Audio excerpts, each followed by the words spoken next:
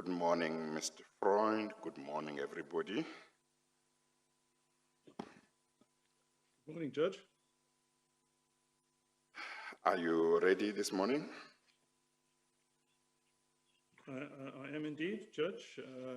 We have available 2 witnesses to lead this morning, if all goes well.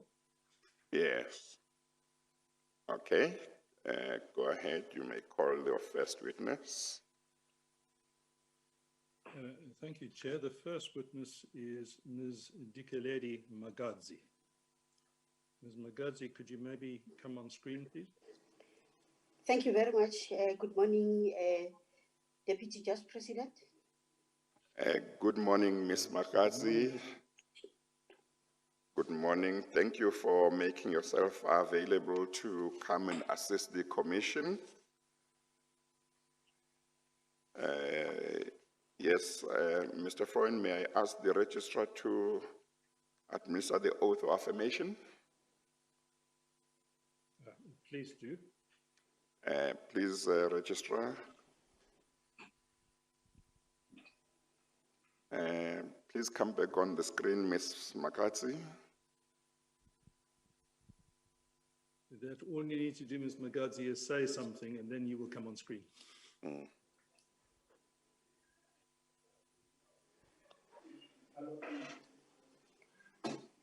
Can you hear me, Ms. Magadzi? I can hear you, Chief Yes. Justice. Deputy Chief Justice, I'm sorry. Well, I see you are promoting me this morning. Yes, can I just confirm? I can hear you. Yep. Yes. Can I just confirm the correct pronunciation of your surname? Is it Magadzi or what is the correct pronunciation? That's correct. Magadzi. That's correct. It's Magadzi. Okay, all right, thank you. Yes. Okay, the registrar will administer either the oath, prescribed oath or affirmation in accordance with your choice. Please state your full names for the record. I'm Dikeledi Philistas Magadzi. Do you have any objection to taking the prescribed oath? No, I don't have. Do you consider the oath binding on your conscience?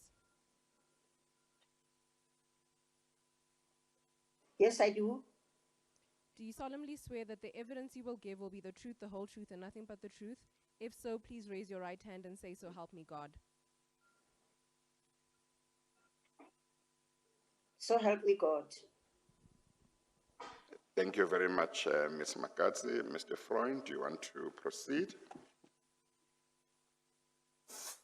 Thank you, Chair. Chair, you will recall on a previous occasion, we have made mention of Exhibit ZZ1 at the beginning of Volume 1, and you have Yes. provisionally admitted the whole of ZZ1, Yes. which would include ZZ1.9, which is the affidavit of Ms. Magadzi. But I will now take Ms. Magadzi to ZZ1.9 that starts in Volume 1 at page 90.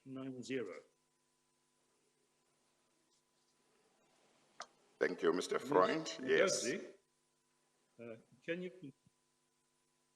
Ms. Magadzi, can you confirm that at the request of the African National Congress and in response to an invitation from the Commission to your political party, you were one of several people who deposed to affidavits and submitted them to the Commission through Mr. Krishnaidu? Yes, that's correct. And do you have with you a copy of your own affidavit, paginated in accordance with the pagination system of the Commissions? Yes, I do. Thank you. If you would just look, please, at page 90 in Volume 1, that should be the front page of your affidavit. and then go through to page 99. That should be the page where you signed. Can you confirm that that is your affidavit?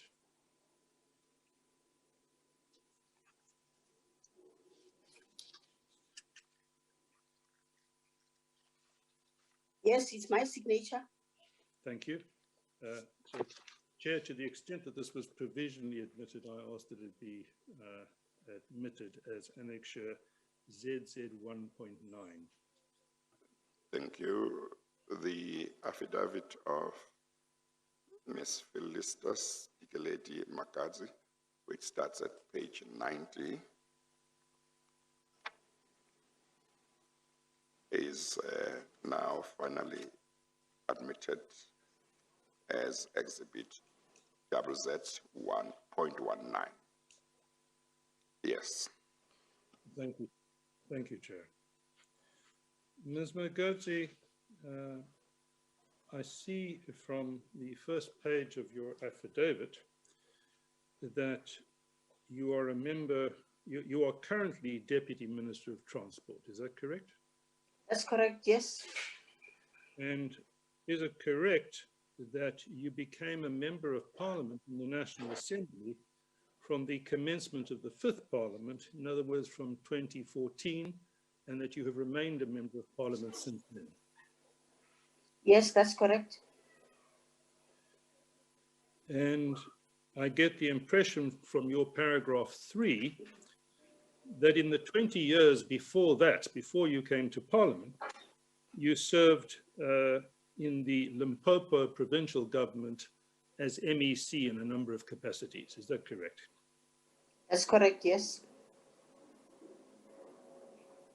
And when you came to Parliament as a member of Parliament with effect from 2014, as you say in paragraph 6 of your affidavit, is it correct that you were appointed as the chairperson of the Portfolio Committee on Transport?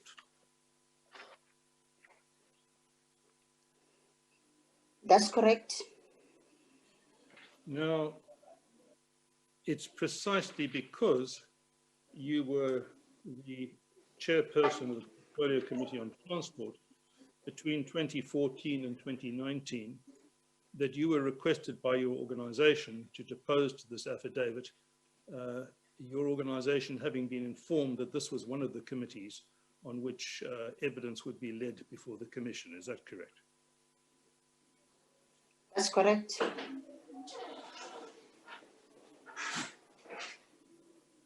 Now, you say in paragraph 7 of your affidavit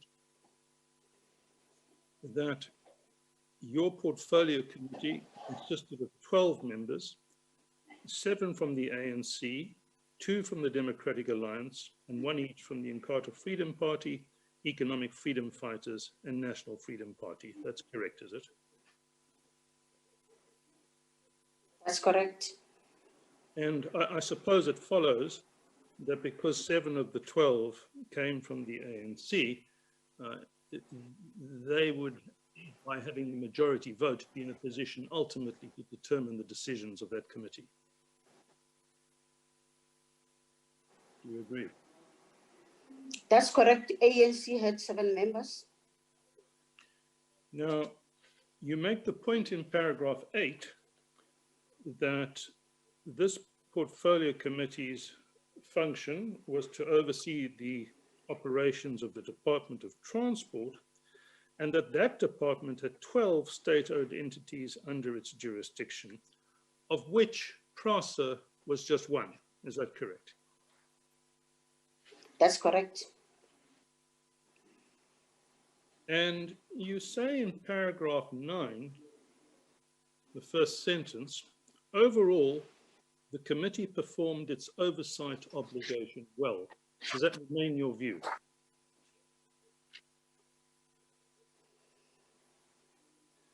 That's my view. I believe that the committee was doing its work well in terms of oversight on all the entities plus the department. Right, thank you. But you do make the point in paragraph 10, well, in paragraphs 9 and 10, you say, save for PRASA, The other state-owned entities that reported to the Portfolio Committee were relatively stable, but PRASA was a particular concern, and the committee focused its attention on this enterprise during your tenure as chairperson. Is that correct? That's correct. And then in paragraph 11, you refer, and I don't think there's any controversy about this, to the fact that PRASA was then undergoing a modernization process, and it involved very substantial transactions that it was involved with, including revitalizing of platforms and stations, refurbishing trains, purchase of a new train from France and locomotives from Brazil, renewal of railway tracks, and so forth. It was undergoing, it was engaged in a fundamental process of restructuring and reconstituting itself, and involving an enormous amount of public expenditure. Would that be correct? That is correct. And then you make the point modernization program, as we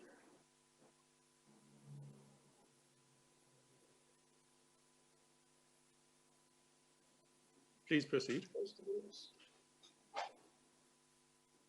Thank you very much. I wanted to indicate that on our arrival, we were given a document which was indicating the modernization program of PRASA, and subsequent to that, we were following up on how work was being done, and that is why I indicated in the previous paragraph to say we met with challenges as we're trying to follow up and oversee the work, as was indicated, not only in their modernization documentation, but also in their strategic planning of the year 2014 to 2019. We saw that there were problems in terms of them implementing the strategic plan, and also even with their annual plans, there were challenges.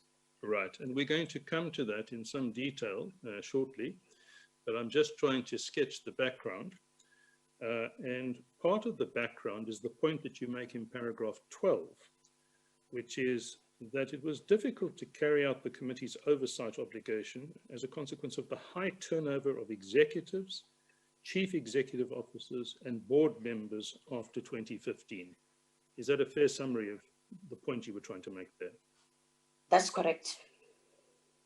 And you say during your tenure as chairperson, there were 3 ministers, Tupuo Peters, Joe Masangwanye, and Blade Nzamande. There were 4 boards. There were numerous chief executive officers, and that this instability, you say, hampered the Portfolio Committee's efforts to follow up on allegations in the media that the trains purchased were not fit for purpose. Let's just leave that last sentence for the moment out of account. We'll come back to that.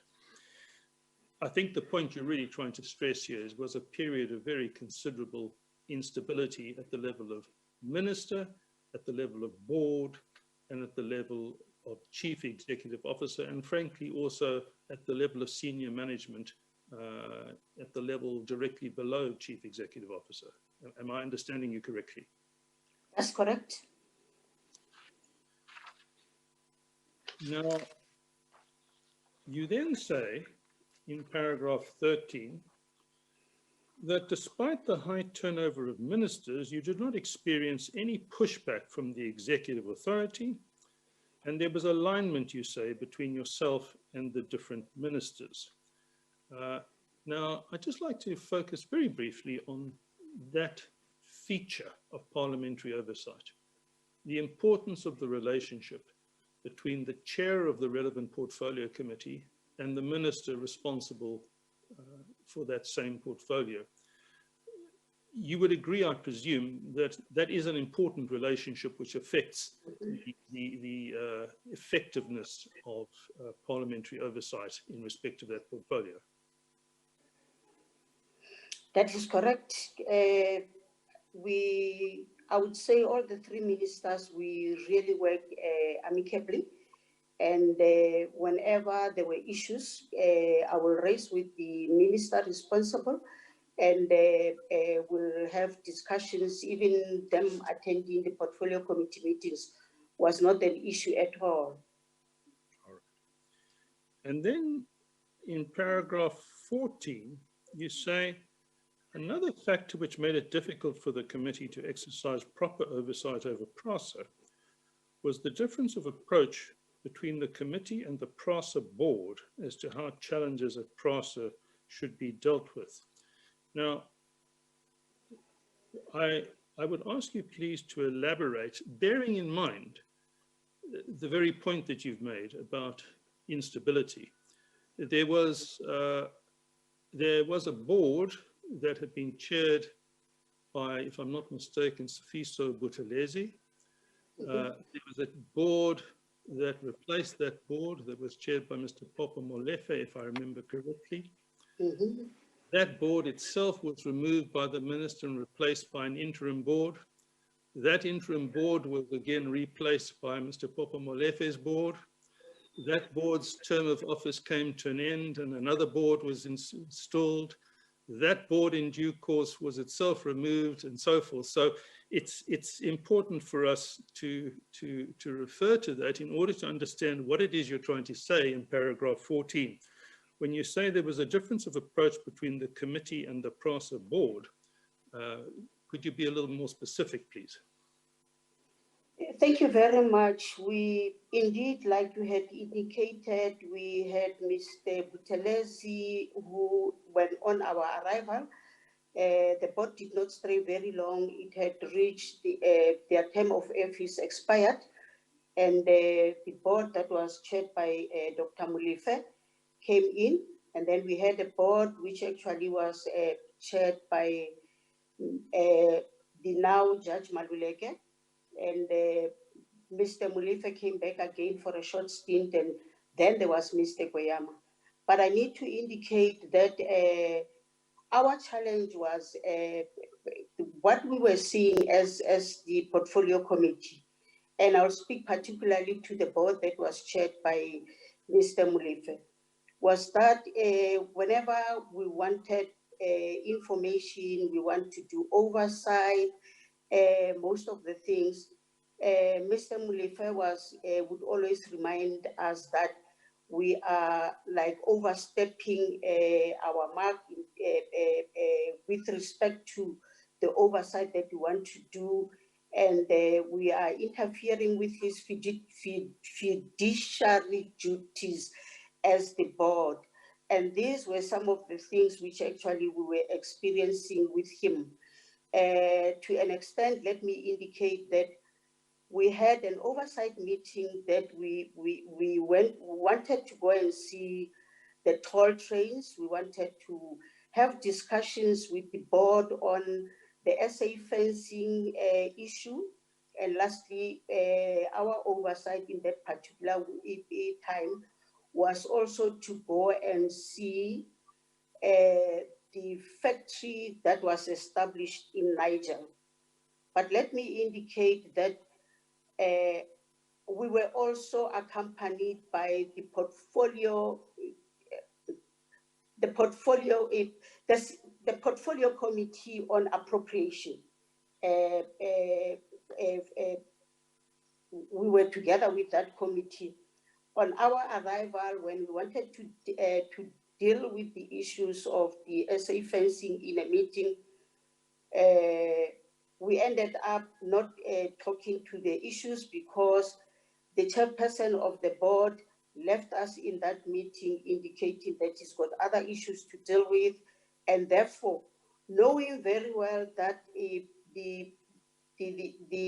acting group chief executive has said to us that the reinstatement of the SA fencing was the decision of the board. Therefore, it became a futile exercise for us to continue talking to the issues of the SA fencing because we wanted to get issues from the board. And I need to indicate that the other thing which was kind of challenging to us was whenever we wanted to meet with the board of PRASA, it will only be the chairperson of the board who will come to the meeting. Even when we were dealing with matters that are relating to audit and risk, the chairperson of audit and risk will never be there. It will only be the chairperson of the board, which actually was saying as a portfolio committee. It was a challenge for us to can be able to deal with issues because we will have different subcommittees of the board, which actually you expect that they should be able to be held accountable in this regard. And I need to say, going back to this time when we were with the appropriation committee, we went indeed to go and look at the toll trains, and we satisfied ourselves that we will go back to Parliament and we will sit down and as committee and say, these are the findings that we had, which indeed we were able to do.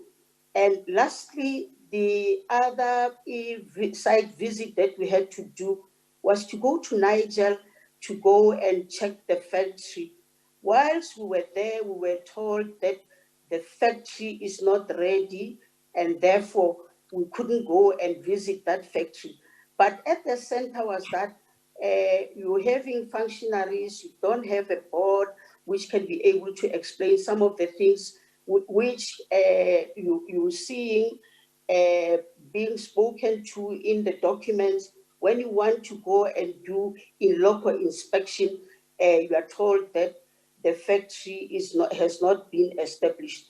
I also need to indicate that this for us to do between the two portfolio committees, we were following up on what the Auditor General had indicated when the PRASA audit came to Parliament.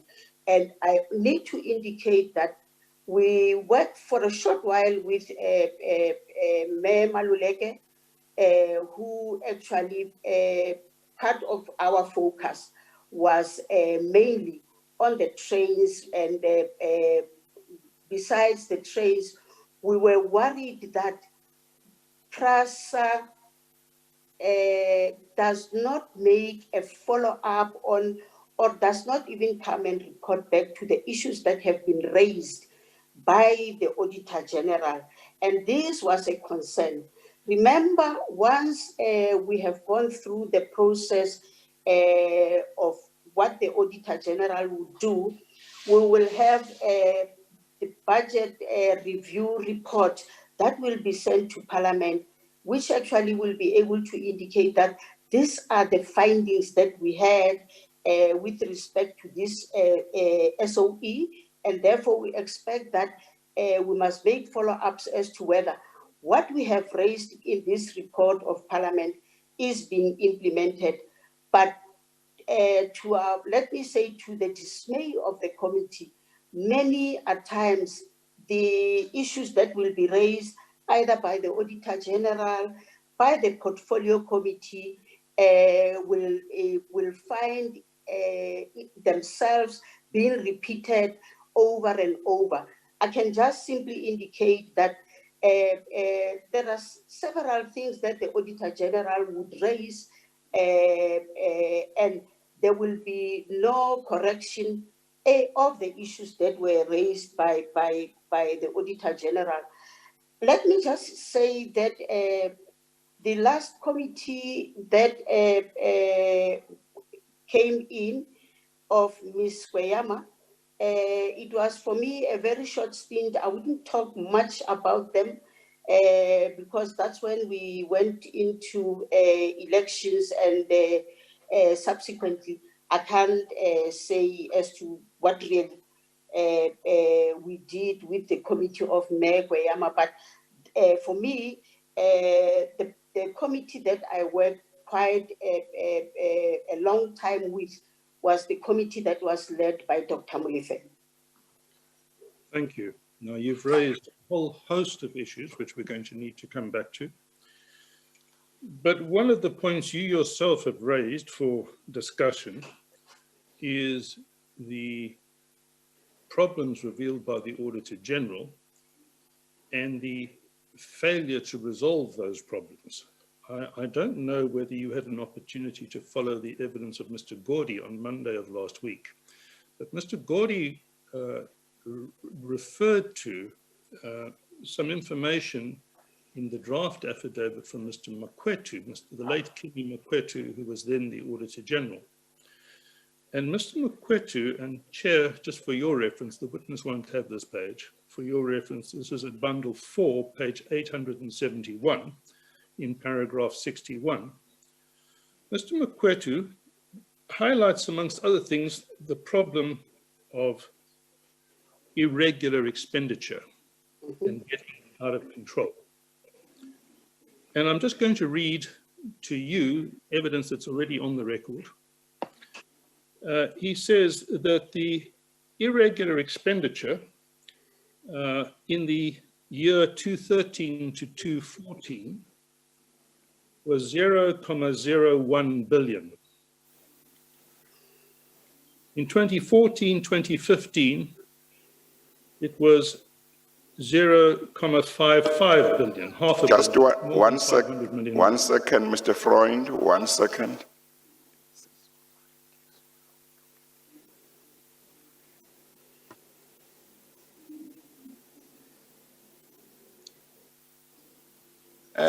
Thank you, Mr. Freund. What paragraph did you refer to in Mr. Makwetu's affidavit?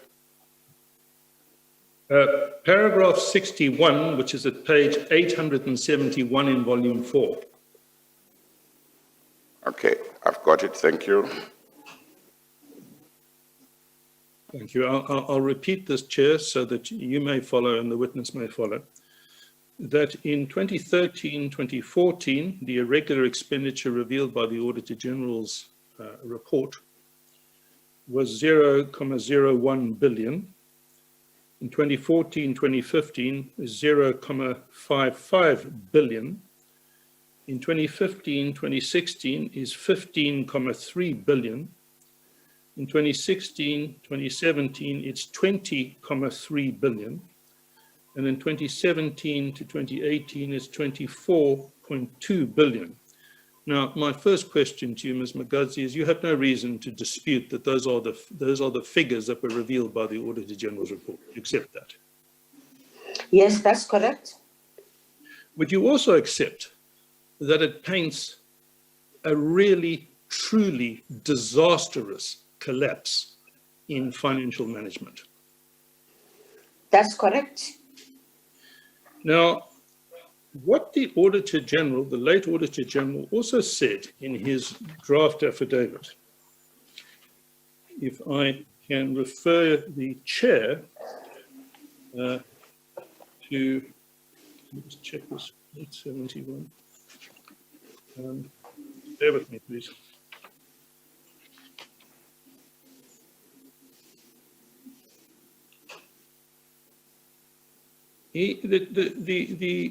Mr. Makwetu said that every year the Portfolio Committee called the Auditor General's team for a briefing on the Auditor General's reports, and he says, I cannot fault the Portfolio Committee for the Transport Portfolio on its diligence by calling the executive authority and entity to account, in the sense of calling the Auditor General and calling, amongst others, the Minister. I take it you would accept that praise from the Auditor General.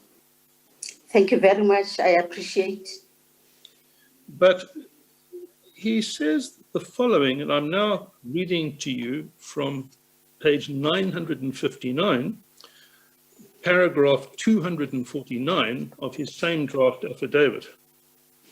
He says this: although the Portfolio Committee's interrogation of the audited results was visible from the records of the PCs, the Portfolio Committees, he says no real recommendations or corrective action had been noted during the period under review. Furthermore, there was evidence that the Portfolio Committee would request an action or initiative to be taken, but the follow-up thereon was lacking. And I must say that it's not only he who's been critical of follow-up on corrective action.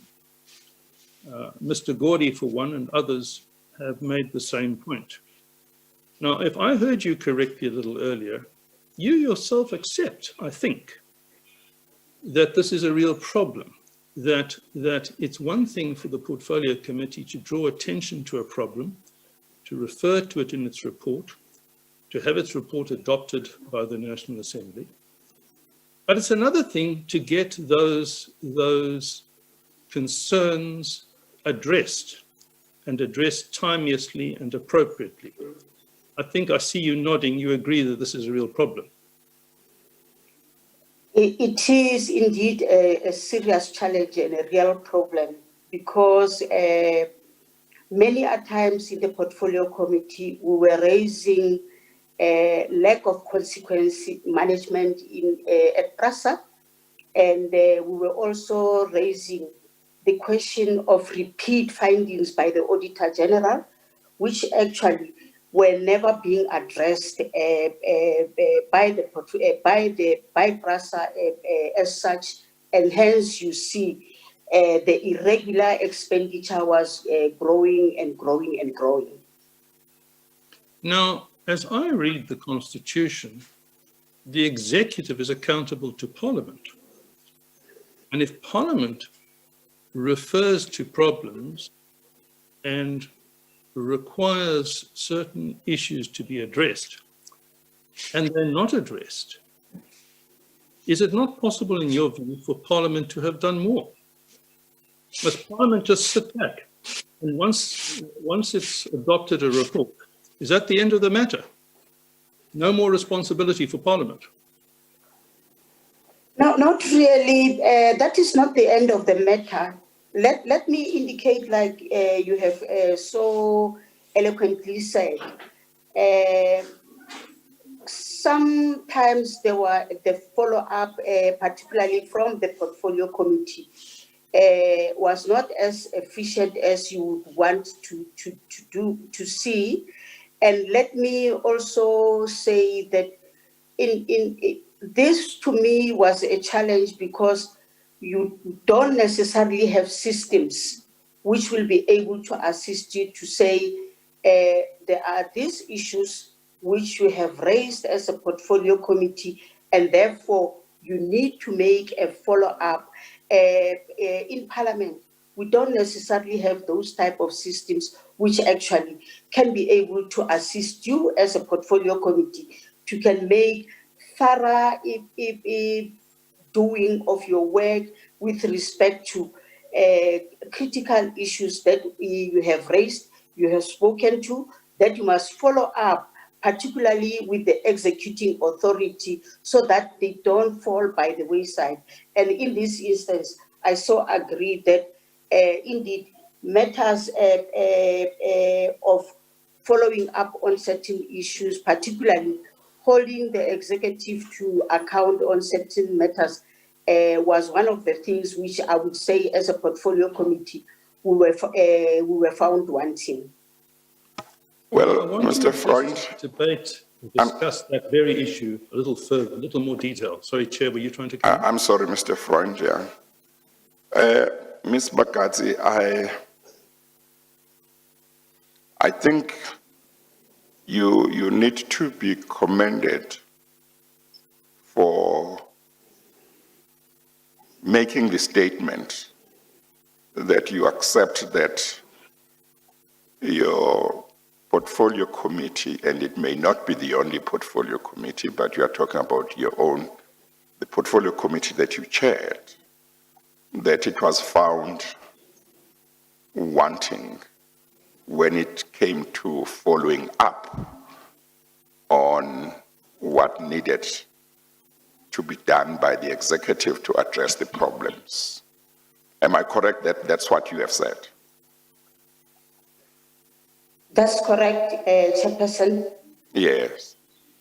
Earlier on, Mr. Freund read from Mr. Makwetu's affidavit, where Mr. Makwetu, although I think in another part of his affidavit had some praise for your committee, but said in another part of his affidavit that when one looks at the minutes or the documentation relating to meetings of the portfolio committee, your portfolio committee,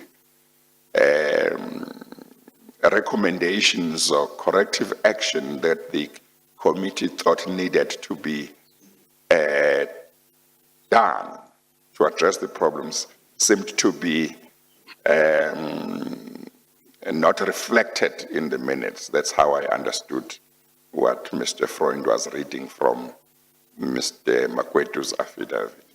I would like to know what your reaction is to that part of Mr. Makwetu's affidavit. Do you also accept that maybe you did raise issues but fell short in terms of saying what needed to be done by the relevant functionaries to address the problems?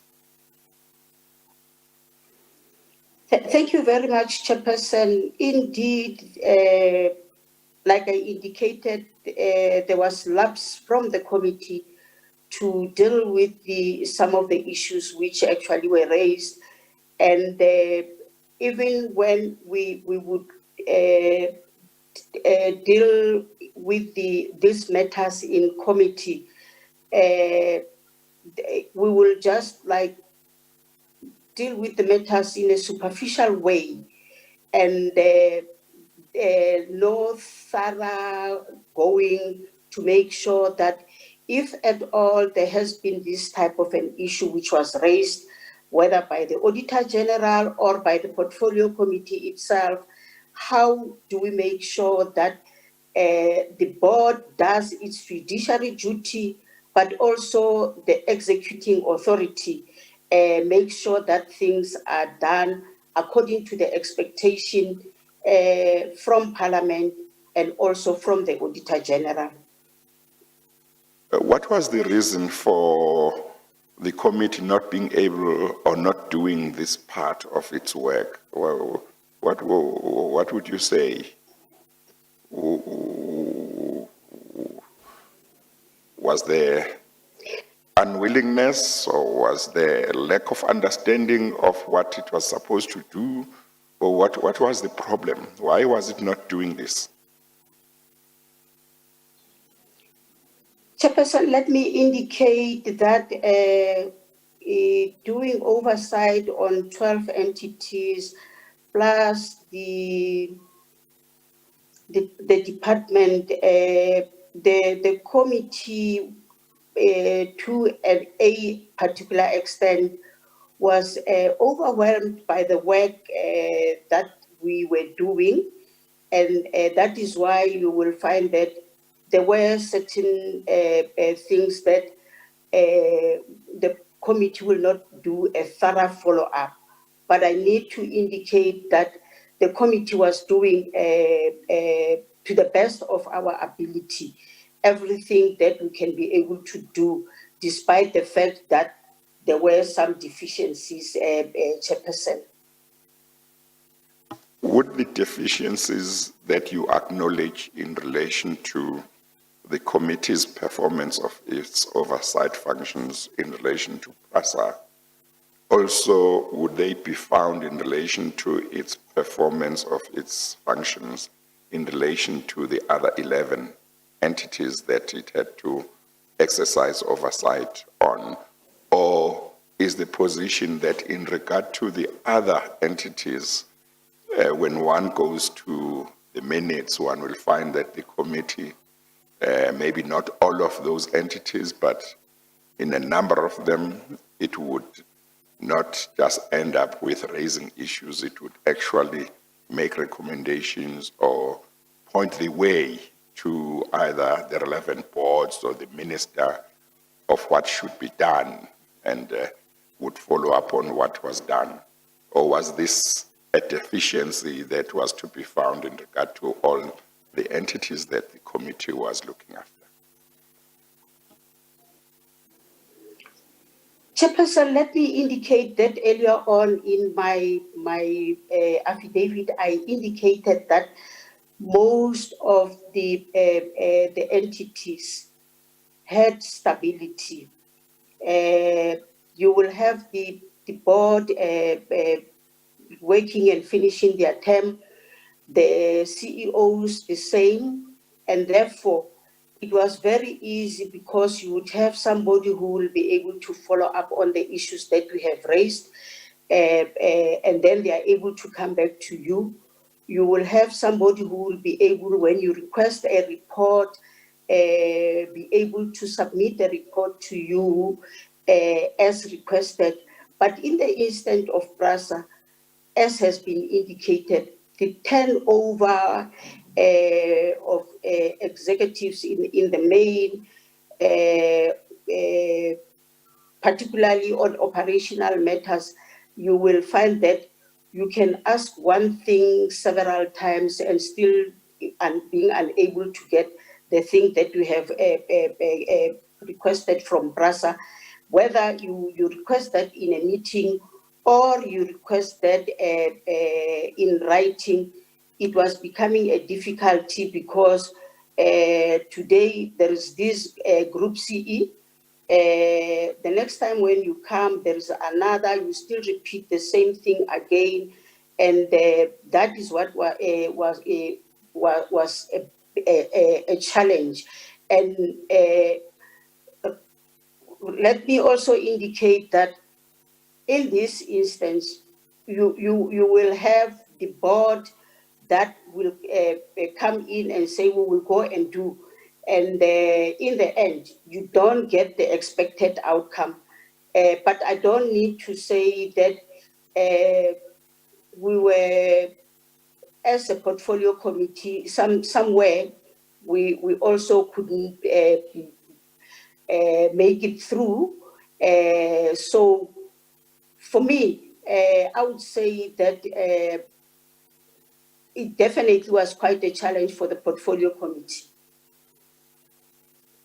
Did you raise the problems that you raised with the board also with the relevant ministers at different times? Yes, we did. And did they promise to act but did not act? Did they promise not to act? What was the position? Remember, let me just indicate that you have the board, which actually, I'll take the words from Dr. Molefe, who would always be saying, it is my fiduciary duty, and failed the portfolio committee in executing this fiduciary duty. And what about the minister? What would the ministers say? Because let me tell you, when I saw these figures that have been of irregular expenditure in Mr. Makwetu's affidavit that Mr. Freund read to you, they shocked me. But what particularly shocked me was that every year they were going up and up and up, as if there was nobody keeping an eye on saying, actually, the irregular expenditure should go down, not up. And for me, the most obvious question is, where were the people who were supposed to check that this irregular expenditure did not go up every year?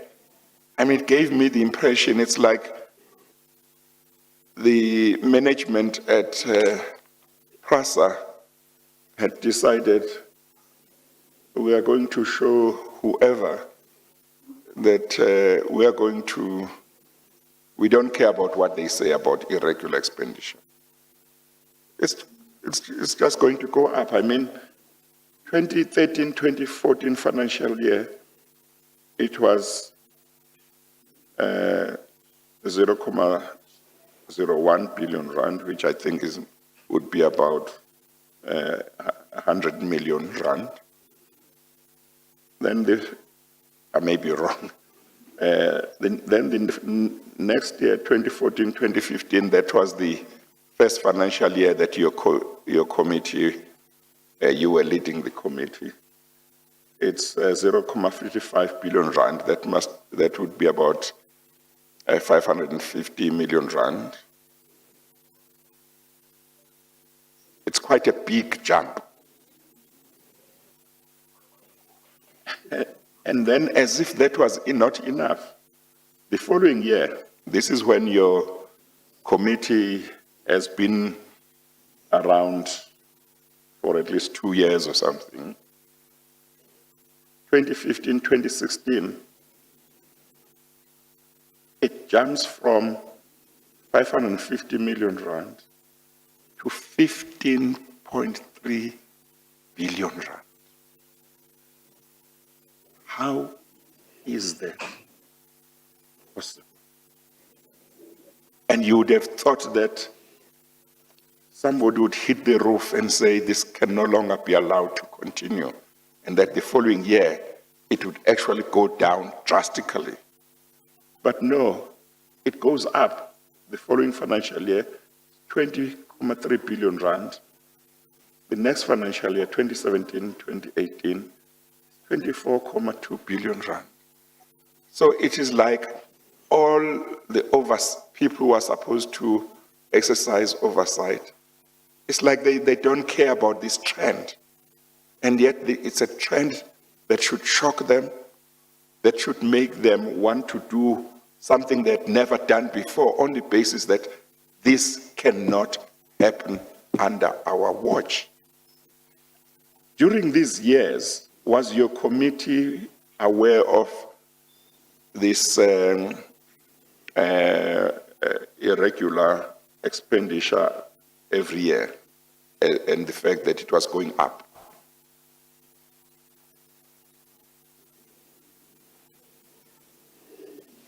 Yes, Chairperson, we were very much aware of the irregular expenditure, which was uncontrollable.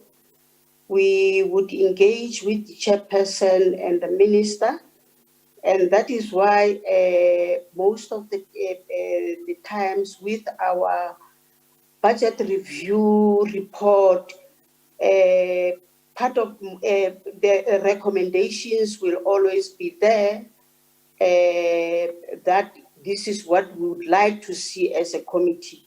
But unfortunately, that was never being followed up either by the executing authority or by the Board of Governance in PRASA.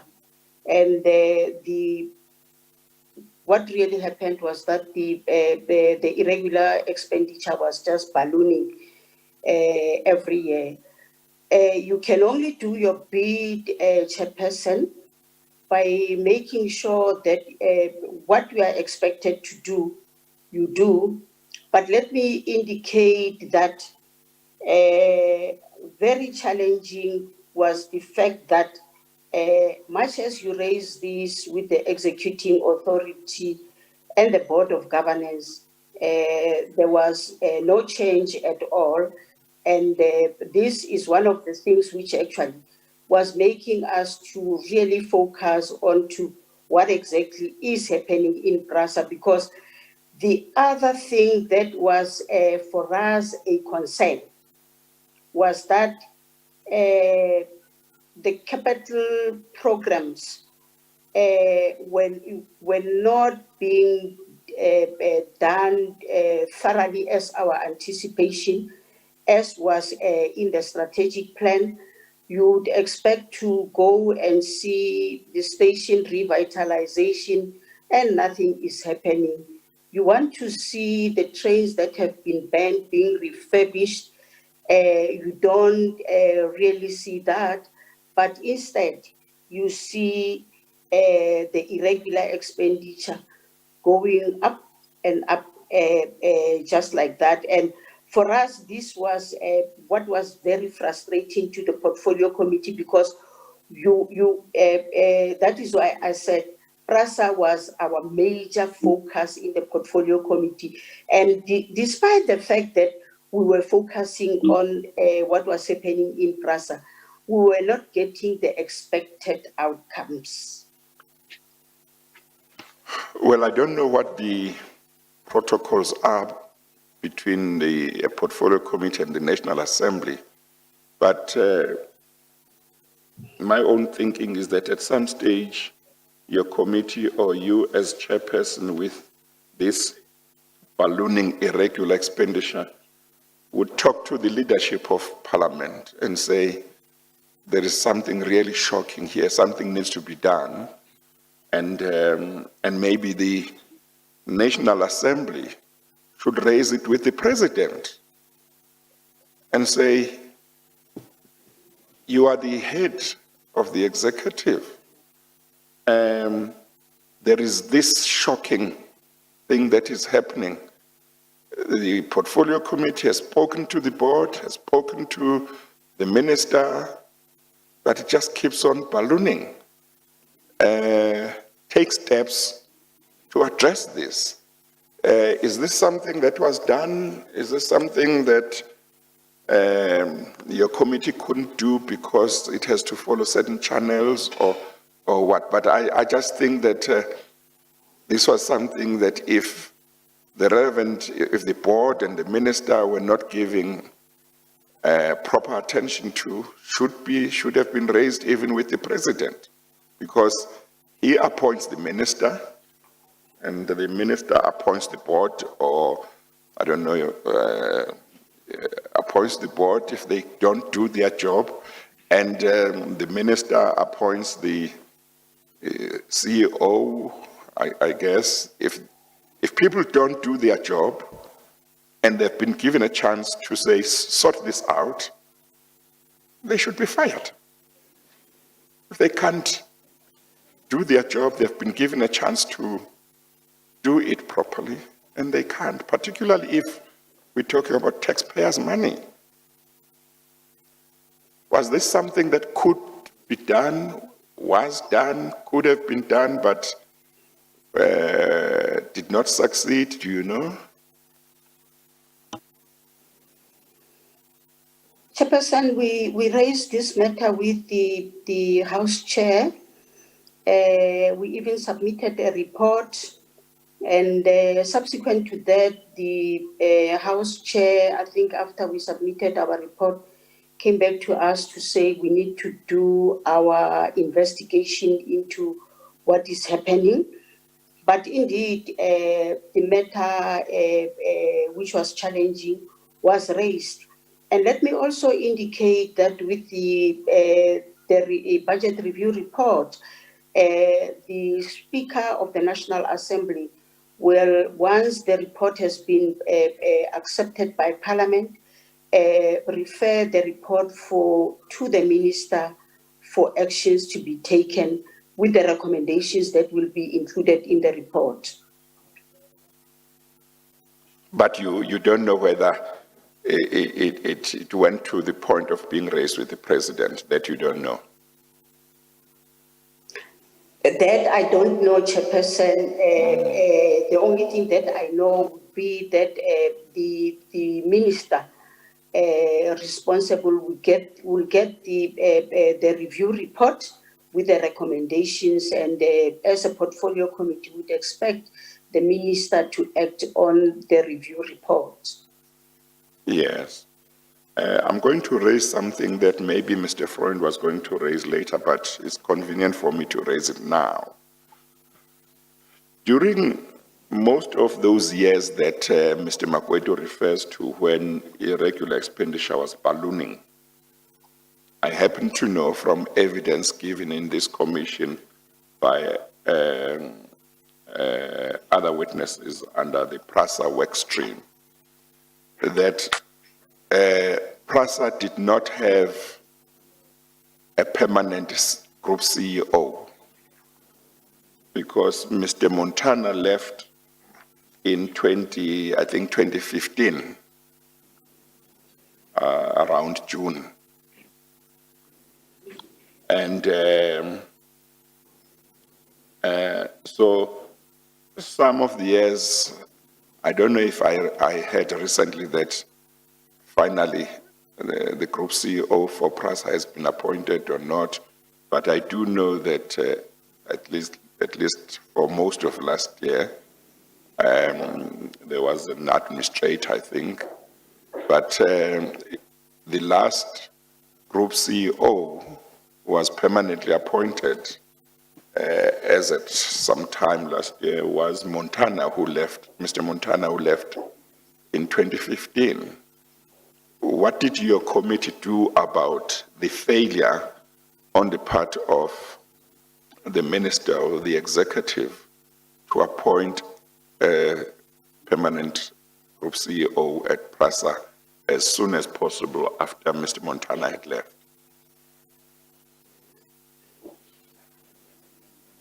Chairperson, thank you very much. Every time the board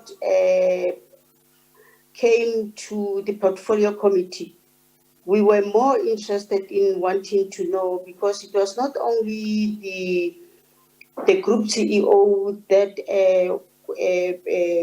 was acting. You had even in other areas, your CFO, there was challenges, and the portfolio committee would also want to know from the board as to when is the appointment of the CEO.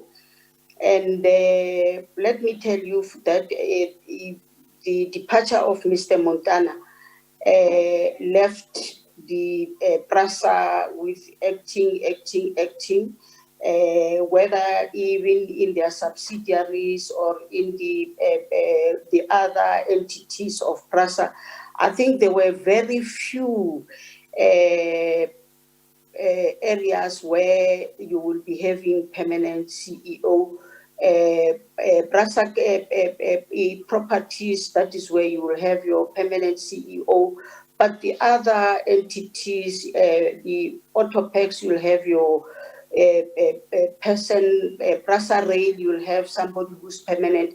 But the other areas within PRASA, there will be somebody who is acting, and hence the challenge that we are seeing. We indeed were raising these matters with the board, with the minister, but unfortunately, the turnover, like I had indicated, in 5 years, you've got 3 ministers. In 5 years, you've got like 4 boards. In 5 years, you've got a plethora of acting group CE. It definitely becomes a challenge for you to can be able to put your fingers on the pulse. What excuses do you remember as having been told to the committee why these positions, particularly the one for Group CEO, maybe, and CFO if there were vacancies there, why they were not being filled? Do you remember what excuses you were told as the committee? Chairperson, there was not necessarily very, I wouldn't say that we were told that these are the reasons why there cannot be any CEO being appointed. But from our, let me say, from the assessment of the portfolio committee, while you are advertising the post as the board, then you leave, and therefore the next board that comes will also find that I remember the board that was chaired by Judge Maluleke, when they wanted to make an appointment, only to find that the post was like 18 months having been advertised, and therefore meaning that they had to re-advertise the post again. So there was not necessarily a good reason told to the portfolio committee as to why was it so difficult to can be able to appoint the group CEO. Okay. So as you sit there, you are able to say really, you as the committee were never given any convincing or good reason why these appointments were not being made by whoever was supposed to make them. Seated here, Chairperson, I definitely can be able to indicate that for me or the portfolio committee, there was no a good reason why an appointment cannot be made, because the departure of Mr. Montana, you expect that within 6 months or so, a group CE should have been appointed, but it was never to be. It was just, there will be this person coming in to act, and then the next person coming in to act, and that is how it was, because even us in the portfolio committee, you would only invite PRASA to come and deal with this matter or that matter. Then the next thing, you are having this person as acting group CE. And from the board, there is no word as to what has really happened to the previous person who was acting in this position. So that is how I would characterize what we were seeing in PRASA. Thank you, Ms. Makatsi. Mr. Freund? Thank you, Chair. Ms. Magadzi, you've dealt with very many issues since last I asked you any questions. So I'd like to go back over a couple of the issues that you've just been dealing with. The first is that, if I heard you correctly, but you must correct me if I'm wrong, when you first started explaining the ineffectiveness of the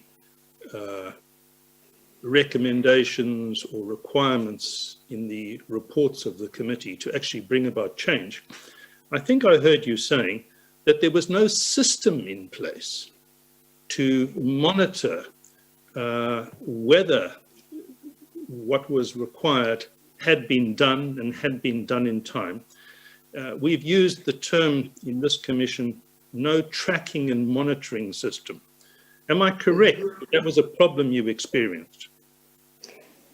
That's correct. And I'm assuming, given that you were a senior person in Parliament, that you would have interacted with your colleagues, other chairpersons of other committees.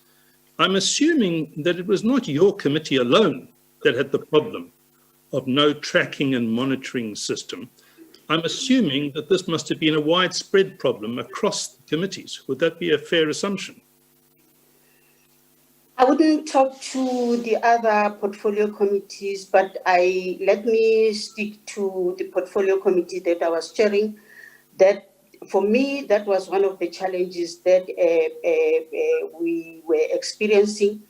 And I wouldn't, let me say that listening to Mr. Frolick on Friday, that was one of the issues that he highlighted, that the systems have been put in place, but it still has to yield better fruits. Well, did you engage with Mr. Frolick or anybody else to try to push to achieve effective tracking and monitoring systems? No, not really.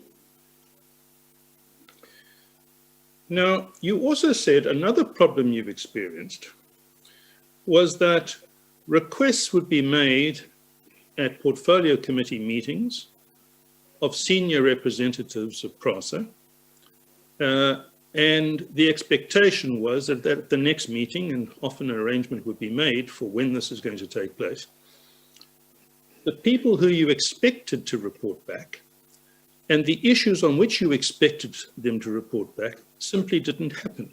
Am I correct? That's correct. To a particular extent, that is what we were experiencing. Now, you can fairly point fingers at those who failed to honour their undertakings. But can we not also point fingers at your committee for itself not following up on those issues? And in particular, is it not correct that you had all the legal powers you needed to compel witnesses to appear, to compel witnesses to produce documents, and that you simply failed to do that?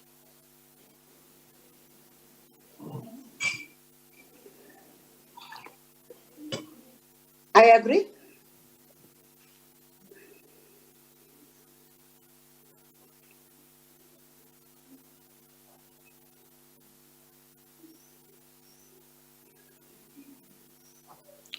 Now, we've focused thus far quite a bit on the problem of irregular expenditure as revealed in the reports and as confirmed by the Auditor General's reports. But there was another important part of the context during which your oversight took place, and that is the Public Protector's report on PRASA, titled Derailed, and issued in September of 2015. I'm sure you would have become familiar with that report in your capacity as chair of the committee, am I right? That's correct. Now, the Derailed report is a long report with many features, but I want to put to you for your comment that the complaints that were upheld included improper awarding of tenders, maladministration, corruption, conflict of interests, financial mismanagement, nepotism, and improper treatment of whistleblowers. Do you agree that those were all complaints upheld by the Public Protector? That is correct. So, and those complaints, those findings arose from complaints submitted by a trade union in 2012, which were finally upheld in 2015, but only in part because the Public Protector said, I haven't had time to get to grips with a number of the other complaints, so I'm going to continue to investigate some of that, and I also want other steps to be taken. And I want the board to take responsibility for investigating and procuring a forensic investigation of certain issues. And I want National Treasury to get involved and investigate certain things. Is that a fair summary I'm giving? That's correct. So you not only have mushrooming irregular expenditure, you have very good reason to suspect that related to this irregular expenditure is corruption, is criminal activity. And that, I would imagine, should be a matter of very great concern to your committee. Would that be correct? That's correct.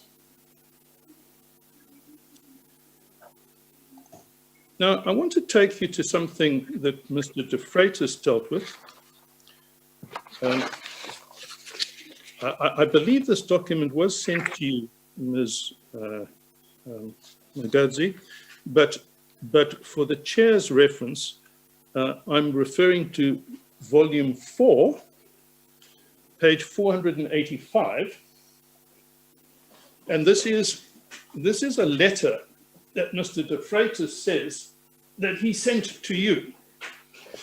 It's a letter dated the 8th of July 2016.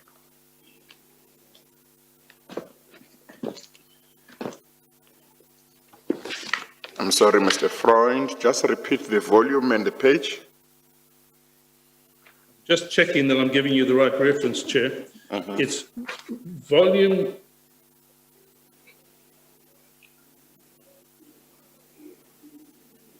Sorry, I have a wrong reference here. If you can just bear with... Sorry, it's volume 4, and I keep looking at volume 3.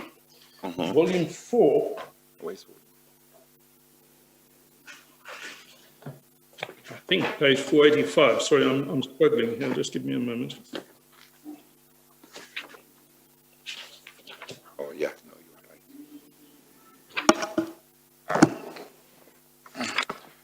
you're right. Bundle 4, okay. And what's the page again? Chair, I'm just checking. The page I said was 485, but I think I've given you the wrong reference.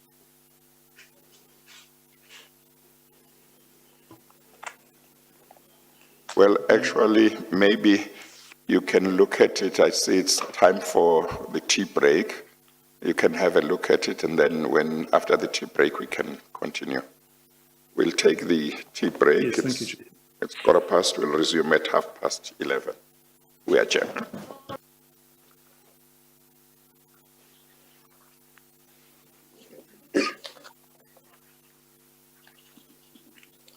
So we will resume. You can go off camera if you wish, Ms. Magazi, and we'll come back just in 15 minutes.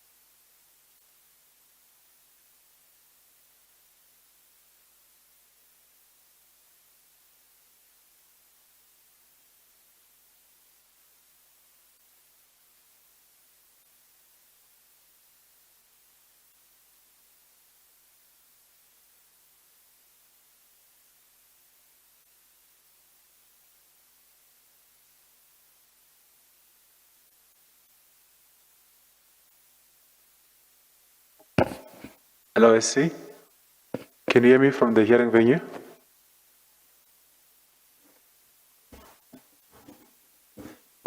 Hello, SC. SC, can you hear me? Yes, I can hear you. Okay, thank you. We're about to start. Yes, Thank I hear you. Thank you so much. Thank you. Thank you.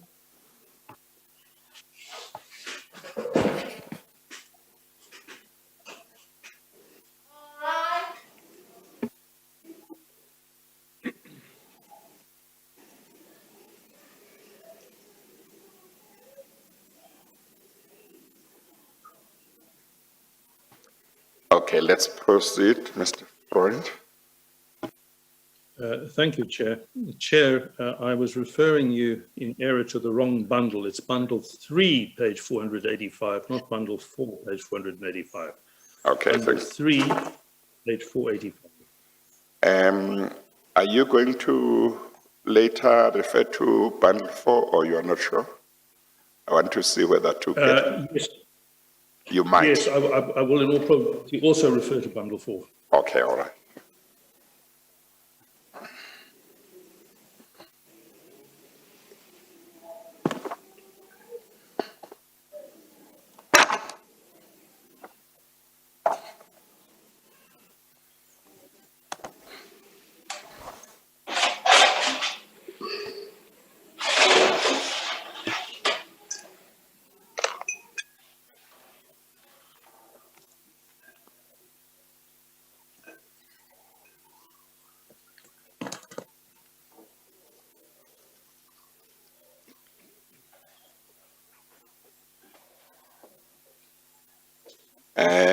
I've got it, Mr. Freund.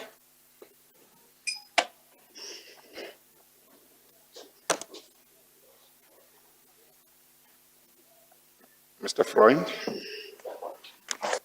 Yes, Chair. I've got it. Yes, thank you. Ms. Magoti, this particular document, which you have told me you are familiar with, is a letter to yourself dated the 8th of July 2016 from Mr. Manny de Freitas, a DA MP on your portfolio committee.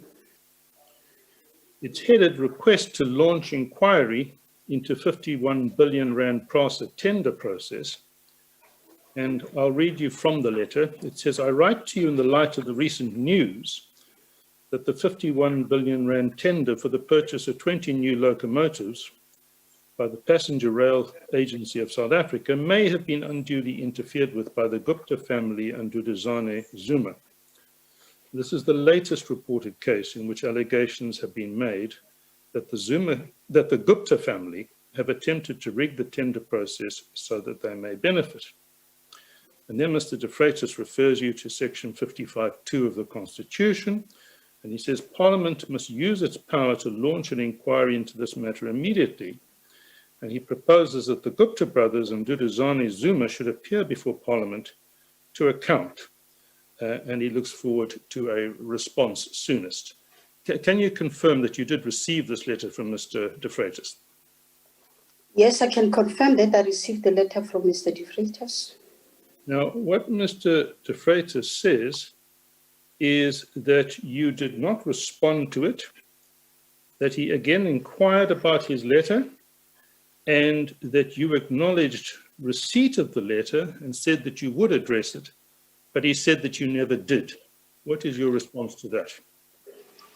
Let me indicate that all correspondences which were coming to the committee were addressed by the portfolio committee, and even the letter that is spoken to was dealt with in the portfolio committee. And I wouldn't take a decision on my own that I am calling the Gupta brothers or calling any other person to the portfolio committee. It will be the decision of the committee as to how to deal with the matter or the correspondence that has been sent to the chairperson. That is how we're able to deal with the letter from Mr. de Freitas. Thanks. Now, is it your evidence that this letter was in fact placed before the committee and was in fact discussed by the committee? It was discussed by the committee. And what was the decision of the committee? The committee felt that it was not how can I put it? It was not an opportune time, or they felt that there is no need for us to can be able to engage the Gupta brothers at that particular moment. That's how I can put it. And we never engaged with the Gupta brothers.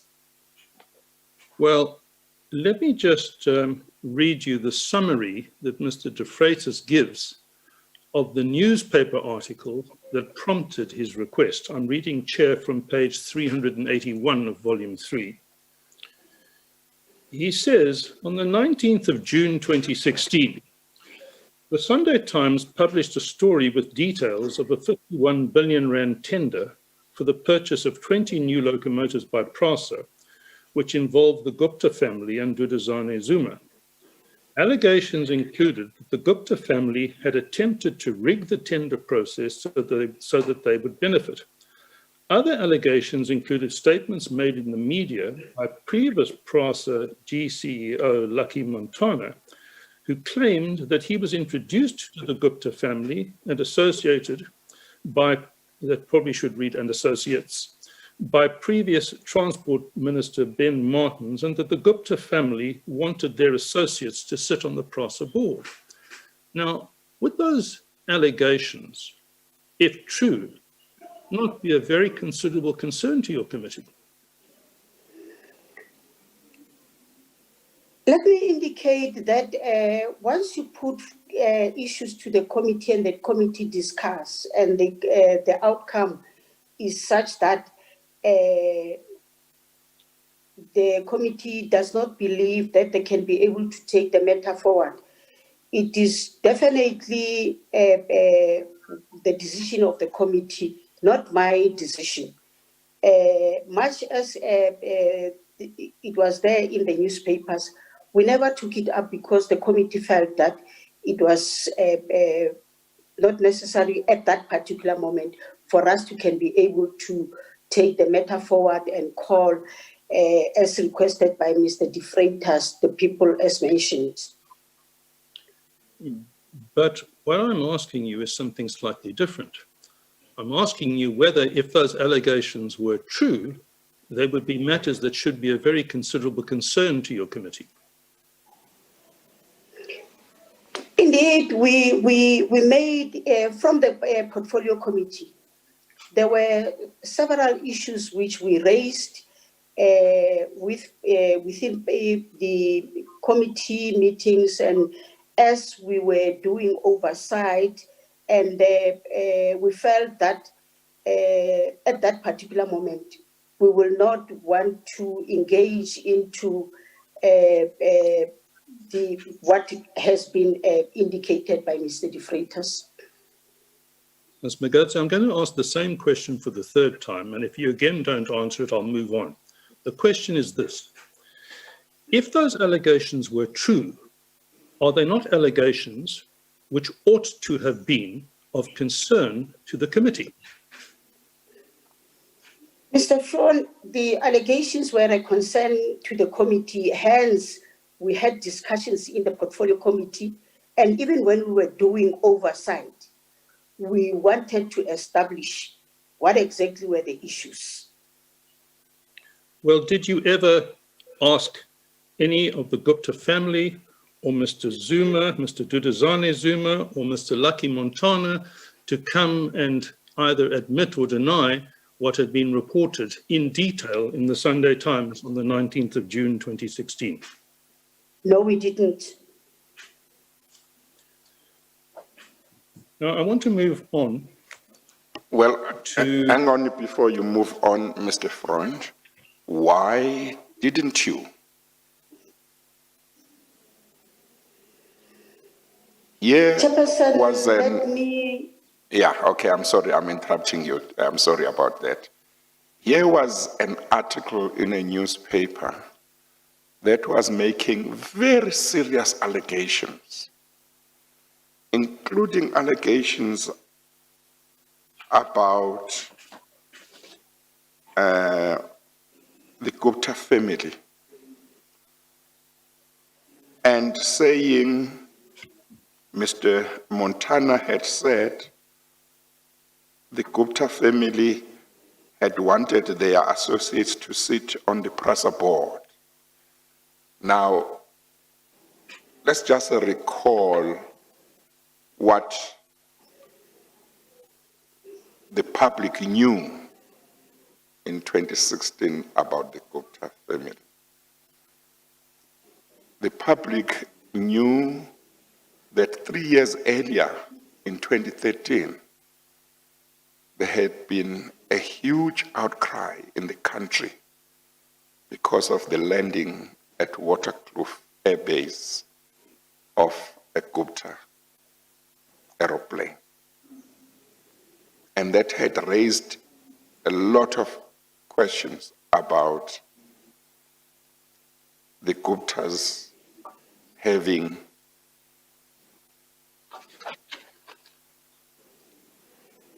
a lot of influence,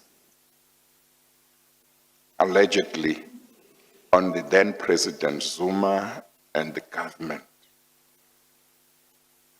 Also in 2016, the public knew, and I take it that your committee and yourself knew, that Mr. Jonas had in 2015 gone public and said that he had been taken to a meeting with the Guptas at the Gupta residence on the 20, or he had gone public in 2016, in March actually, and this was June. He had gone public in March 2016, where he said a Gupta brother in that meeting had tried to bribe him in order for him to accept an appointment as Minister of Finance on the basis that if he accepted the money and if he accepted the appointment, which obviously would only be done by the then president, then he would work with them. So this is part of what the public knew by June 2016 when this article came up. A member of parliament says to your committee, let's act on these allegations. Let's call these people to come and admit or deny or tell us what they know about these allegations. Your committee doesn't ask them or summon them. My question is, why not?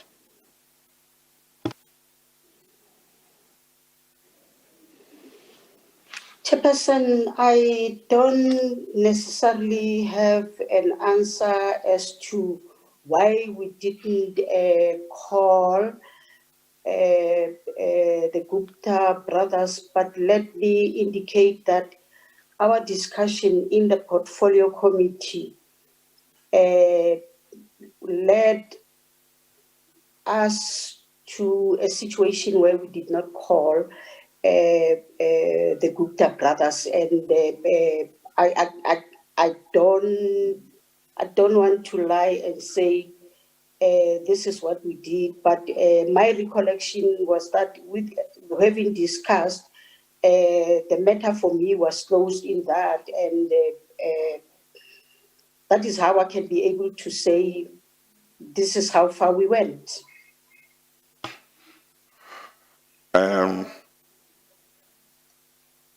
Based on what you are saying, it seems to me, and I want you to comment on this, it seems to me that you would not be able to challenge a proposition that the committee had no good reasons not to take this matter up and try and establish whether these allegations were true. What do you say?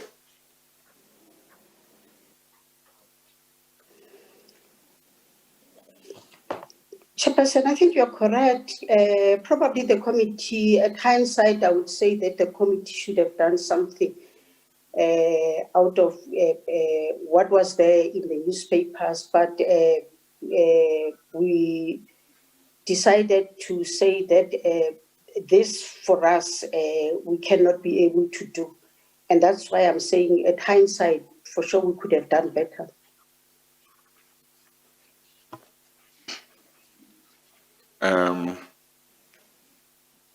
Well, I just want to say, I like the idea that you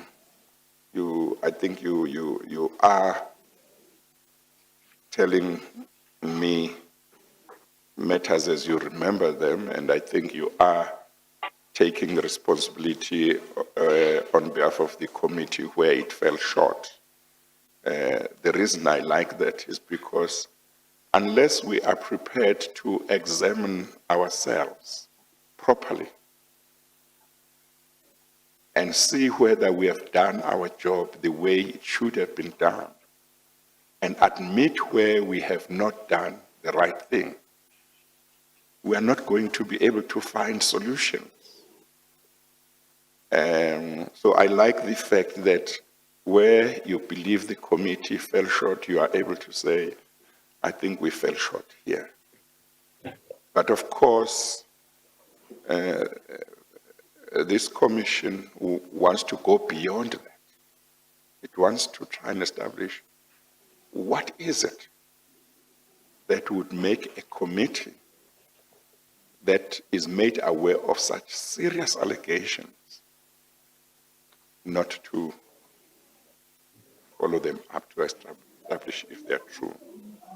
Now, you may not be able to say more than what you have told me, but one of the issues that other witnesses raised last week in regard to parliamentary oversight is that the ruling party has a study group, or what is referred to as a study group in Parliament, where members of the ruling party who serve in different portfolio committees, together with other, I think, members of Parliament, or maybe, I don't know whether members of the ANC or the leadership who might not be part of Parliament also come in, discuss matters that will be coming up at different portfolio committees, and that the message would, I don't know whether it's sometimes or all the time or often, be to members of the different portfolio committees that they must not be hard on the executive, because the ministers are ANC ministers, and sometimes those ministers are in those meetings of those study groups. So a minister will be going to a committee, but he knows that the party or the study group has instructed the ANC members of that committee not to be hard on them, which seems to me to be, don't do your oversight job properly. Because if you think you should be hard on a minister, you should be able to be hard on the minister, if you think there is justification. So in my mind, as we look at this matter, why your committee decided not to take up these issues, I'm wondering whether it might be because of such instructions from the study group, or maybe not from the study group, but maybe a general understanding that as ANC members, you shouldn't go too far or you shouldn't be hard on ministers and so on. Do you want to say anything about that?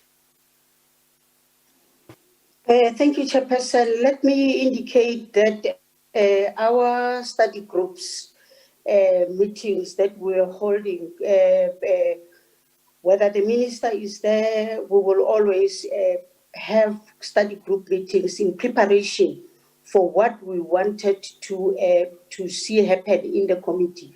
Because one thing for certain that you must remember is we have to replenish and make sure that we abide by the principles, the policies, the manifesto of the African National Congress. And hence, when we go into the study group to discuss matters, we discuss based on what we would like to see the outcomes being of the portfolio committee. Because what becomes interesting to us, Chairperson, is that we must make sure that we do and we execute the tasks within the mandate and the confines of the ruling party. And therefore, we would go into the study group, debate on issues, agree on the issues. But in this instance, let me indicate that we never in the study group discussed the approach towards the Mr. De Freitas letter, because normally I wouldn't even take the correspondences that comes to the chairperson to the study group, but we will look at the program of the portfolio committee and then be able to say, how do we handle this issue? The members of the study group will only get to know about the correspondences once they are in the portfolio committee. And therefore, we never discussed that issue in the portfolio committee. And probably those who would say that the study group will get instructions, we already have the instructions within the manifesto of the African National Congress. Those are the instructions that we should be able to abide by. We have the policies and the policies of the ANC, and those are the ones that we should be able to say, are we doing the right things when we do this and we're doing that? And I want to say, probably Mr. De Freitas, also in their party, they've got matters that they believe their party should be able to push. And I don't dispute how they would want to push their matters, but it cannot be correct if at all it is him who says that we get instructions, the portfolio committee must not do this.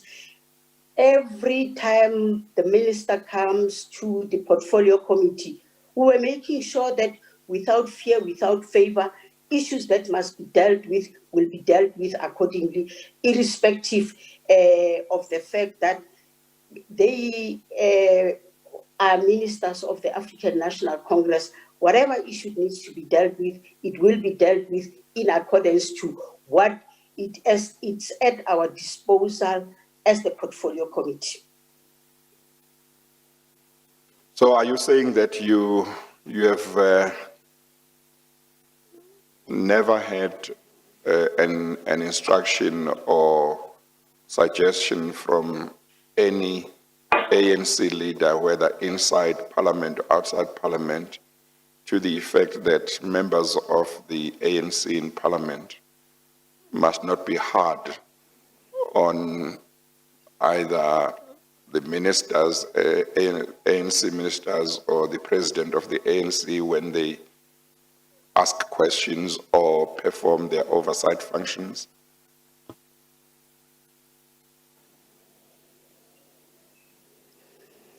Chairperson, I don't remember getting those kind of instructions from my party. And that is why, as a portfolio committee, we were always making sure that we do our work to the best of our ability. And that is why I am saying, going into Parliament, being in the Portfolio Committee, we always must make sure that we uphold the manifesto of the ruling party to make sure that what the ruling party has said is going to be doing in this particular term of office gets done. Mr. Freund? Thank you, Chair. Mrs. Mugadzi, then I have to go back to the question that you've already been asked. There is a detailed set of allegations published in the press and drawn to the attention of your committee of what, if it is true, would probably amount to serious criminal misconduct in relation to a 51 billion rand tender at PRASA.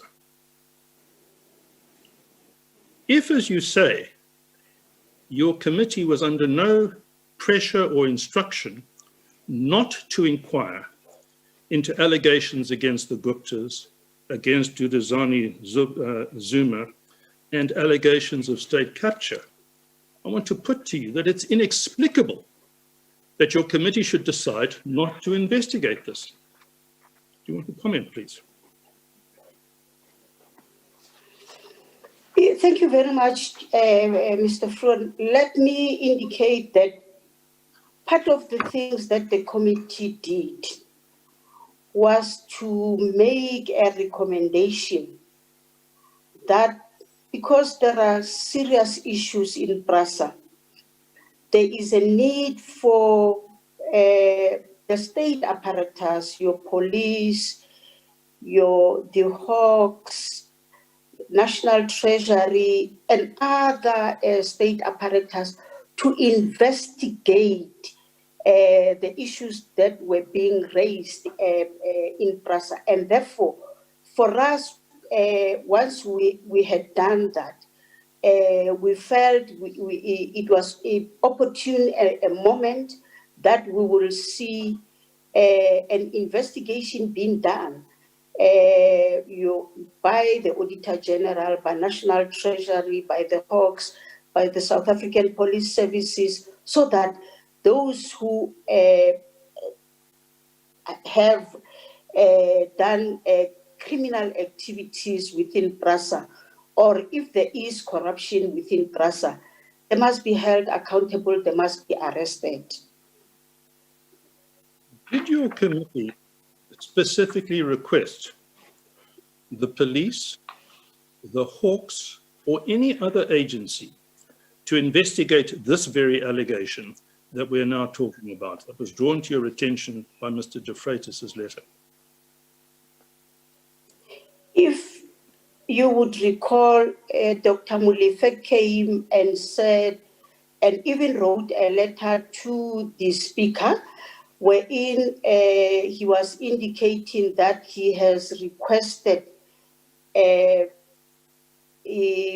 state apparatus, I think it's the Hawks, if I'm not mistaken, for them to do certain investigations.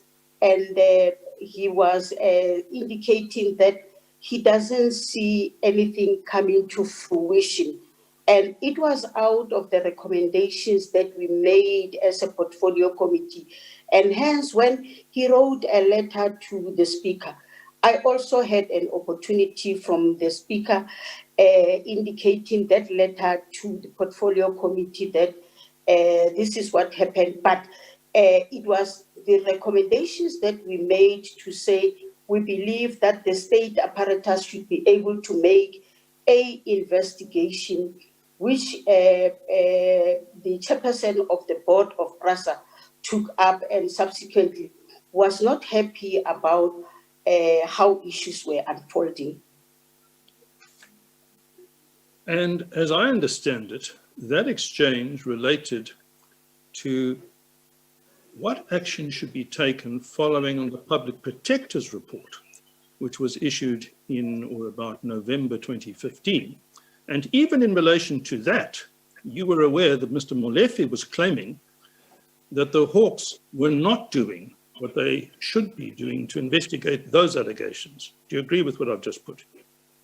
That's correct. So we go back to my earlier question.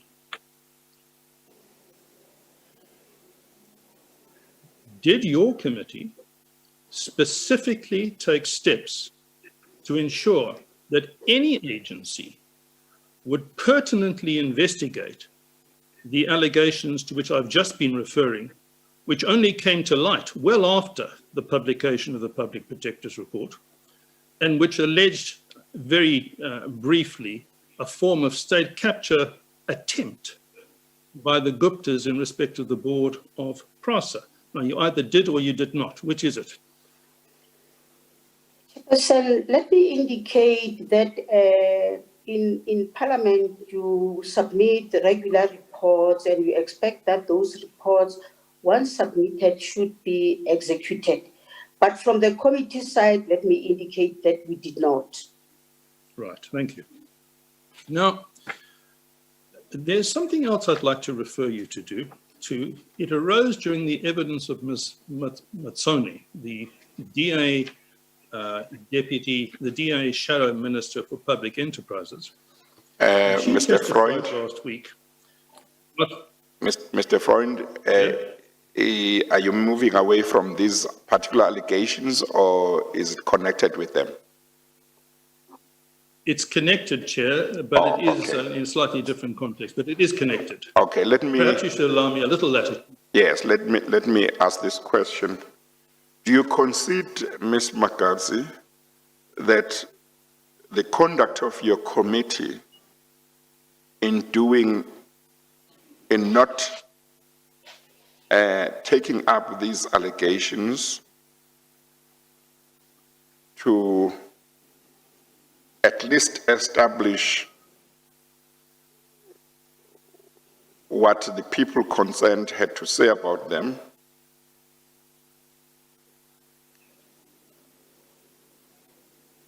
was a serious dereliction of duty on the part of your committee?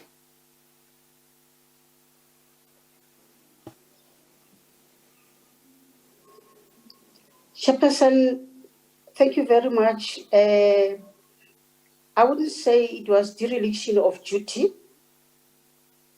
but I would say that when you have a discussion in the portfolio committee, and the portfolio committee so agree that this is the route that we will take, for me, I take it that we did not disengage in our duties, but, or rather, as a portfolio committee, at that particular time, we saw it fit to take the route that we're taking. Well, I thought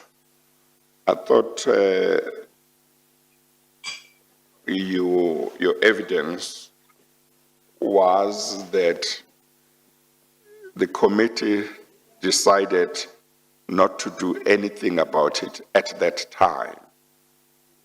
Did I understand your evidence correctly?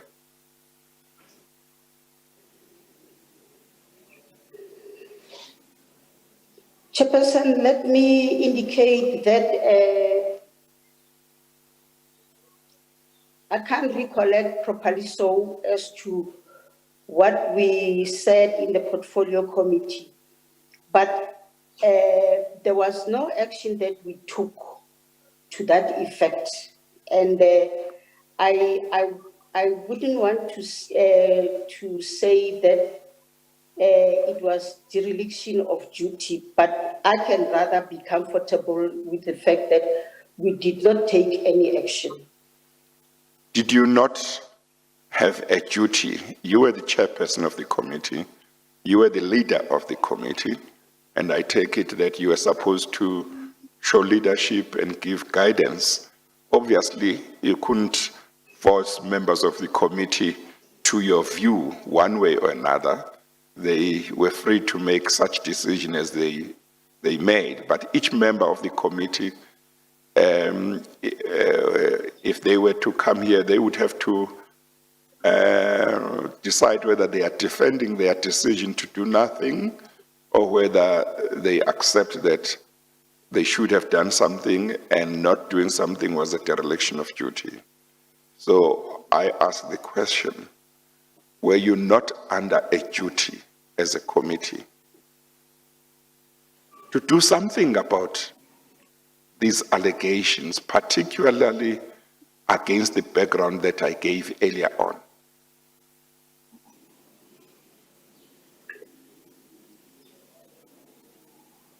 Thank you, Chairperson. I would agree with you that we didn't do anything. But my question is a different one. Do you not agree that you were under a duty once you were made aware of such serious allegations? A 51 billion rand tender that was said to have been irregularly obtained, or in which the Gupta family and Mr. Duduzane Zume were said to have been involved, and the allegation that the Guptas had tried to, wanted to ensure that the PRASA board had their associates in circumstances where we are talking about 2016. Remember, that is the year in which Ms. Thuli Madonsela issued her report. A few months later, we are talking about June. A few months later, she issued her state of capture report, which led to this commission. Already, there have been lots of allegations about the Guptas in the media, and things have happened. And you are told, you are made aware of these serious allegations. How is it possible that it can be said that the committee had no duty to do something about these allegations, if that is what you are saying?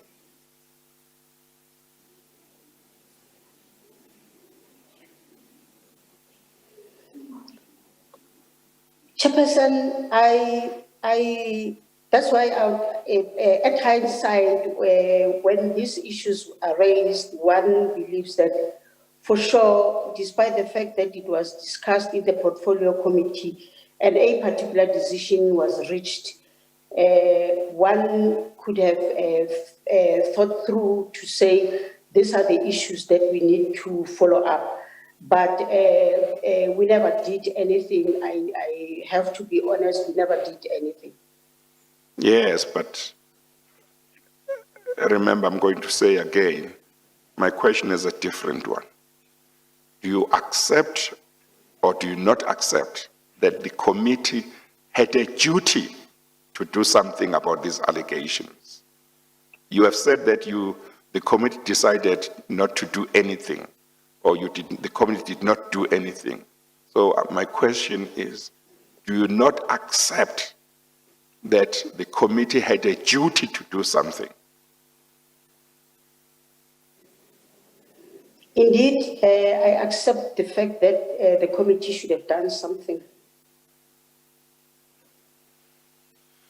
Okay, I guess I'm never going to get an answer to this direct question that I've asked about 3 times, Ms. Makadzi.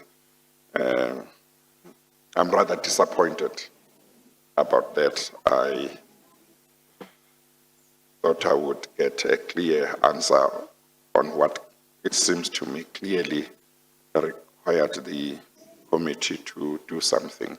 This was a committee that was aware that there was a lot of instability at PRASA. You told me that yourself. This was a committee where you were aware there were a lot of allegations of corruption. The public protector's report was out, derailed. This was a committee that was aware that there was irregular expenditure that was ballooning at PRASA. and then it gets told, becomes aware that there was a tender of 51 billion rand tender, which involved the Gupta family and Mr. Tutuzana Zuma. And the allegations were that the Gupta family had attempted to rig the tender process so that they would benefit. And it was alleged that Mr. Montana had said that the Gupta family had tried to, had wanted to put its associates on the PRASA board. By 2016, PRASA was in serious financial challenges. There were all kinds of allegations of corruption. On your own evidence, there was instability. And your committee that you were leading refuses to do something about something so serious. And you are not able to say, having been chairperson of that committee, that you know that the committee had a duty to do something. And it may well be, Ms. Makatsi, that part of the problem is that a lot of people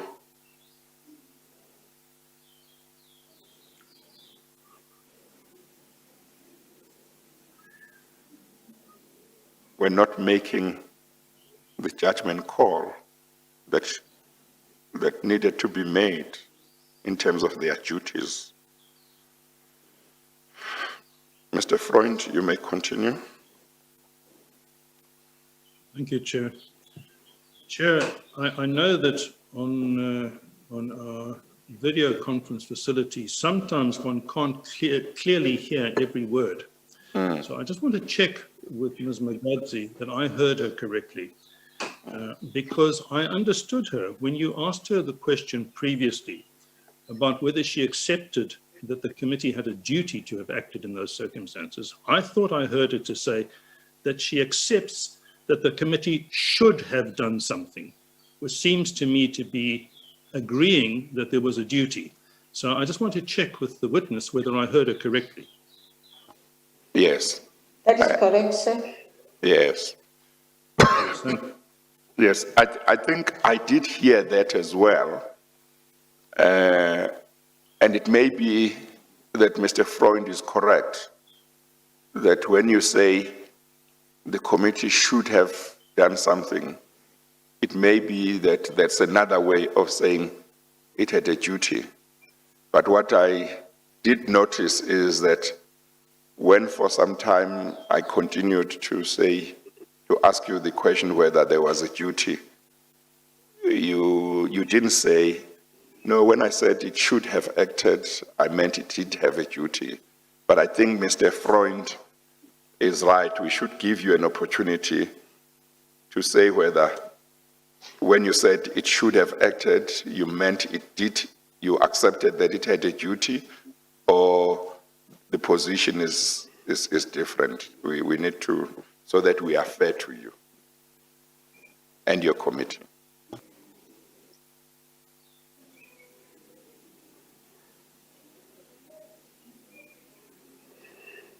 Chairperson, I think that is correct. We should. And I said at hindsight, we should have done something, Chairperson.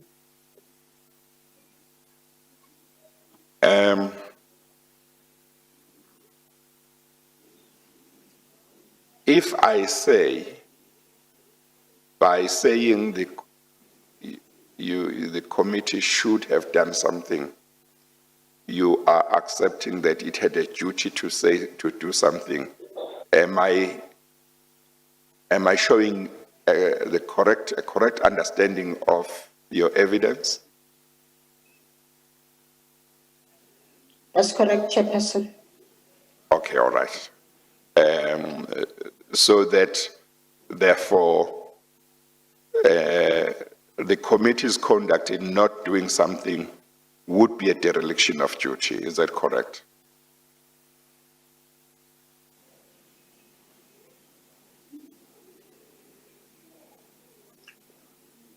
That's correct, Chairperson. Yes. Okay, all right. Now, I must thank Mr. Freund to correct this because I certainly thought that you were not accepting that the committee had a duty. Of course, I think both you and I should accept a responsibility for that misunderstanding because you also didn't say, no, when I say it should have acted, I mean, I accept that it had a duty. But I think now it's been clarified. Thank you very much. Okay, Mr. Freund. Thank you for that. Thank you, Ms. Mukadzi. Now, I want to explore the same issue in a slightly different context. Ms. Matsoni gave evidence about a motion that was put on the floor of the National Assembly on the 8th of September 2016. And that was yet another attempt of an opposition party to persuade those with the power to make a decision, which is to say the MPs representing the majority party, to cause an investigation to take place into serious allegations of alleged state capture and of alleged corruption.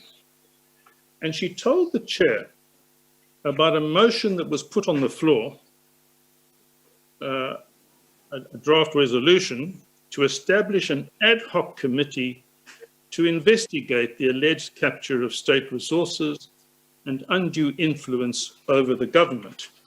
And she said that it had widespread support from the opposition parties, but all the representatives of the majority party voted against that. And I will refer the chair to a document you don't have, Ms. Mukadzi. But when I look at bundle 2, page 361, which is an extract from Hansard, I see that amongst the very many ANC MPs who voted against that proposal, that motion, was yourself. Am I correct? You voted against that. That's correct.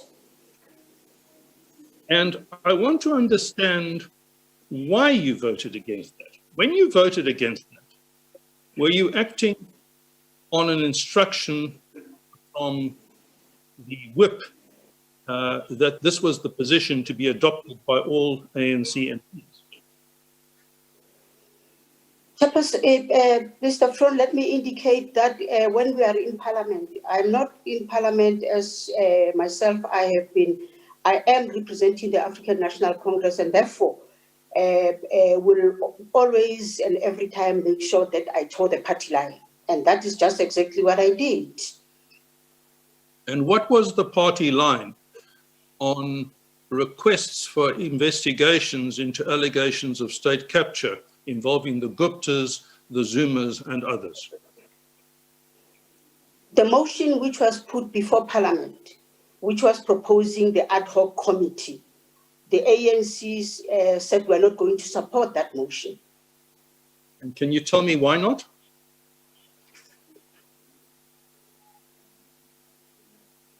I don't necessarily would be able to say, I can speak my own thinking, but I will not say this is the reason why the ANC said that. But when the party say this is the route that you are going to take, you can't deviate from the route that the party has indicated that you must follow. All right, let's move on. Well, before you move on, Mr. Freund, Step. I'm sorry, Mr. Freund, before you move on, but Ms. Mukadzi, you are not telling me, are you, that as a member of Parliament, if there is a motion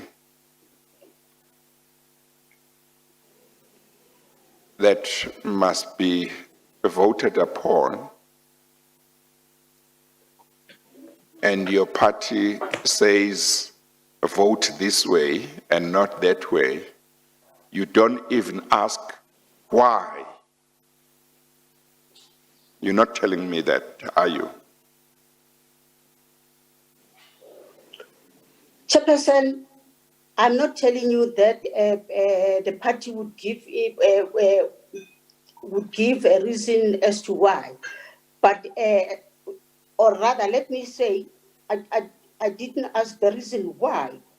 I just believe that my party say we are not going to support the motion, and I did exactly just that.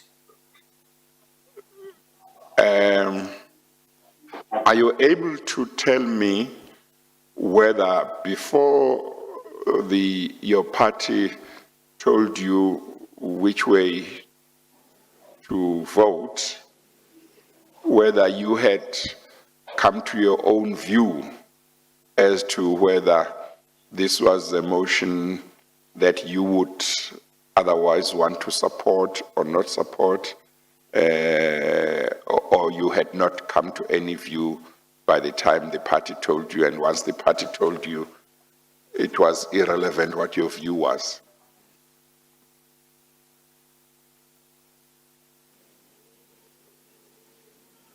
Chairperson, like I indicated, I did not go to Parliament out of my own accord. I went to Parliament representing the African National Congress. And once there has been an indication from my party, I therefore would be able to follow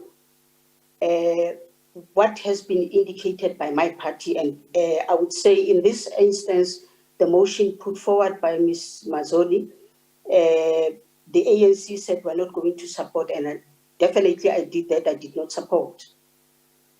But at this stage, you are not able to share with me what reasons your party gave so that I can assess whether it had valid reasons for saying this motion should not be supported or whether it had no valid reasons. You are not able to share with me what reasons the party gave.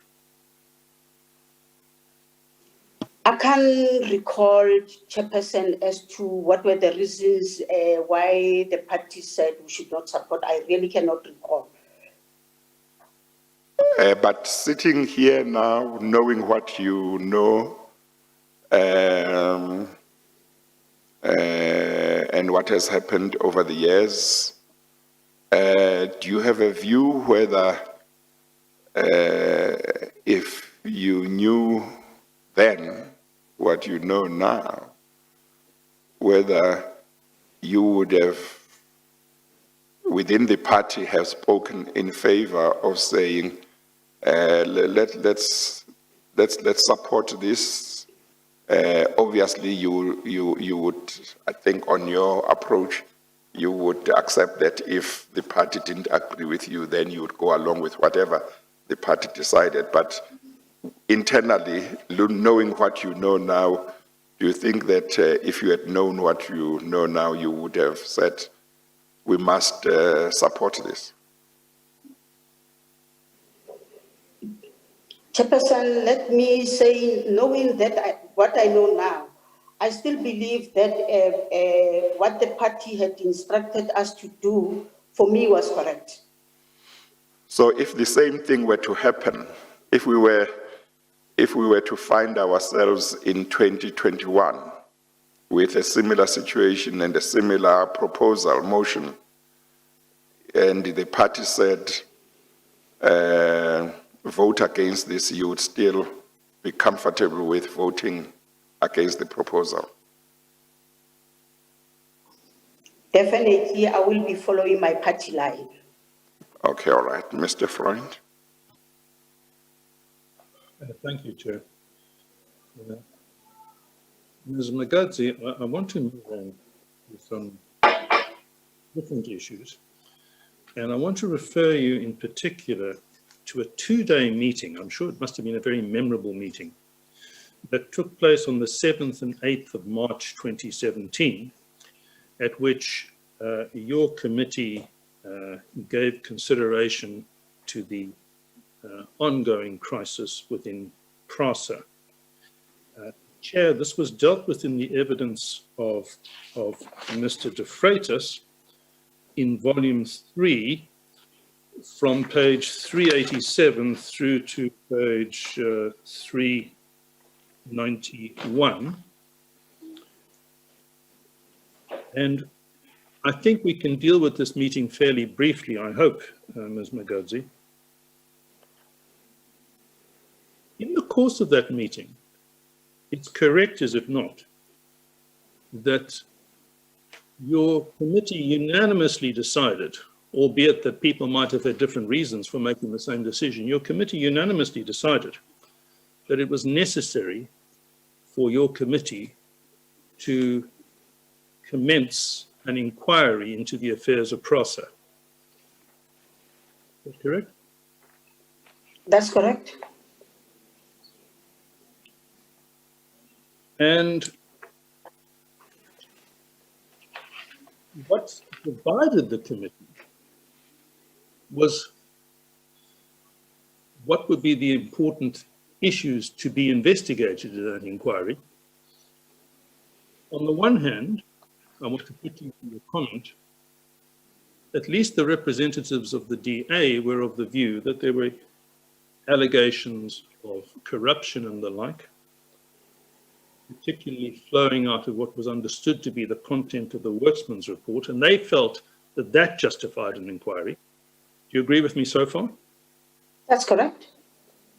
And on the other hand, there were a number of members of the majority party who supported an inquiry, but whose motives were perhaps a little different. The issues that more concerned them were a little different. And I want to put to you that two of those key issues that led the majority party MPs to want to support such an inquiry was firstly this.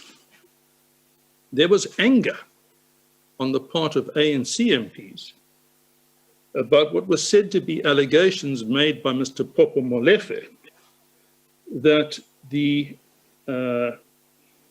African National Congress had been the beneficiary of monies through a contractor with PRASA that had really come from PRASA. And there was a feeling that this allegation was unjustified and unsubstantiated. That was one of the concerns, am I correct? Chairperson, that is not correct. What the members of the African National Congress did was to, in a meeting which was scheduled, amongst other things which were we wanted to raise was for Mr. Molefe to come and tell us and give us evidence of the money that was paid to the African National Congress, because the monies which were indicated were in the court papers that the African National Congress has received money. I need to indicate that members of the portfolio committee, all of us, we were in agreement that we need to investigate the malfeasance which were happening, the corruption which was happening, criminal activities that we felt is happening in PRASA. And we all agreed to say we need, as we were talking, we were indicating that the issues that we were raising must form part of the terms of reference for the investigation. We also need to raise the issues that have been raised by the Auditor General, particularly on irregular, wasteful expenditure. We also need to factor in a number of things which actually were happening in PRASA, and there was no single party which was saying this is what we want to do. All of us as the member of the portfolio committee were agreeing on to the issues which were raised by members to be put in that. The question of the money that went to the ANC was a separate thing altogether from what we wanted to investigate. All right. Now, I want to be clear because I don't want there to be any misunderstanding between us. The question that I've just asked you and that you've just answered relates to the events on the 7th and 8th of March 2017, that was an occasion on which you've agreed with me there was unanimity there should be an inquiry. But I just want to remind you, in case you have been at all confused, that there was a later event on the 20th of February 2018, so almost a year later, where there was also a decision by your committee to convene an inquiry. I'm sure you would know that. So I just want to check, when you tell the chair that all the issues you've mentioned, the allegations of corruption, malfeasance and so forth, were amongst the reasons why all members wanted this inquiry in March of 2017. You clearly had in mind March of 2017. You're not getting confused with February of 2018. That is correct, Chairperson. Those were the issues, amongst other issues, which were raised by the members of the committee in March of 2017. All right. Now, what I was putting to you was that there were two issues, as I saw them, that motivated ANC MPs on this committee at this time. I've put to you the one which we've dealt with, which is about allegations of monies finding their way from PRASA ultimately into the ANC coffers. But the other issue that seemed to concern members of the ANC on this committee very considerably was the fact that the Popo Molefe board had mandated a private sector firm of attorneys, Worksman, to conduct investigations. And there was a strong feeling on the committee that that was quite inappropriate. It should not have been done. Am I right that that was another part of the sentiment? Listen, Mr. Frohnberg, you're correct. We had concerns on the appointment of the investigators in PRASA. And our concerns emanated from the fact that, one, the Werksman company was not part of the contracted legal firms which were there in PRASA. And be that as it may, we said it should have been appointed correctly. Whether they go out in a bidding or whatever was done, it was irregularly appointed. And those were the issues that we're raising and wanting to get the reasons why an irregular appointment, because we raised it several times in the meeting that there is a need to regularize the appointment of Werksman. We were not disputing the fact that they are doing the job, but we wanted them to be regularized. All right. And that issue itself had quite a long history. I just want to mention, I don't know if you recall, that in March of 2016, quite some time before we're talking about in March of 2017, it had already been confirmed by the minister in an answer to a question in Parliament that Worksman's attorneys had been appointed to lead this investigation, the forensic investigation. They'd done that at the request of the board chaired by Mr. Popo Molefe. This had long been common knowledge. Do you agree? Chairperson, in several meetings that we held as a portfolio committee, we raised the issue that Werksman has been irregularly appointed. And I don't want to get engaged in addressing whether you're right or wrong on that. You may be right, you may be wrong, but let's just assume that that was an issue that was in dispute or an issue on which the committee wanted some clarity. The fact of the matter is, and I think you've already confirmed this, that by the end of this two-day marathon meeting, there is complete unanimity on your committee for the reasons you've already told the chair, that there was need now for an inquiry into the affairs of PRASA. I think you agree with that, am I right? That's correct. And then something dramatic happened.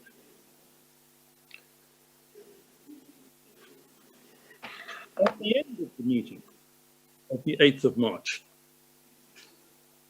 the Acting Director General of the Department of Transport, Mr. Mokonyama, I believe, read out a letter that had been sent to the committee from the then Minister, Dipua Peters, in which she said that she had dissolved the board headed by Mr. Molefe. Is that correct? That is correct. But as you've told the chair, the reasons for the need for the investigation to PRASA were widespread. They related to a lot of financial irregularities and a lot of alleged misconduct, alleged corruption, and the like. You agree? I see you nod. I just want to check. I do agree, Chairperson. Agree. Now, what puzzles me, if it's factually correct, as I think it may be, is that a week later, on the 14th of March, the ANC members of this portfolio committee did a complete turnaround. And they said, there is no longer any need for any investigation into PRASA by this committee. Do you agree that that's factually correct? Chairperson, that is not correct. What we had agreed upon in the portfolio committee, we still believe that we needed to continue with it. But I must hasten to indicate that before the committee, we had three legislations which actually demanded the attention of the committee. And hence the investigation was put kind of on hold because we're dealing with the National Transport, the amendment of the National Land Transport Act, the amendment of the adjudication of administrative road traffic offences, and lastly, the Road Accident Benefit Scheme Bill, which were in front of the portfolio committee, and hence there was no turnaround by the members of the African National Congress. Instead, our focus was to make sure that we deal with this legislation to finality.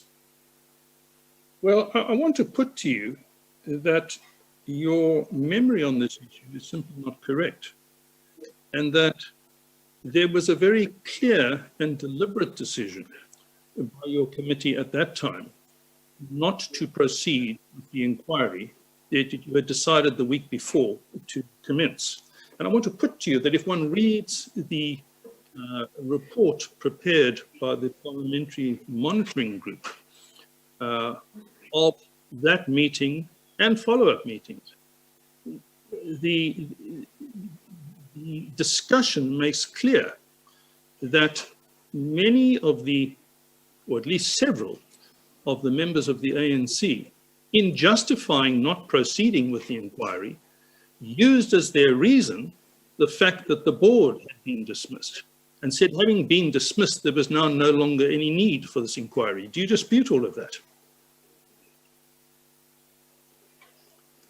Person, the investigation was not about the board of PRASA, but the investigation was about the happenings in PRASA. And therefore, it was not going to be possible that now that the board of PRASA has been dismissed, it means that the challenges and the activities which warranted to be investigated were gone with the going out of the board. So, that cannot be the issue. Sorry, I'm not clear that I understand your evidence. I think I understand you to be saying this, that you agree that the mere fact that the board had been removed was not in itself an adequate reason not to continue with the investigation. Do you agree with that? That's correct, Chairperson.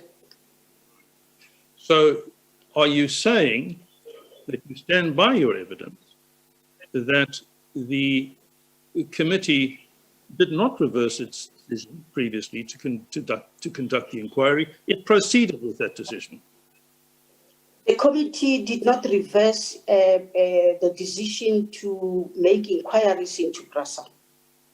Did it implement the decision? The decision was not implemented, Chairperson. Like I indicated, we were under pressure to deal with the legislation which was before the committee. So it didn't reverse the decision, but it didn't implement the decision. How does it come about that you don't implement a decision which you've just taken? Chairperson, like I indicated, Mr. Fron, through you, Chairperson, we had legislations before the committee which we were supposed to deal with and see them through, and that is why we put on hold the investigation. Just so that there's no misunderstanding between us, what Mr. De Freitas said in his evidence was the following, and I'm reading from bundle 3 at page 390.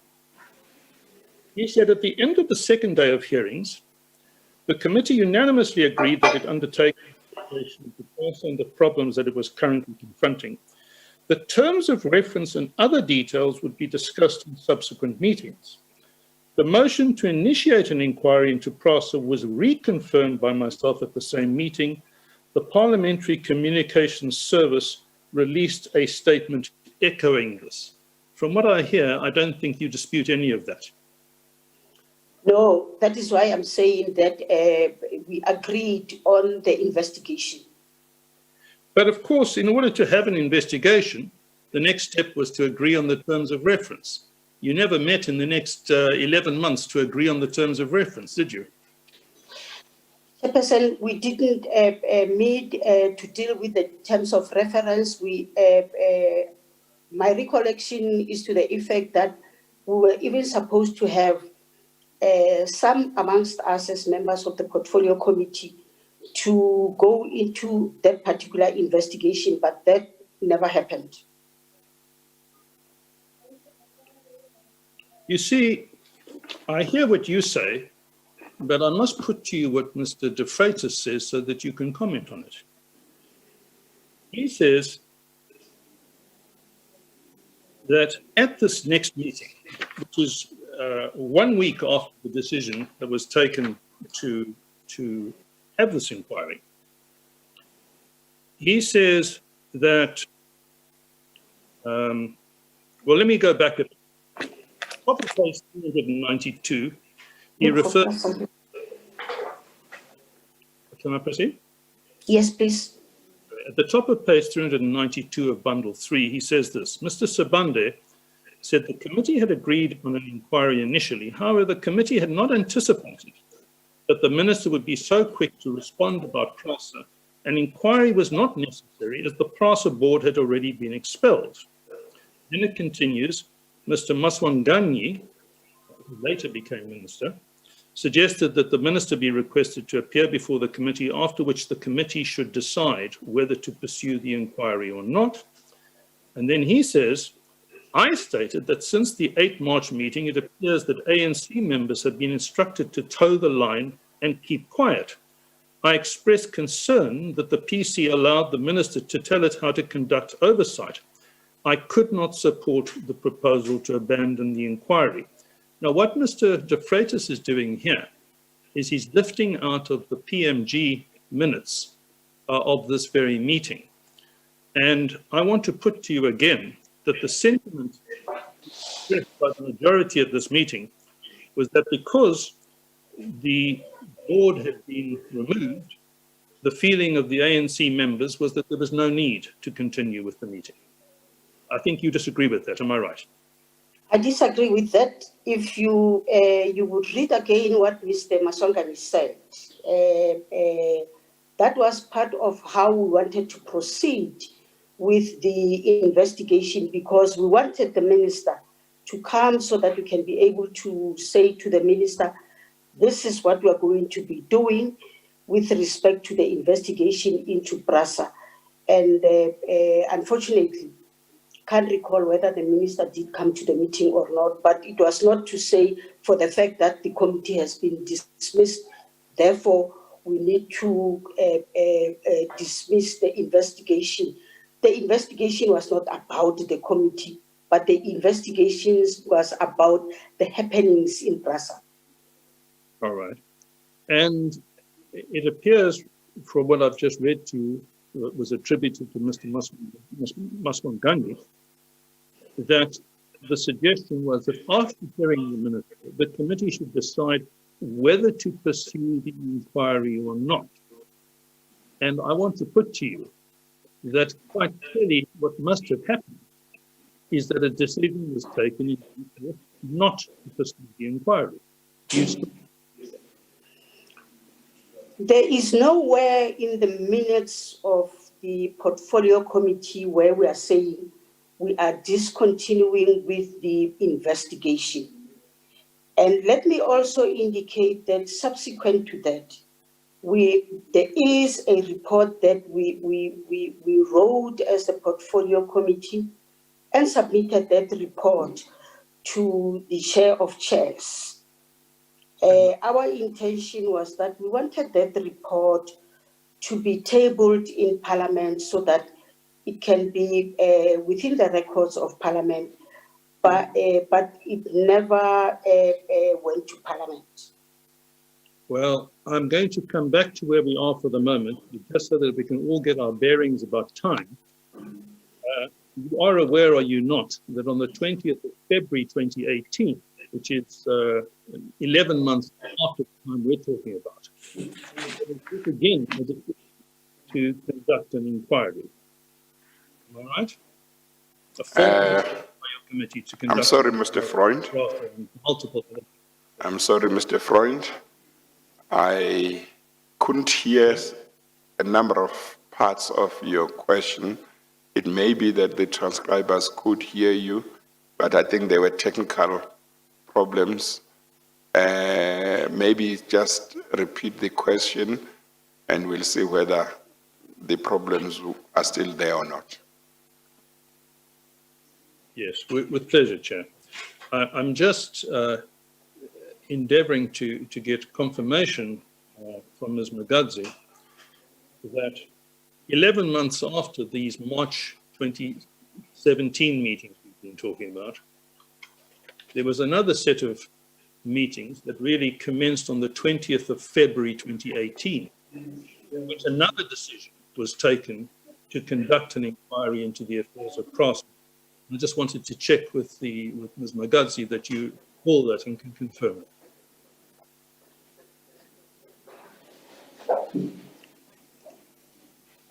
I can't hear you clearly. Let me check with the transcribers whether they can hear. 1 second, Mr. Freund. The transcribers, are they able to hear Mr. Freund? They can't hear him. Do they need some time to attend to the problems, or you can try again? Okay, Mr. Freund, the transcribers or the people recording the proceedings could not hear you.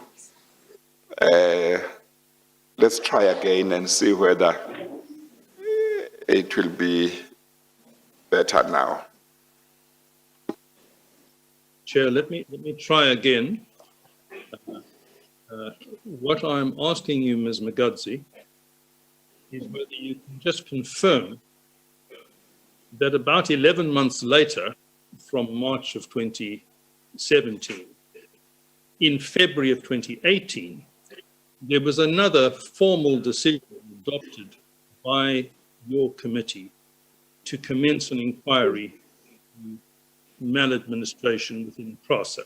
Is that correct? That's correct. And I know that we're jumping the gun a bit, but that too did not result in fact in an inquiry. That inquiry never in fact happened. Is that correct? That's correct. We'll come back to that later. I want to just finish off on where we were, which was about March 2017. And I just want to understand more clearly from you what happened to this inquiry, because on the 8th of March 2017, you formally resolve to commence an inquiry. You formally resolve that you will meet to consider the terms of reference. But as you say, it was never implemented, and the terms of reference were never discussed or agreed. Now, is it your evidence that the sole explanation for that is that your committee got too busy with other work?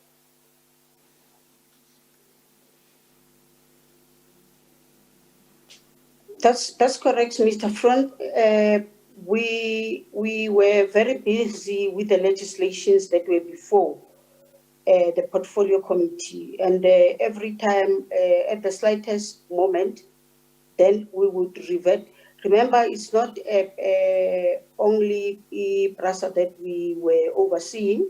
We're trying to balance the whole equation, and that is why I said the most crucial thing that held us to be unable to continue with the investigation was the legislations which were before the portfolio committee.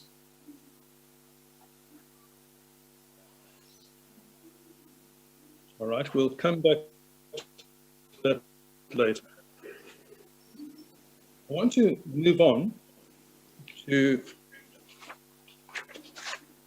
another letter that Mr. De Freitas told the chair that he sent to you. It's a letter dated the 8th of June 2017, and it's dealt with in his report at page 394. And he says that on that occasion, he wrote a letter to you requesting that the committee summon the Directorate of Priority Crime Investigations, or Hawks, to provide a comprehensive and detailed report to the progress of the investigation into PRASA. He says he requested a response be sent to him by the 14th of June 2017, and he says again, no response was received. Do you recall that letter, and can you confirm that you gave him no response? Let me indicate once more that any other correspondence that would come to the chairperson will be dealt with in the committee. And the outcomes, Mr. De Freitas was part of that particular committee. Unlike external people, he would be able to get the outcomes in the committee. And in this instance, I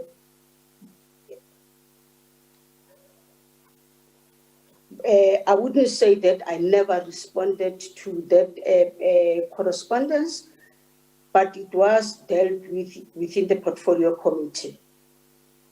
And what was the decision of the portfolio committee to Mr. De Freitas' request that the Hawks be asked to provide a comprehensive and detailed report into the progress of the investigation into PRASA?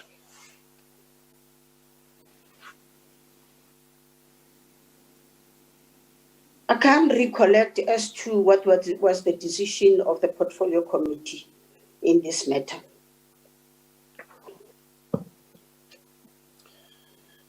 You were aware, were you not, that at least Mr. Molefe was alleging that the Hawks were not adequately investigating the many issues that he had referred to the Hawks for investigation? You knew that that was his claim, am I correct? That's correct. And fair to say that your committee never put pressure on the Hawks to disclose to your committee what progress, if any, they were making in respect of what had been referred to them by Mr. Molefe and his board.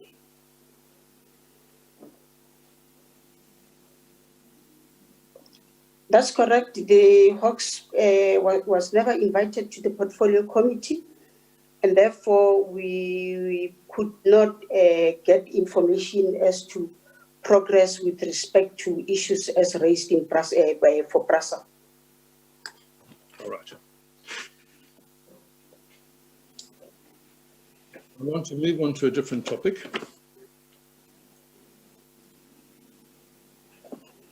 Chair, if I can refer you Oh, I think Mr. Freund, 400.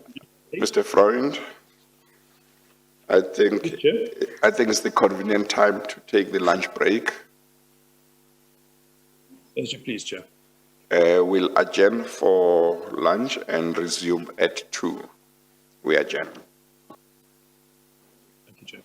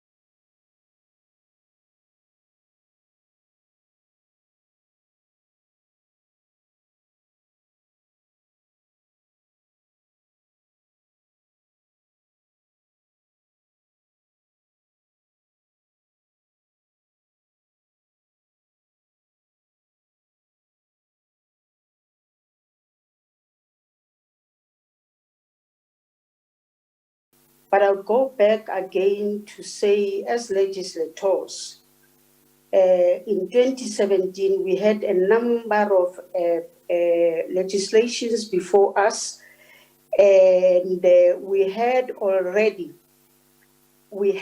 a report which we submitted to the House Chair to say this will be the founding document towards the investigation of PRASA, and also wanting to check with himself to say, how do we deal with the situation where we have these legislations? By then, there were 5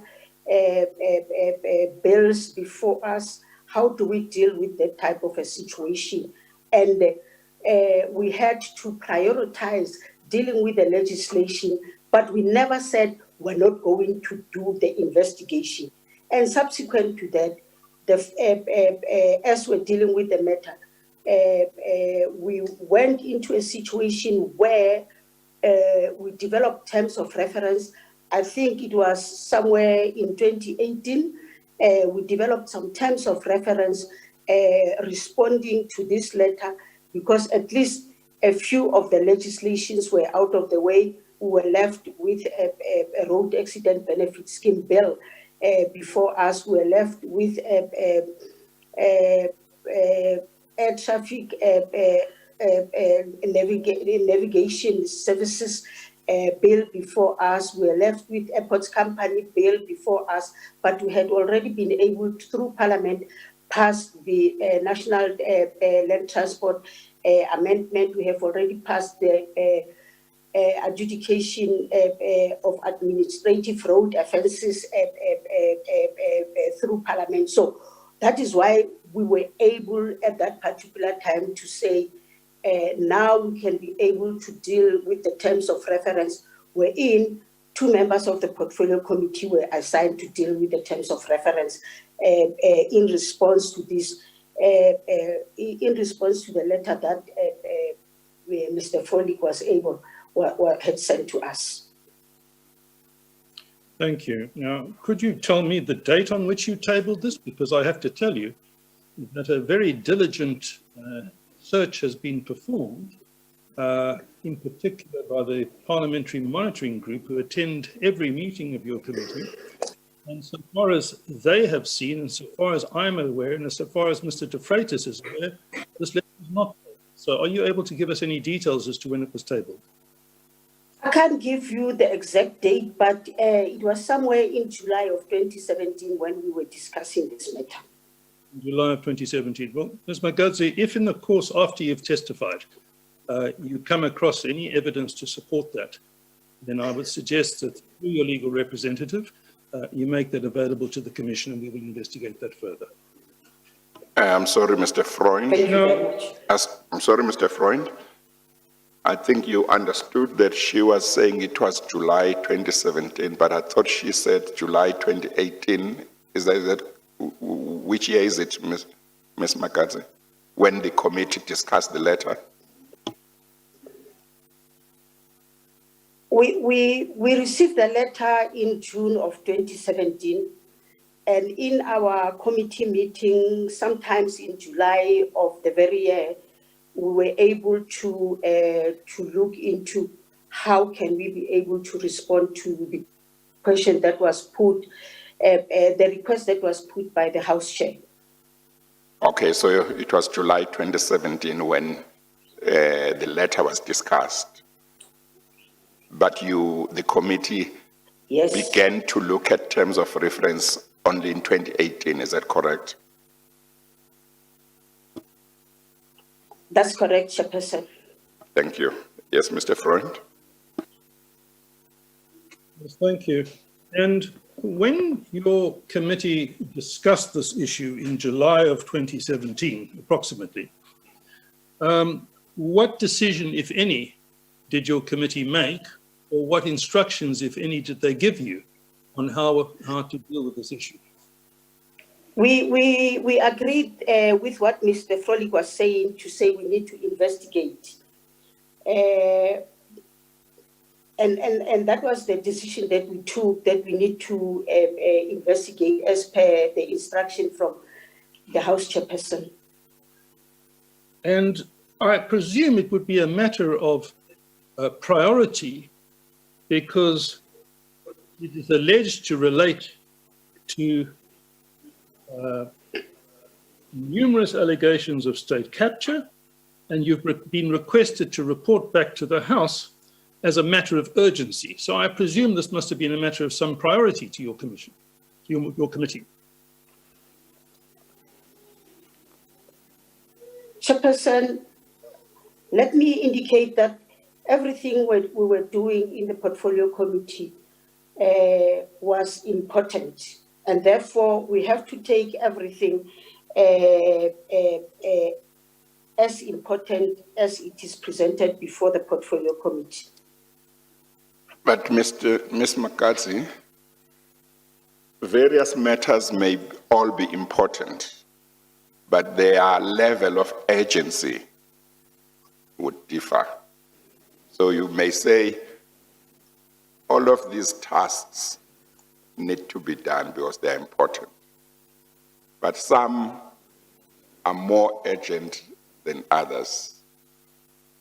It's difficult to think that they would all enjoy exactly the same level of urgency. I mean, there may be a task which, if not done within the next 3 months, could lead to some disaster. But there could be another task which is quite important, but it can be done in 6 months' time, and there won't be much of a disaster. Wouldn't you accept that proposition that even though different matters may be important, their level of urgency would differ?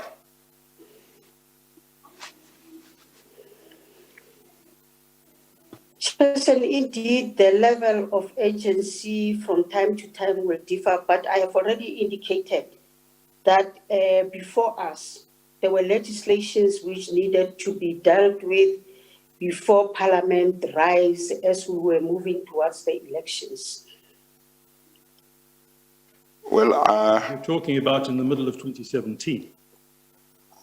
yeah, that was after the local government elections and 2 years away from the general elections of 2019.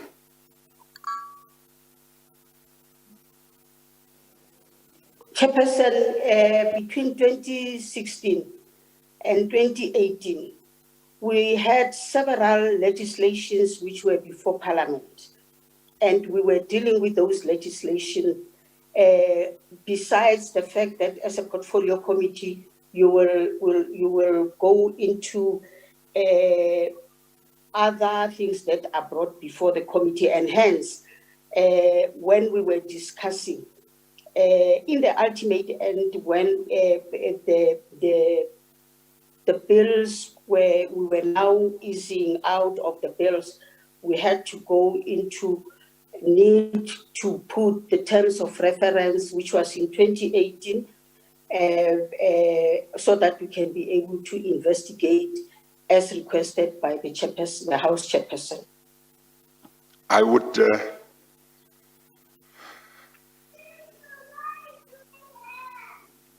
it would not be right that I don't mention to you that I'm concerned that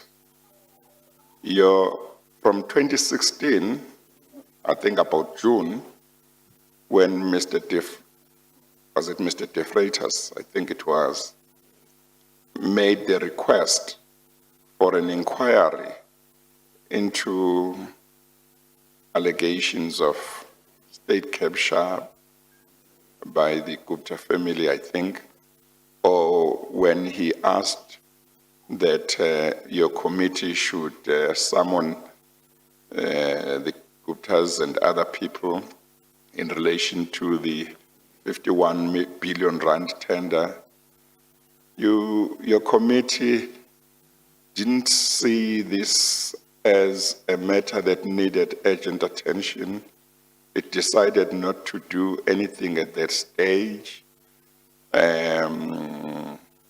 or also when other attempts were made to get your committee to look into these allegations of corruption and state capture, involving the Guptas, your committee thought, well, we have, what's more urgent is this legislation.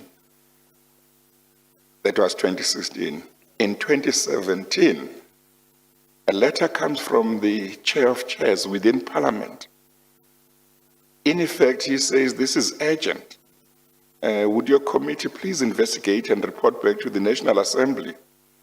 Your committee, once again, takes the attitude that this can wait for another, I don't know whether it's 7 months or 9 months or a year. It says we are busy with legislation, and yet we're dealing here with, in terms of what Mr. Froelich said in his letter to you, allegations of state capture. I'm very concerned that your committee, despite what was known in the public domain in terms of allegations involving the Guptas, and despite what Mr. Dave Freitas proposed, despite what Mr. Froelich proposes, your committee doesn't see this issue as requiring their urgent attention. I'm very concerned about that. You may be able to say something to allay my concern, but I'm quite concerned. You don't at any stage in 2016 and 2017 say as a committee, hang on, these allegations have been made, they keep on coming up, now they come from, we are being asked to investigate, let's give this matter some urgent attention. Your committee doesn't seem to think this matter is urgent. You might not be able to say anything, but I'm just saying I need to be fair to you to say this is what's going on in my mind about your committee. You might say, no, Chair, you shouldn't be concerned because of ABCD, or maybe because rightly or wrongly, we took the view that the legislation was more urgent than the allegations of state capture.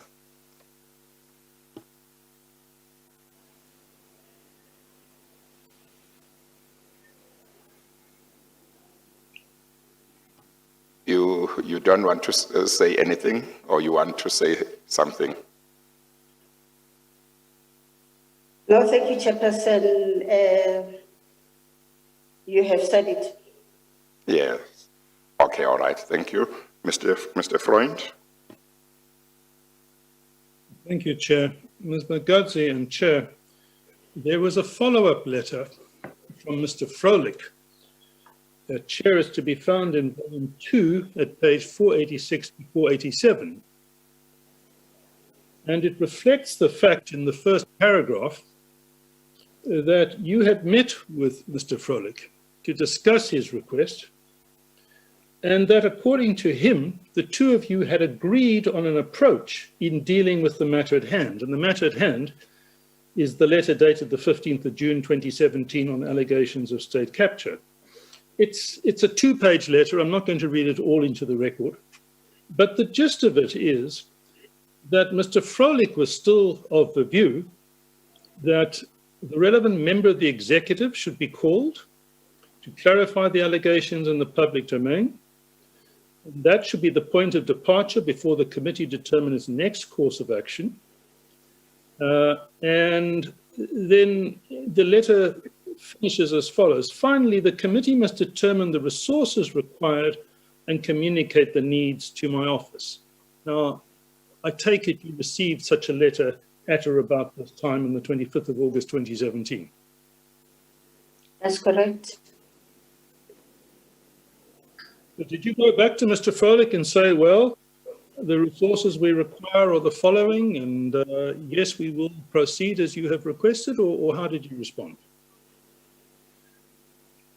We did go back to Parliament, to Mr. Froelich to indicate after the discussion in the portfolio committee how we would like to execute the task.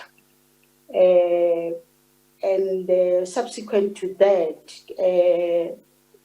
I need to indicate that we had the public hearings on the bill, one of the bills that was before us, but had indicated as to, for us to can be able to deal with what we had discussed with Mr. Frolick, the portfolio committee will need, amongst other things that we had requested, because the committee sits once a week, was to the effect that we need to be given extra days of sitting so that we can be able to deal with what was before the portfolio committee, besides looking at the other resources which actually the committee was going to need. And did you ever pursue that and ever even commence this urgent inquiry? We didn't commence with the urgent inquiry because when we finalized the terms of reference and wanted to start with the inquiry, that is when Parliament rose to go and prepare for the elections. And am I correct that you finalized the terms of reference in February of 2018? That's correct. Now, Mr. Frolick has submitted an affidavit as part of the same set of affidavits that you submitted. And he says, and Chair, I'm at volume 1, page 54. He says, however, the portfolio committees on transport, which is of course a reference to your committee, and minerals, a different committee, cited reasons such as the legislative program and lack of clarity on how to proceed with the implementation of the decision for not doing so. He says this was raised a few times in meetings of the Chief Whips Forum and the National Assembly Programming Committee and discussed with the Speaker and the ANC Chief Whip. I had several meetings, says Mr. Frolick, with the chairpersons to provide the necessary guidance and support to deal with the matter. And then he says in the final paragraph of his affidavit, the end result was that both these portfolio committees, transport and minerals, failed to implement the decision. Do you think that what Mr. Frolick there says is truthful and a fair summary of how the events unfolded? It's truthful because we couldn't implement what he had requested of us on time, but we were able to have the terms of reference and the people who were supposed to deal with the inquiry 5 months later in February of 2018. Now, I want to go back to something I put to you earlier. I put to you Mr. De Freitas' version. Remember, he says, you never even tabled this letter in the committee. And he says that he had a discussion with you, one-on-one, informally. And that you argued to him that it was that PRASA itself was undertaking their own inquiry and that other agencies such as the Hawks were also involved. And for that reason, there was no need for your committee to pursue an inquiry. I want to give you an opportunity to comment on that, because it may be that the chair is forced to make a credibility finding as to whether he believes what Mr. De Freitas said or whether he believes what you say. So here is your chance to answer what Mr. De Freitas said. Chairperson, let me indicate that as members of Parliament, I cannot say that because the executive is doing this, I can't do it as Parliament or as a portfolio committee. And I want to dispute the fact that, for the fact that if PRASA was doing the investigation or the Hawks were doing investigation, it didn't stop us from doing our own investigation as a portfolio committee, and therefore that for me I dispute, because if that was the truth, we wouldn't have gone into a situation of having the terms of reference, of even having people who will be able to deal within the portfolio committee, deal with the request that came from Mr. Frolic. And I think that for me is not a true reflection of what I believe we need to do as a portfolio committee. And let me indicate that it is not correct what Mr. De Vries said. Well, I want to put to you that the report prepared by the Parliamentary Monitoring Group, which went through their own reports on your committee and looked at the instances of engagements in your committee and anybody on the issue of PRASA. Nowhere in that report, so far as I'm aware, is there anything to corroborate what you've just said. There's no indication that letter was tabled. There's no indication that letter was discussed. There's no indication that there was a decision to defer investigation. In fact, the impression it creates is that you colluded in withholding that letter from the committee because, and I want to put it to you for your comment, you didn't want this to be done.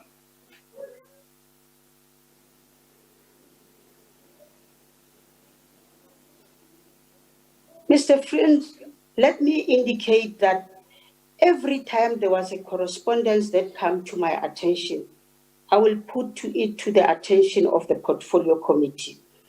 And who am I as an individual to choose not to want to do certain things as and when they come to before the portfolio committee?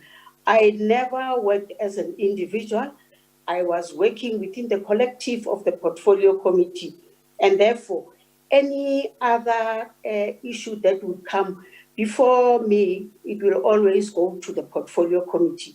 And I really wouldn't, I don't have better words to can be able to say I definitely am not individualistic in how I deal with issues.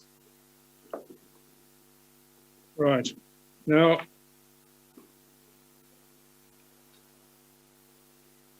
Chair, if you would just give me a minute, I've misplaced a piece of paper. Okay.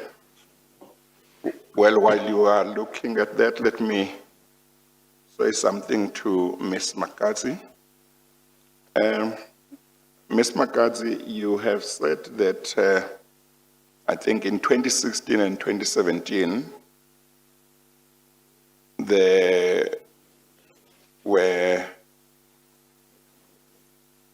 urgent pieces of legislation that the committee needed to deal with. I would like you, if you can, after today, to depose to a supplementary affidavit where you can give me more details. One about what pieces of legislation you are referring to that the committee was busy with in 2016. When had the piece of legislation been brought to the committee to work with? What meetings the committee had to deal with them, and when did it finalize? Also in 2017, but I accept that because we are talking a few years ago, that might not be easy.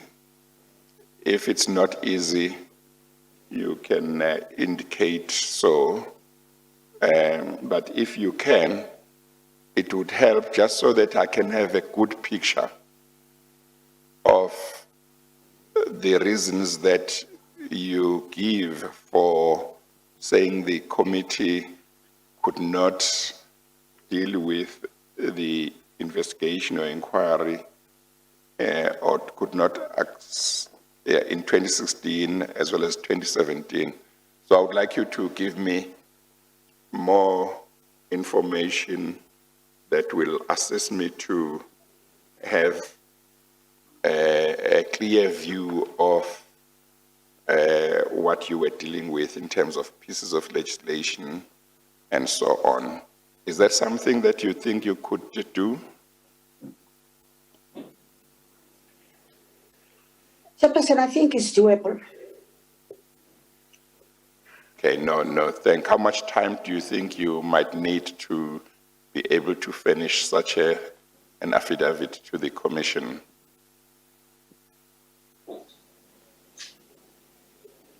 What deadline would you give yourself? Yes, Chairperson, I can give myself 2 weeks of going into the archives and looking for that information. Yes. If it's fine with yourself. Okay, no, that would be fine. So we would be, today is the, what's the date today? I can't remember. But 2 weeks from now, okay, that's fine. Let's work on that basis. Thank you. Mr. Freund? Yes, thank you, Chair. I want to take you to another issue now, Ms. Magadzi. Here, a reference for you at Bundle 4, page 420.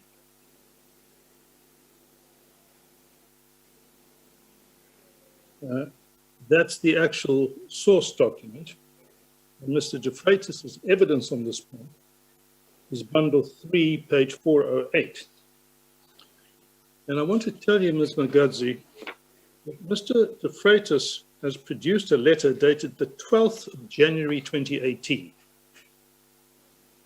January 2018. And it contains a letter he wrote to you, and it deals in large measure, firstly, with problems of rail safety. And as important as that is, I'm not focusing on that for present purposes. But he also deals in that letter from page 421 to 422 with a second issue. He says the committee should also scrutinize the recent appointments at PRASA. Both the acting group CEO of PRASA, Cromet Molepo, and the acting CEO of Rail, Mtutuzeli Swartz, have multiple allegations of corruption and maladministration that has been lodged against these officials. And he goes on in some length to describe what those allegations are. And then he says, towards the end of his letter, this committee has the express duty to hold the executive accountable, as well as ensuring the effective management of the department, its entities, and its mandate. To fulfill these duties, and he says this in bold, I hereby request that the Transport Minister, Joe Moswanganyi, and executives of PRASA be formally summoned to appear before the committee to account for the above-mentioned concerns. Given the gravity of the matters raised above, I trust you will also view these matters in a serious light and will proceed to address these requests with the urgency they warrant. Can you confirm that you received that letter?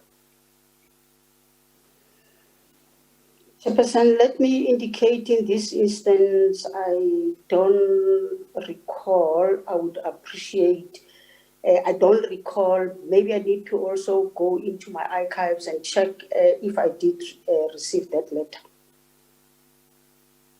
I don't recall. Chair, from our side, we have no difficulty if the witness wishes to deal with this in a supplementary affidavit. Yes, no, that's fine. So you can have a look at your archives.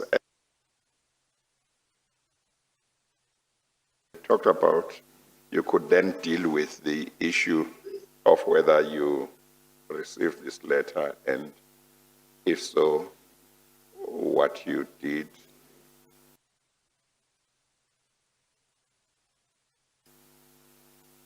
After you had read it. Thank you, Mr. Freund. While you consider that, thank you, Chair. While you consider that, Ms. Magadzi, I want to put to you clearly what Mr. De Freitas alleges. Mr. De Freitas alleges that your office confirmed receipt of his letter, but he received no response to it. And he says when he attempted to discuss the letter with you, with the PC chair, he was fobbed off. Do you have any recollection or comment on that? I had indicated that I don't recall.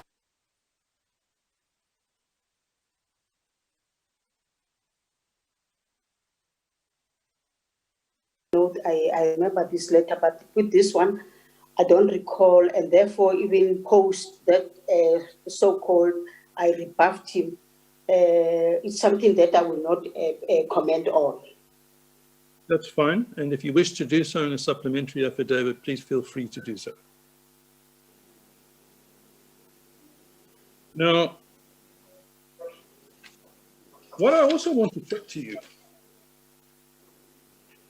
is that there is a constant refrain in Mr. De Freitas' evidence, not only that the committee didn't do what it should do, but that you personally both failed to respond to correspondence, important correspondence, and failed to put to the committee, as you say you did,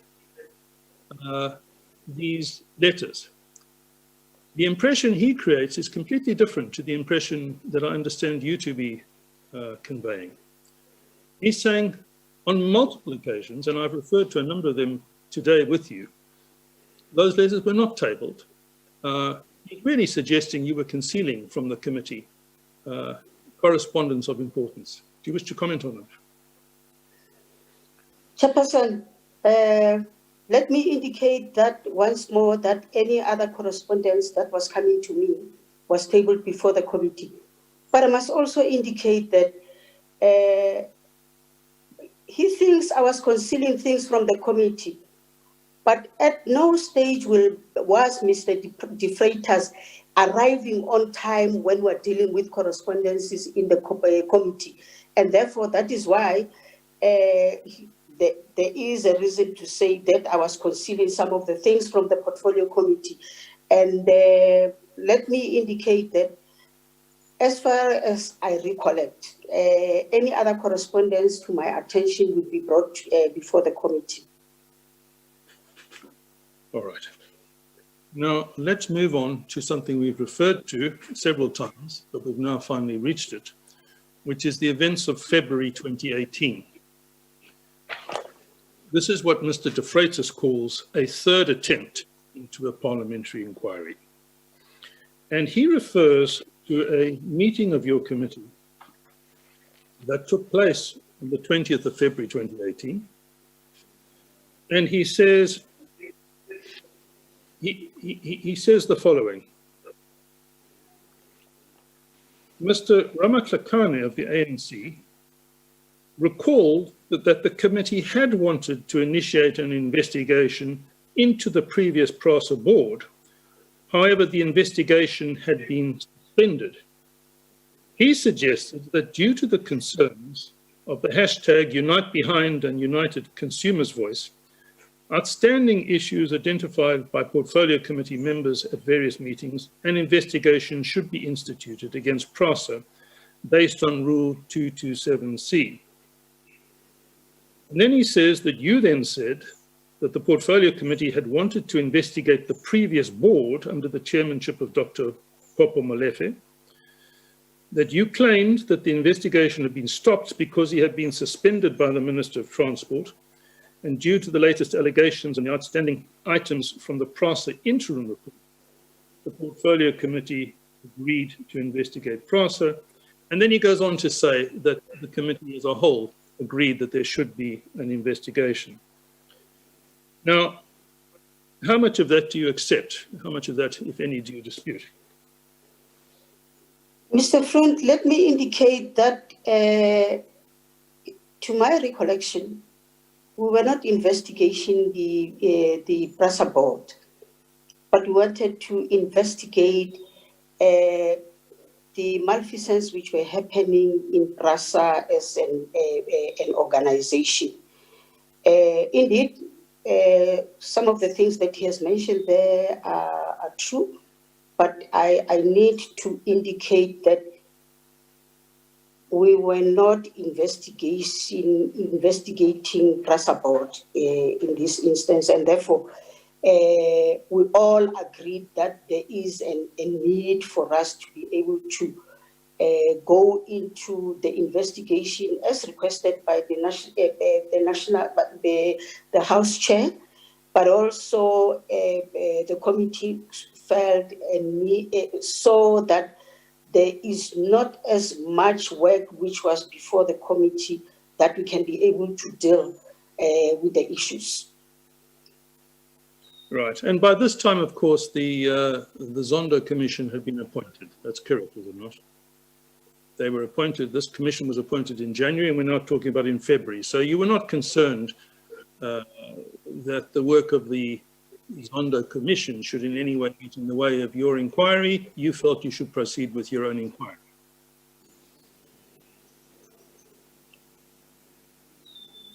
Chairperson, let me indicate that we felt as a committee that we have to do what we have to do as members of Parliament. And in the eventuality, what we would have done can form the basis of the investigation through the commission. We will be able to submit that to the commission. Right.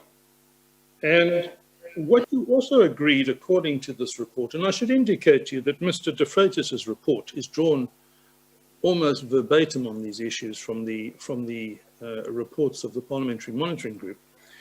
The committee agreed that the investigation should be launched in terms of Rule 2271C, and they said it was important to conduct an investigation into PRASA before the 1st of April 2018. This was regarded as a matter of priority and urgency. Is that correct?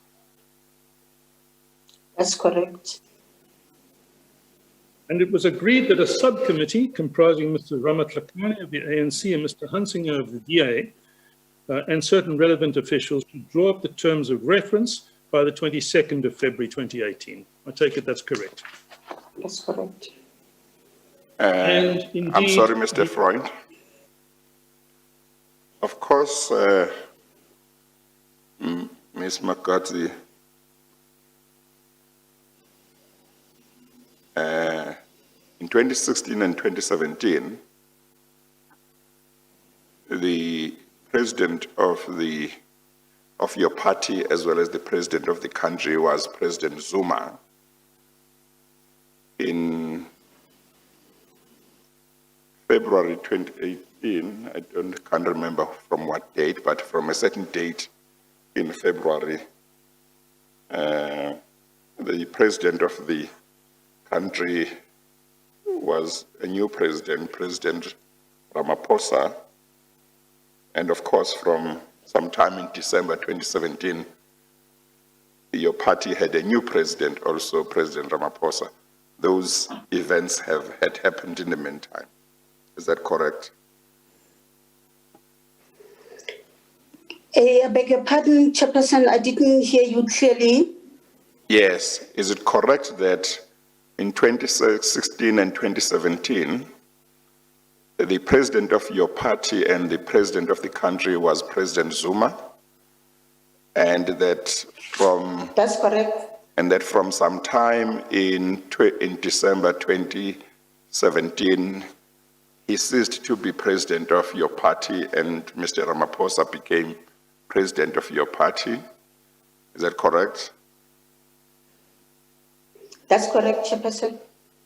And I don't know what date your committee's meeting was in February 2018, but I think from some time in February 2018, Mr. Zuma ceased to be president of the country and Mr. Ramaphosa became president of the country. Is that correct? Those events had happened. That's correct, Chairperson. Yes. Okay, all right. Mr. Freund? That's correct, Chairperson. Thank you. Mr. Freund? thank you, Chair. And is it correct that terms of reference were subsequently proposed to the committee at its meeting on the 13th of March 2018 and were adopted by the committee. And Chair, you will find this at bundle 3, pages 419 to 420. I want to read to you, Ms. Magazi, just extracts of the official Portfolio Committee minutes. This is what was agreed. The inquiry will investigate governance, procurement, and the financial sustainability of PRASA. The inquiry will look into, amongst others, 1, appointment of permanent board members and executive management. 2, alleged procurement irregularities as indicated in the Public Protector Report derailed. That, of course, went back to 2015, as well as allegations made of procurement irregularities with regard to the modernisation, as well as rolling stock projects dating back to 2012. 3, allegations of impropriety regarding PRASA's current acting group CEO, as well as past group CEOs dating back to 2012, and then a number of other issues, one of which is consider worksman's appointment process and scope legality. You confirm that those were amongst the issues that your committee decided in March would be the terms of reference for the investigation it was going to carry out. That's correct. Do you remember, I'm sorry, Mr. Freund, do you remember, Ms. Magazi, whether in February 2018, your committee did not have any urgent legislation that needed to be attended to? In 2018, we had 2, if I recall, bills before the portfolio committee, and that is why we had to look into the other things that we believe we can be able to handle. So in February 2018, there were 2 bills that needed your attention. Yes, Chairperson. Yes, but you can't remember whether they were urgent or not?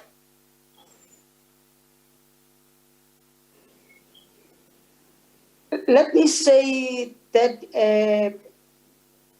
in terms of a parliamentary organization, once the bill comes before you, you have to deal with that bill and be able to see it through. And we were under duress and under pressure precisely because we knew that 2018 we were going to rise for elections, and therefore we should not leave work because the bills which were hanging, so that they don't lapse in Parliament, but we are able to see them through so that we have done our work. The committee, your committee still consisted of the same members who served in it in 2016 and 2017, is that right? There'd been no substantial changes in the composition. There has been changes, Chairperson, in the portfolio committee. We lost one member of the portfolio committee in a tragic death. We lost Honorable Maswangani, who went into the executive, and I think from the EFF, there was an introduction of a new member. The member that we started with from 2014 was taken to another portfolio. That is what I can recall. I'm just wondering what it is that convinced this committee in February 2018 to agree to these investigations and to even say by some date in April they must have completed them, and yet it's the same, substantially the same people who in 2016 and 2017 seemed not really to be keen on investigating these things. Are you able to enlighten me on what it is that suddenly persuaded them that this was the right thing, when for 2 years, at least, they seemed not to, maybe it's 1.5 years, they seemed not to be keen?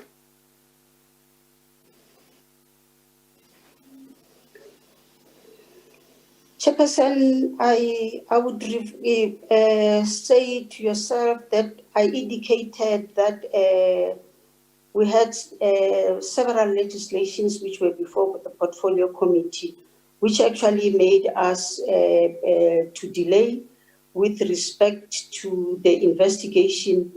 But also, Chairperson, besides that, I need to indicate that on an annual basis, the Portfolio Committee would have an annual plan that we are supposed to execute and follow. And the investigation, as it came to the fore, it was not because we were following our annual plan to the latter, but it was precisely because we had legislation that we had to see through in the main. That is what I can be able to say delayed us from going into as speedily as is possible the investigation with the terms of reference as has been indicated during February of 2018. Mr. Freund? Thank you, Chair. Ms. Magadze, as I understand the evidence, you say that Mr. Froelic's letter called for urgent action. The committee was willing to deal with it, but because of the pressure of other legislation, it couldn't manage to deal with it until finally it adopted a decision on the 20th of February 2018 that now we are going to commence such an inquiry. Have I got that correct? That's correct, sir. And then on the 13th of March, which is a few weeks later, the committee firstly adopts the terms of reference, which we've already discussed. But secondly, and this is what I want to put to you, Chair, this is at bundle 3, page 421. What page in bundle 3? It is minuted as follows. An inquiry No, plan, I'm sorry, what schedule. what page in bundle 3? I've got bundle 3, I just want the page. 421, 421. Oh, okay, I am on the right page. You may continue. Thank you. In the middle of that page, Chair, you'll see immediately before the colored diagram, there's a paragraph that reads as follows. An inquiry planner schedule was agreed to unanimously. The inquiry planner divided the inquiry or investigation into 5 phases, starting with phase 1 on the 16th of May 2018 and concluding with phase 5 on the 26th of October 2018 as follows. And it then sets out in quite minute detail exactly how this is going to be planned and scheduled. Do you accept that? That's correct. So, as at the 13th of March 2018, nobody in the committee thought that there existed any good reason why they could not get on with this inquiry and complete it, they should commence it in May and complete it in October of 2018. You would agree with that? I beg your pardon? You would agree that as at the 13th of March 2018, the date of this meeting, nobody on this committee was aware of any good reason at that time why they could not start this inquiry in May and finish it in October of the same year. They all agreed unanimously on a schedule that provided for that. That's correct.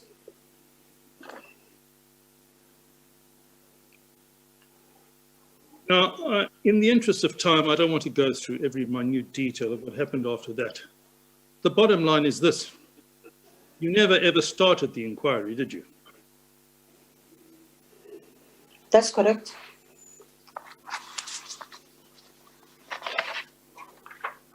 And am I correct in understanding I'm that sorry. you justify that I'm sorry, on the Mr. basis Freund. of allegedly urgent legislation? I'm sorry, Mr. Freund. That's correct. Please don't forget your question, Mr. Freund. The meeting at which the committee decided to conduct the investigation, did you say was the 18th of March, Mr. Freund? Chair, I'll be more clear, and maybe it might help you, Chair, if you have regard actually to Mr. De Freitas's evidence in bundle 3.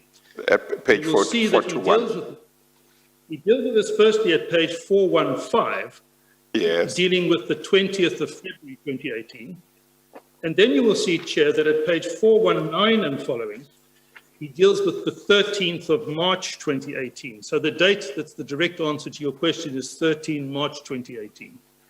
Yes. Okay, all right. And on that occasion, you will see at page 421 that the unanimous agreement is that this inquiry will comprise 5 phases. The first phase to start on the 16th of May 2018 and the 5th phase on the 26th of October 2018. That was the unanimous view taken by the committee on that occasion. I think you accept all of that, Ms. Mukadzi. That's correct.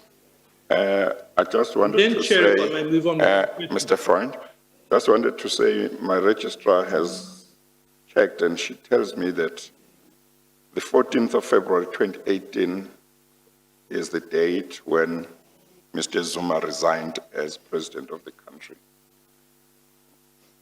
So, yeah, okay, you may proceed. Yeah, I note that, and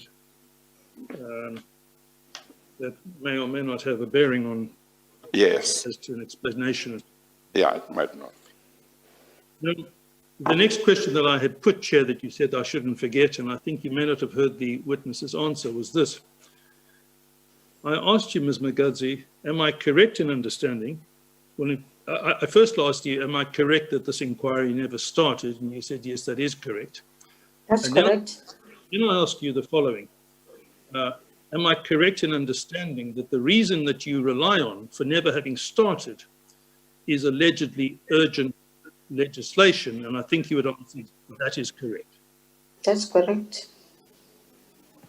So all of a sudden, you could still not inquire into this, which you have been asked in July of 2017 to inquire into as a matter of urgency, and all because of urgent legislation. What was that urgent legislation?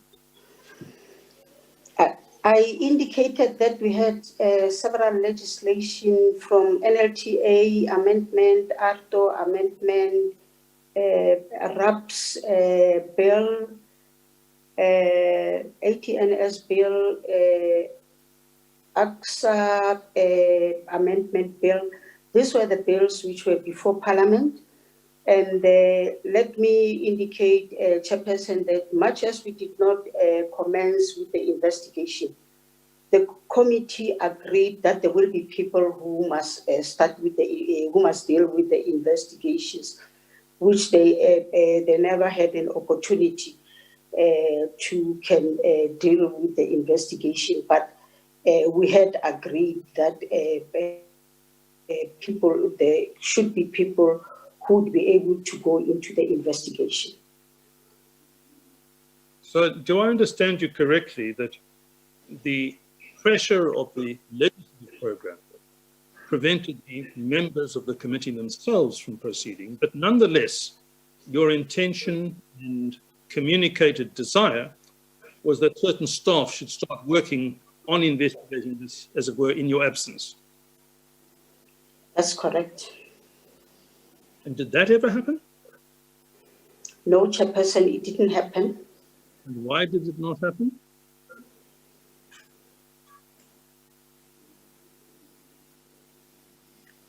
If I may recall, the time that we had put that we will be able to investigate was when we were dealing with finalization of other legislation, but also dealing with the public hearings of the RAPS bill.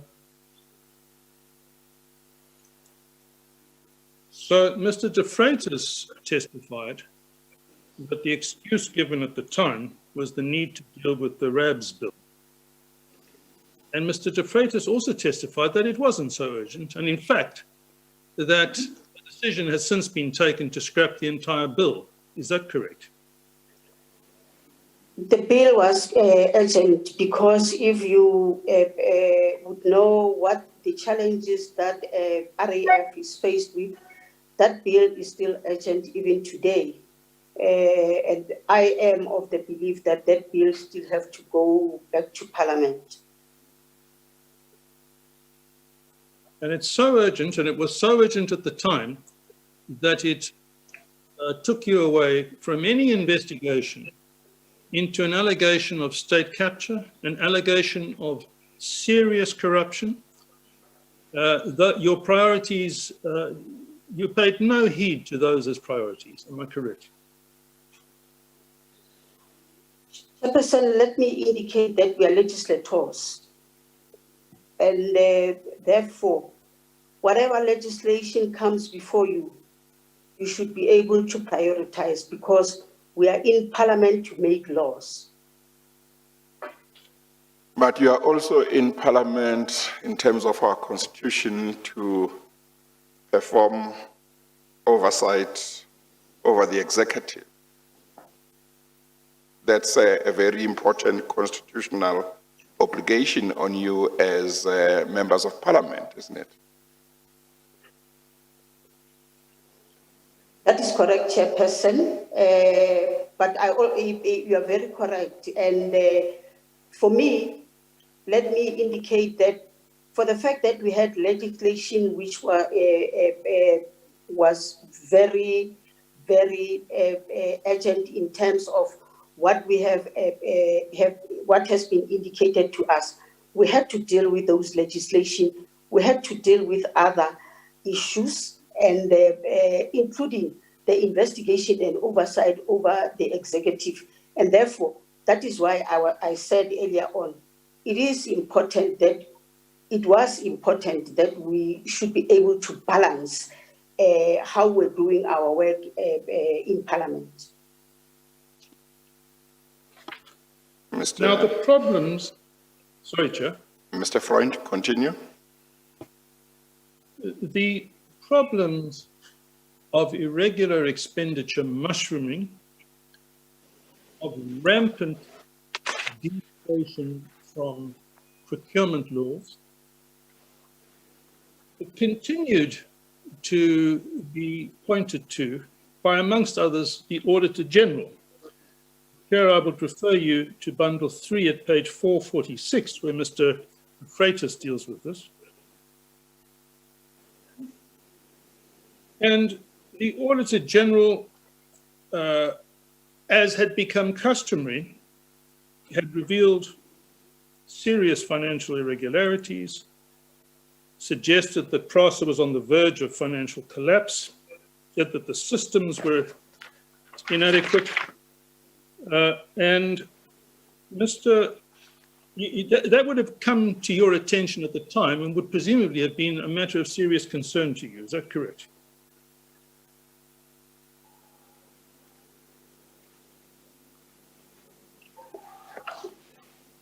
That's correct, Chairperson. Now, Mr. De Freitas refers to yet another letter that he says he wrote to you. This is at page 450 of Bundle 3. He says, on the 28th of August 2014, 24th of August 2018, that was my error, I wrote to the chair of the Transport Portfolio Committee, Ms. Magadzi, he gives the annexure number, it's annexure C39, requesting that the agreed upon inquiry into PRASA be initiated. He says he found it interesting that despite having received a letter from the House chairperson, Cedric Froelich, Magadzi said nothing about it to the committee.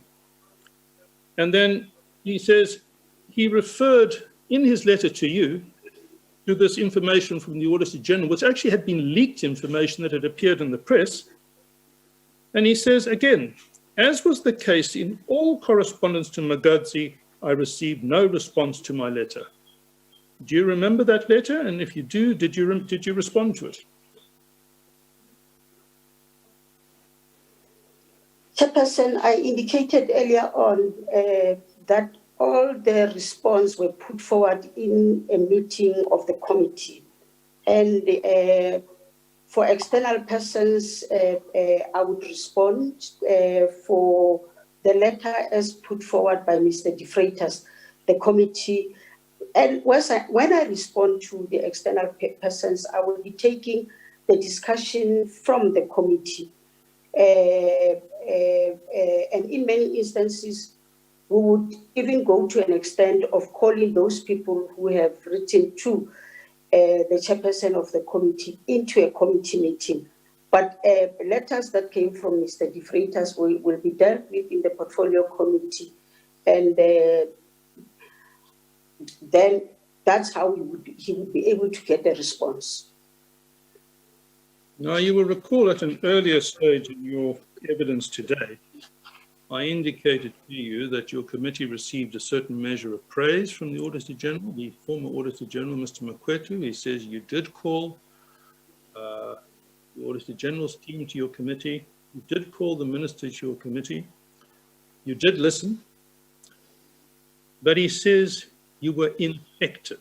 You didn't manage to achieve what should have been achieved. I want to put it to you that that's unduly kind to you. You were not only ineffective, you were unwilling. You were unwilling as a committee to discharge your obligation to exercise oversight over the executive. And in particular, you were unwilling to investigate allegations of state capture or corruption, particularly where those involved the president and persons perceived to be close to the president. Would you agree? And if you disagree, would you tell us why, please? Chairperson, we may not have succeeded to do the investigations, but it did not mean that we did not want to investigate those who were closer to the president or the president himself. Let me indicate that from where you are starting to talk about Honorable De Freitas, there's an indication as if the committee never had any work to do but to do what De Freitas wanted the committee to do. Remember, I indicated that we've got an annual plan. There will be legislation that will be coming and other things that will be coming. But here in this instance, Chairperson, Mr. Friend, you indicating it is like every time Mr. De Freitas comes with something, we have to jump and do it. And that is not how the committee should be able to work. And let me indicate that there were discussions and debate in the committee on every other thing that Mr. De Freitas would bring to the committee. And today here, the committee, I representing the committee, should say that the committee was wrong in taking the decisions that they took. It can't be right because those decisions will be taken in the committee. And once the committee takes a decision, there is no how I can be able to, as a chairperson, divert from the decision that was taken by the committee. And let me indicate that I take serious objections to, and let me also indicate that Mr. De Freitas, these things were raised in the committee today he should be, he wants to be seen as if he was a messiah to the committee, whereas the committee rejected most of the things that he was raising. It can't be right that now I should be able to say the committee was wrong. Decisions of the committee were decisions of the committee. Oh, well, Let me make can things clear to you, Ms. Mgazi. Firstly, I accept that you as chair speak for the committee, but you can't be personally blamed solely for decisions that are made by the committee. I understand that. Secondly, I also want to make clear that my criticism that I put to you a moment ago was not based solely on what Mr. De Freitas was saying. My criticism was based on problems that are far more fundamental and go back far longer. From the time of the publication of the derailed report, I want to put to you, your committee showed no enthusiasm for getting to grips with the true misconduct that was started to be revealed by that report. And the proof is in the pudding in the way you dealt with the worksman's reports, because the worksman's reports uncovered a trove of relevant information. And I want to put to you that your committee never showed any interest in examining the substance of the worksman's reports. Instead, it resorted to the device of trying to obscure the issues by focusing on the regularity of the process by which they had been appointed as attorneys. You had no desire whatsoever to get involved with the true unraveling of what was going on at PRASA. Your comment, please.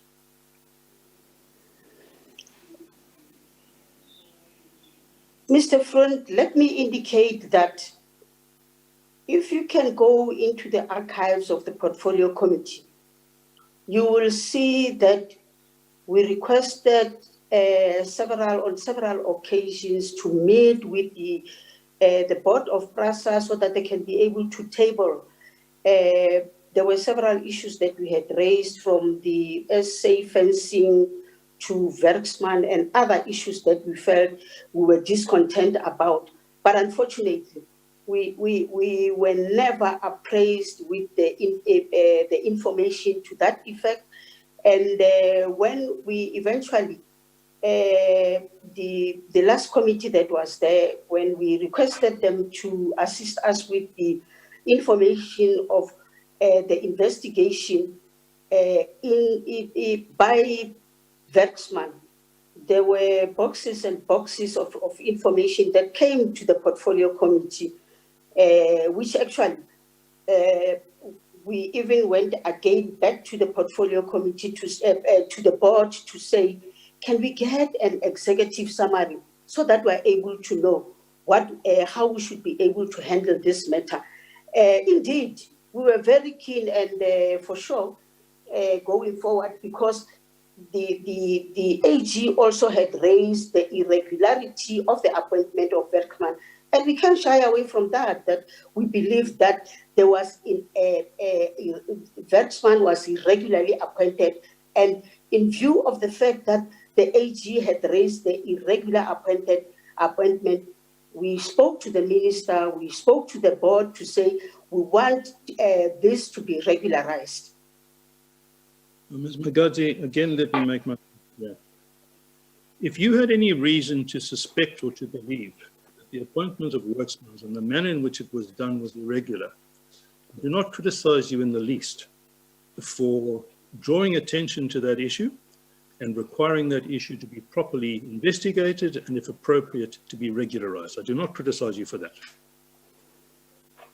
But the evidence of Mr. De Freitas, at least, and I believe that the report prepared by the PMG will, to a considerable extent, bear this out, is to the effect that your committee did not show genuine interest in the thrust of what Worksman's was able to reveal. On the contrary, it tried to look the other way. Now, if you say that's not correct, you say you received a massive material and you asked for an executive summary. Could you tell me when that was?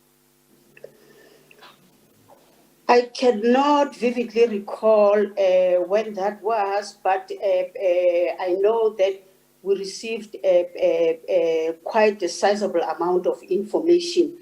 But let me also indicate that it is Mr. De Vryter's view that we were more interested in the investigation and not in the outcomes of what Werksman did. It is his view. It's not the committee's view, I would indicate it, because if it was the committee's view, we wouldn't even ask for information, because Mr. Molefe did not come on several occasions when we wanted that information and to want to deal with the issues. He didn't attend the portfolio committees because he was the only person who would come from the board to the portfolio committee. The minister also, when we requested this information, could refer us to the board so that we can be able to get proper information from the board, and therefore it can be correct that we were more interested in the investigation. We would not even have started to look for what Werksman did in Brussels. Well, the proof lies in the pudding. It's your own evidence, it's not me, who says that you never once actually commenced your investigation. Having decided, according to you, in June of 2017, that these important and serious allegations should be investigated, it's your evidence, not mine, that the committee never started that. In the whole of 2017 and the whole of 2018, if you were genuinely interested in what Werksman's had revealed, don't you think you would have investigated?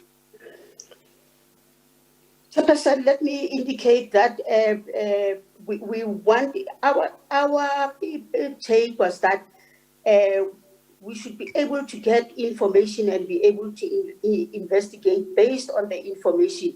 But it was correct that we never investigated.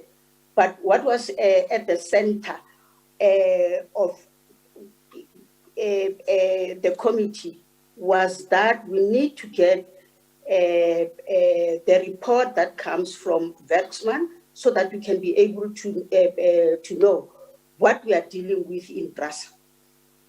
Right, thank you. Ms. Magadzi, finally, you have deposed to a written affidavit. Some of that material I have taken you through in the course of today, and the chair will have an opportunity to read this affidavit. But if you feel that there are parts of this affidavit that raise issues of some importance that you feel you haven't been given a fair opportunity to deal with, then I'm now inviting you to raise whatever you feel you would want to add to your evidence. Thank you very much, Mr. Front. Let me indicate that earlier on, there was an indication from Mr. De Vryter that there was a tender for 51 billion rands. And I need to indicate to yourself that the budget of 51 billion rand overall was the budget that was gazetted by the National Treasury based on the program of modernization, meaning that PRASA was supposed to get money from that 51 billion to deal with signaling, to deal with station improvement, with the trains, with the security, with pairways and coaches. And there was never a tender which was 51 billion. That was the 51 billion that was ring-fenced by Treasury so that the modernization program can be able to be executed.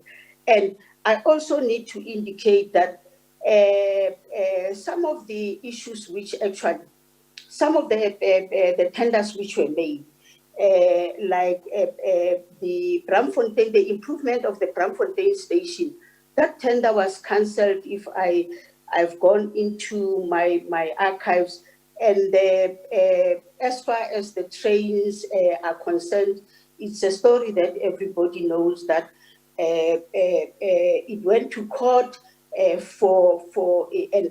was executed by court, and that for me is history. But I wanted to correct that it was not a tender of 51 billion rand. And the other thing that I want to indicate was as for the people who were involved, as has been indicated previously, that the Gupta and Mr. Zuma were to be given that tender. It definitely isn't true, because if you look into the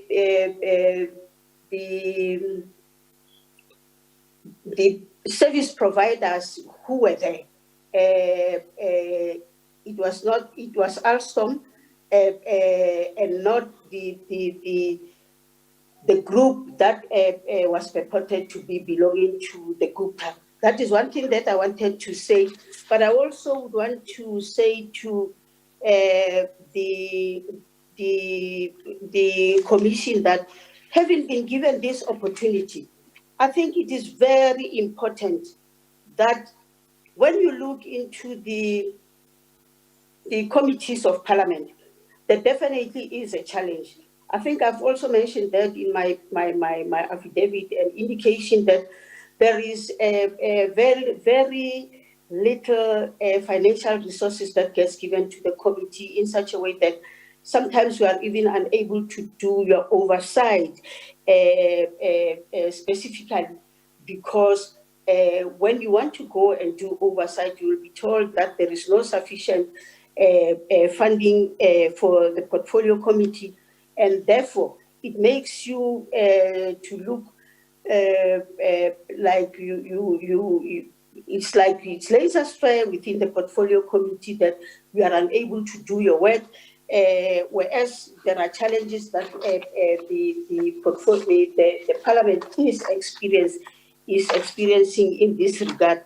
But I also want to indicate that part of the things that one made as an observation in Brasa, which the Deputy Chief Justice had indicated, is of which we also, as the portfolio committee, saw as a predicament, was the fact that people will be there at work, but they will not be able to execute their task as is expected, which became a serious challenge, that you request for information, you don't get that information, and therefore it makes you as a portfolio committee and as legislators to really look like you have failed in your execution of your task.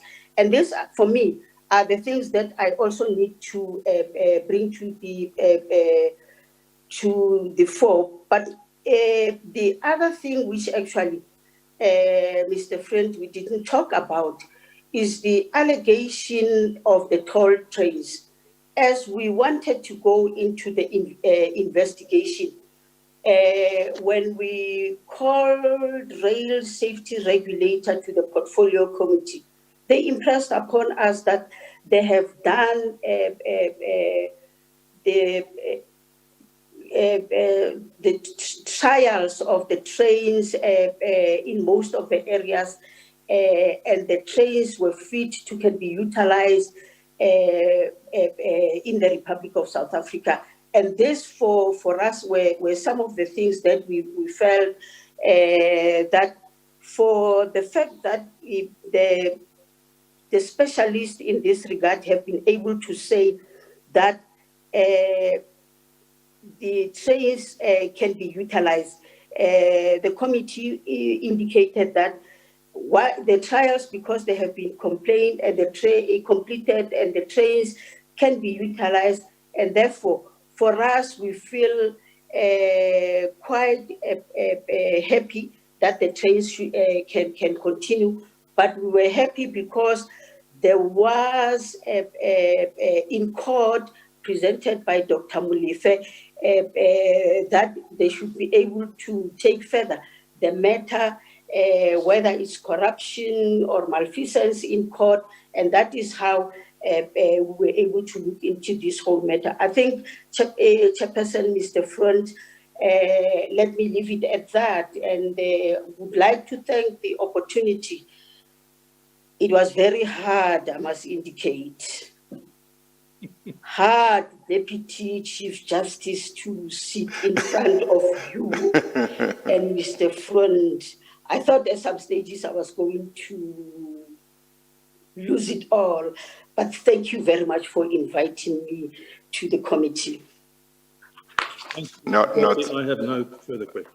thank you very much, Ms. Makatsi, for coming to assist the commission. We appreciate it very much. There is just one or two questions that I want to ask, just for information. If I can indicate, we're not hearing you. Can you hear me, Ms. Makatsi? Very poor, very weak. Oh, how is it now? Only marginally better now. Oh, And I don't see you. oh. And so probably Ms. Makatsi can't hear me at all. Well, maybe I Chief can. Justice is not audible from my side. Well, Mr. Freund also says the same thing. Very poorly. I see a note that it's somebody said it sounds like a loose cable.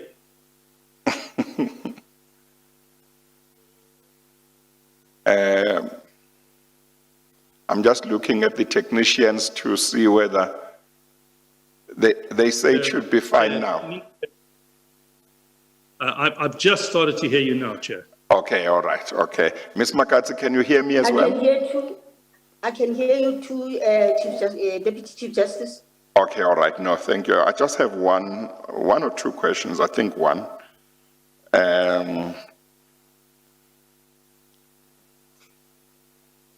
Section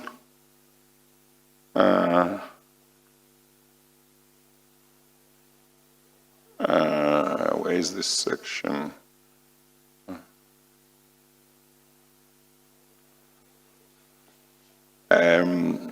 The Constitution makes provision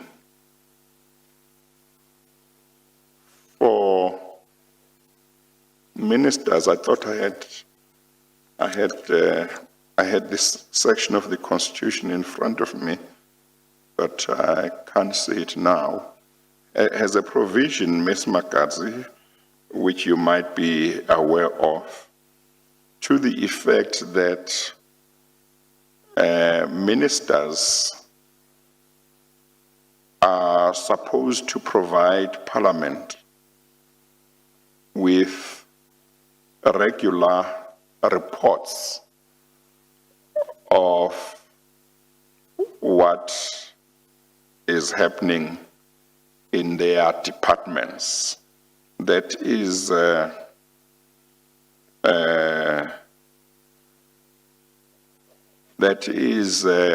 in a part of accountability. Did the ministers of transport, while you were chair of the Portfolio Committee on Transport, provide Parliament with regular reports in accordance with that section? And if they did, what was the level of regularity? How often did they provide reports of what was happening in under their portfolios?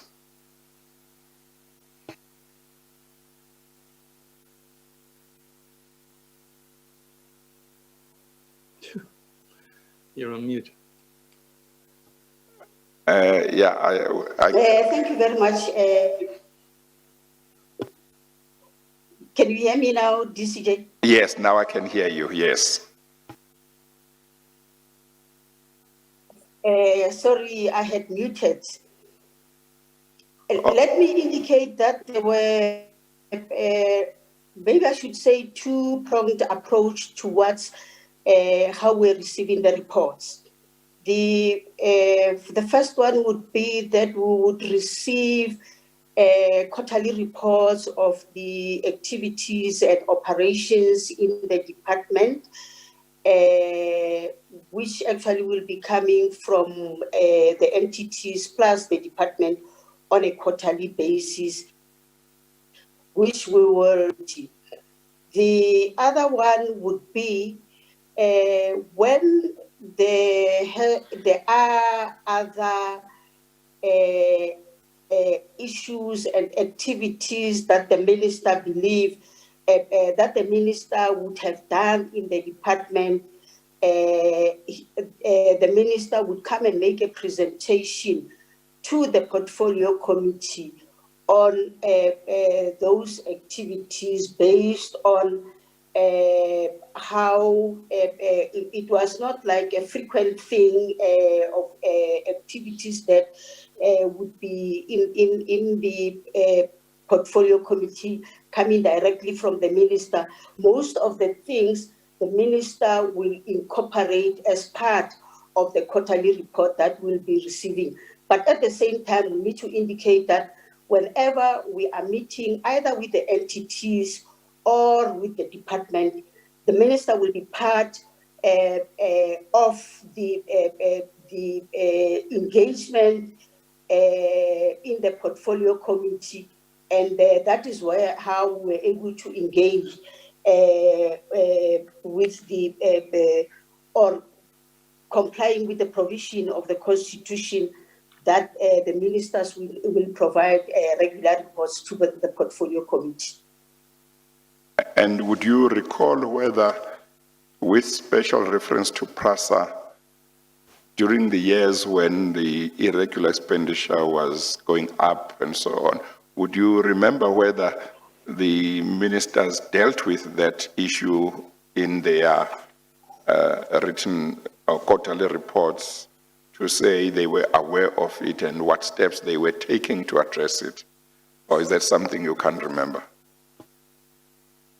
I can't remember vividly what the ministers would raise, but I know that Minister Dipuo Peters and Minister Masongani and Minister Nzimande, they would frequent our meetings, and that is why recalling a little bit of what Minister Peters at some stages when we were engaging with PRASA issues indicated that there will be a follow-through, particularly on the lack of consequence management, on the lack of implementation of the Auditor General's findings, which actually were on an annual basis repeating themselves in that regard. And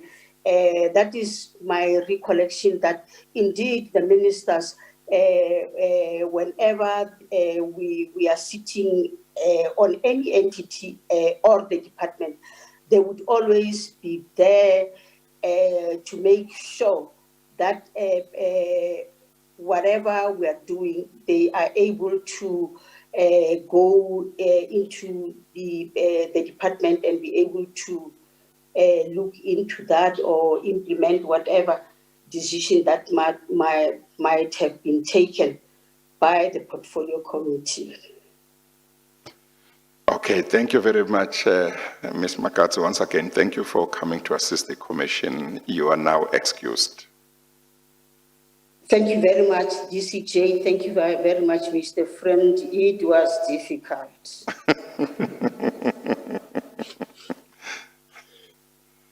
Mr. Freund?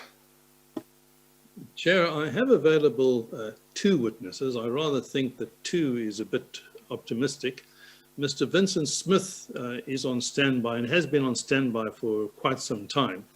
So in my submission, perhaps we should take a short adjournment and then go as far as we possibly can through the evidence of Mr. Smith.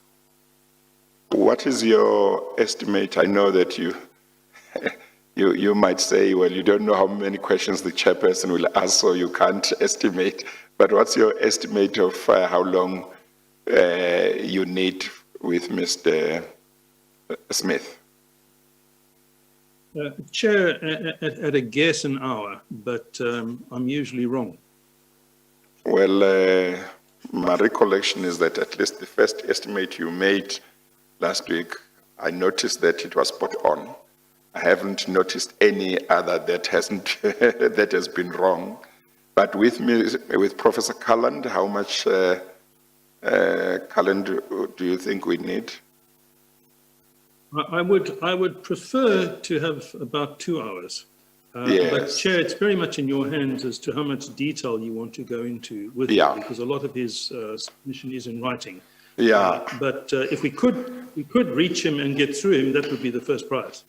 Yes, well, I've read his submission. I don't know that there is a need to take too long with him. He makes important points, but some of the points that he makes are points that I'm quite familiar with. So I'm quite happy that we take a short adjournment of 10 minutes, and then when we come back, then it may well be that with Professor Cullen, you said he's out of the country, so they might. No, Professor Cullen is here. He's in Cape Town. It was Mr. Johnston who was testifying from Edinburgh. Oh, okay. Well, it may well be that when we come to him, we could take, maybe if we take an hour and we don't finish, it may well be that we could make a plan subject to your availability and his availability to continue tomorrow morning before I start with tomorrow's witnesses, or to make some other time in the evening, one of the evenings this week. Yeah. Yes, Chair. I would fully support that we should make that effort and just see how far we get. Yes, yeah, no, we will make the effort. Okay, let us take a 10 minutes adjournment and then we will come back. We adjourn.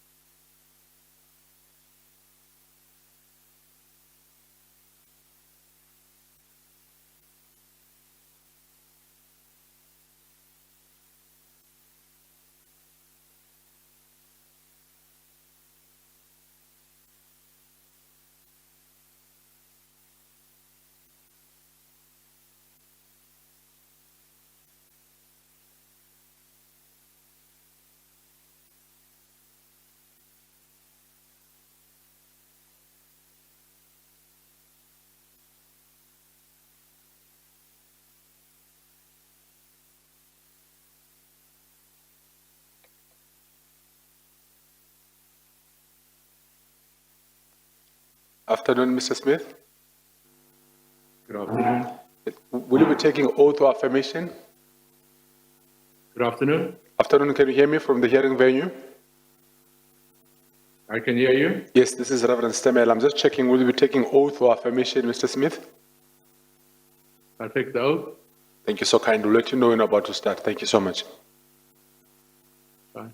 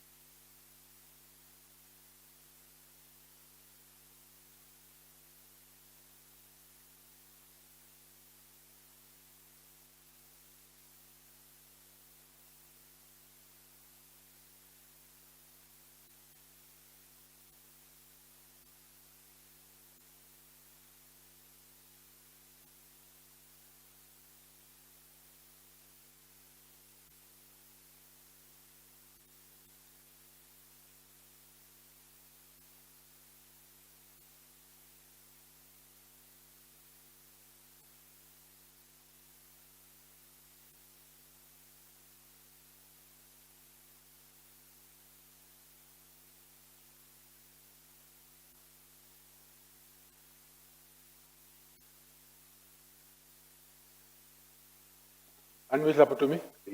SC. Okay, thanks. Yes, I'm ready, thank you. Thank you so much.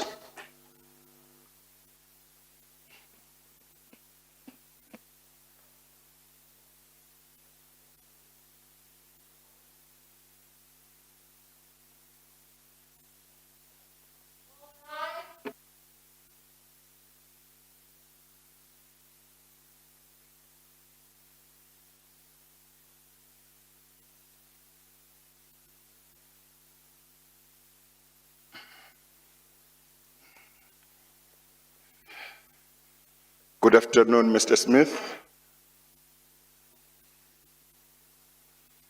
I think you probably should unmute yourself, or because I could see you were speaking, Mr. Smith, but I couldn't hear anything. Can you hear me? I can hear you, Chairperson. Yes, okay. Good afternoon. Good afternoon, Chairperson. No, thank you very much. Just in case the Commission has not acknowledged receipt of your contribution in terms of the submission or affidavit relating to matters relating to oversight that I had asked you to do for the Commission. I just want to say I'm aware that the Commission has received your submission or affidavit, and we appreciate the trouble you took to give us that input.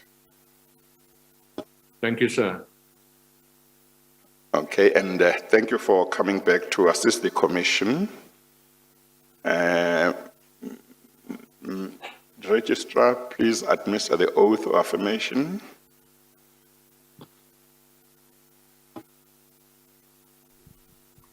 Please state your full names for the record. Vincent George Smith.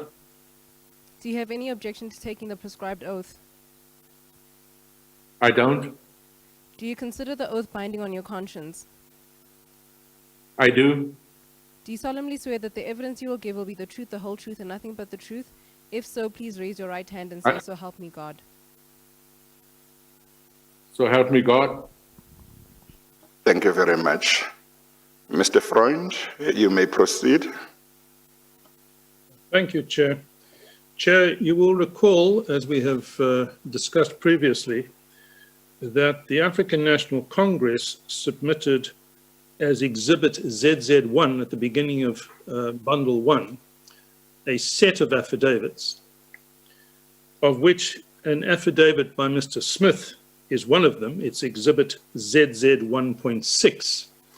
And I'm going to be working primarily from ZZ1.6.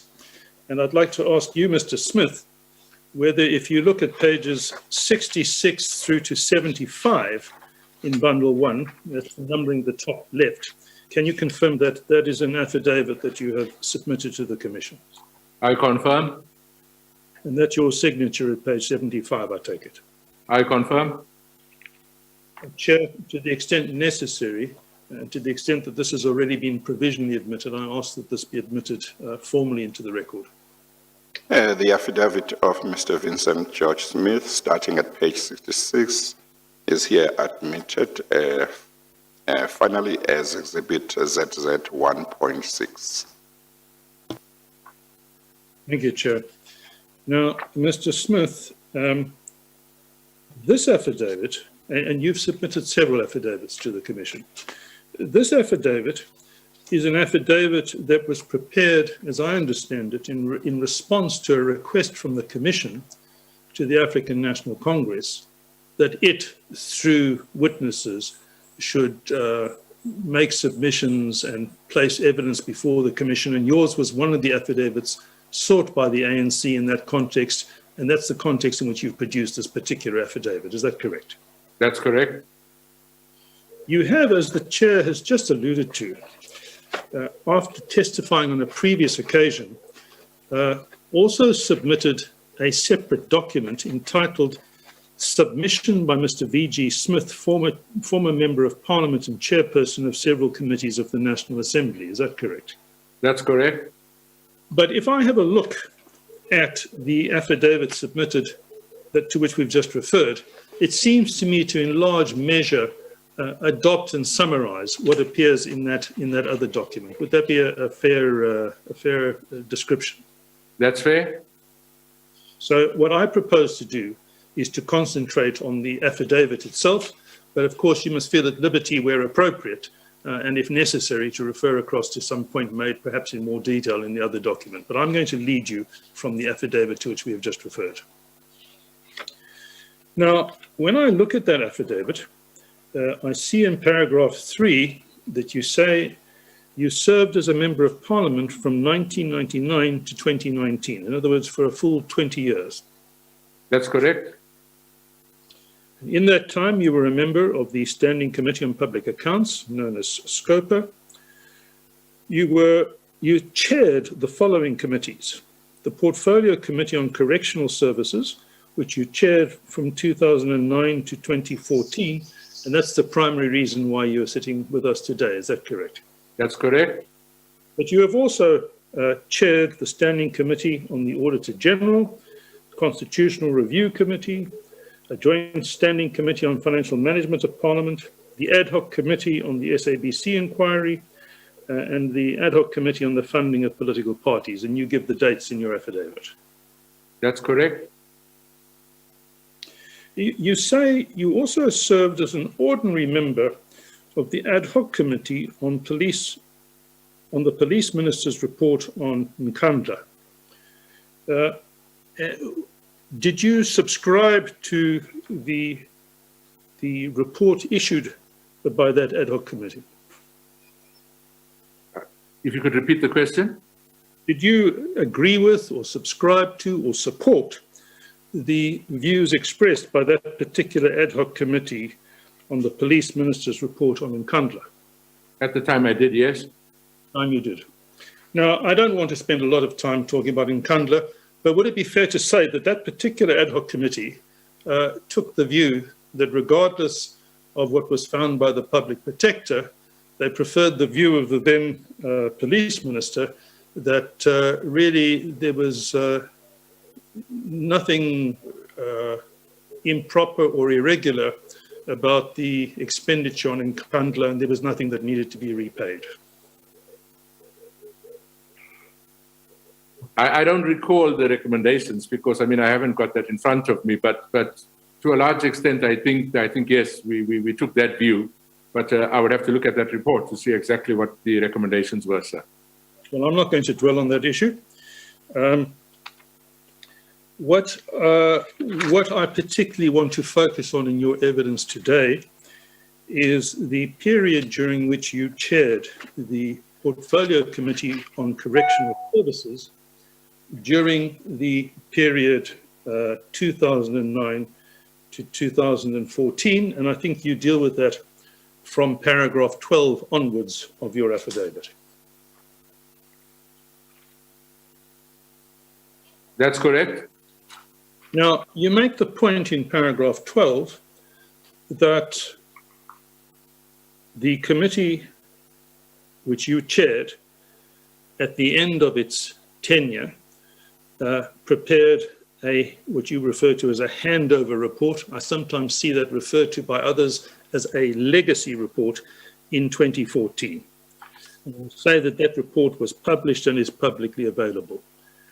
Would it be fair to say that the purpose, or what would you say is the purpose of that report?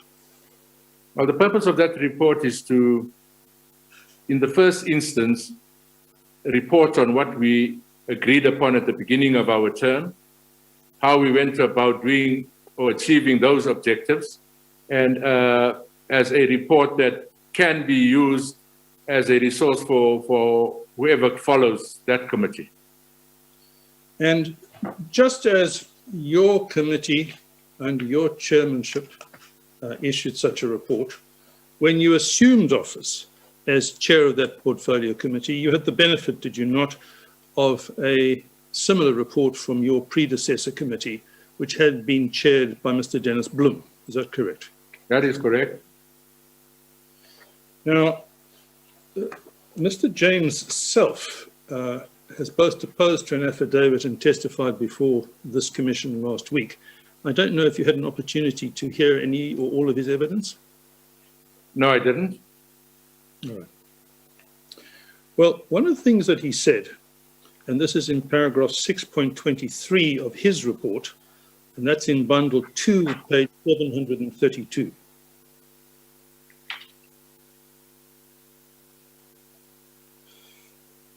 He says, referring to Mr. Bloem,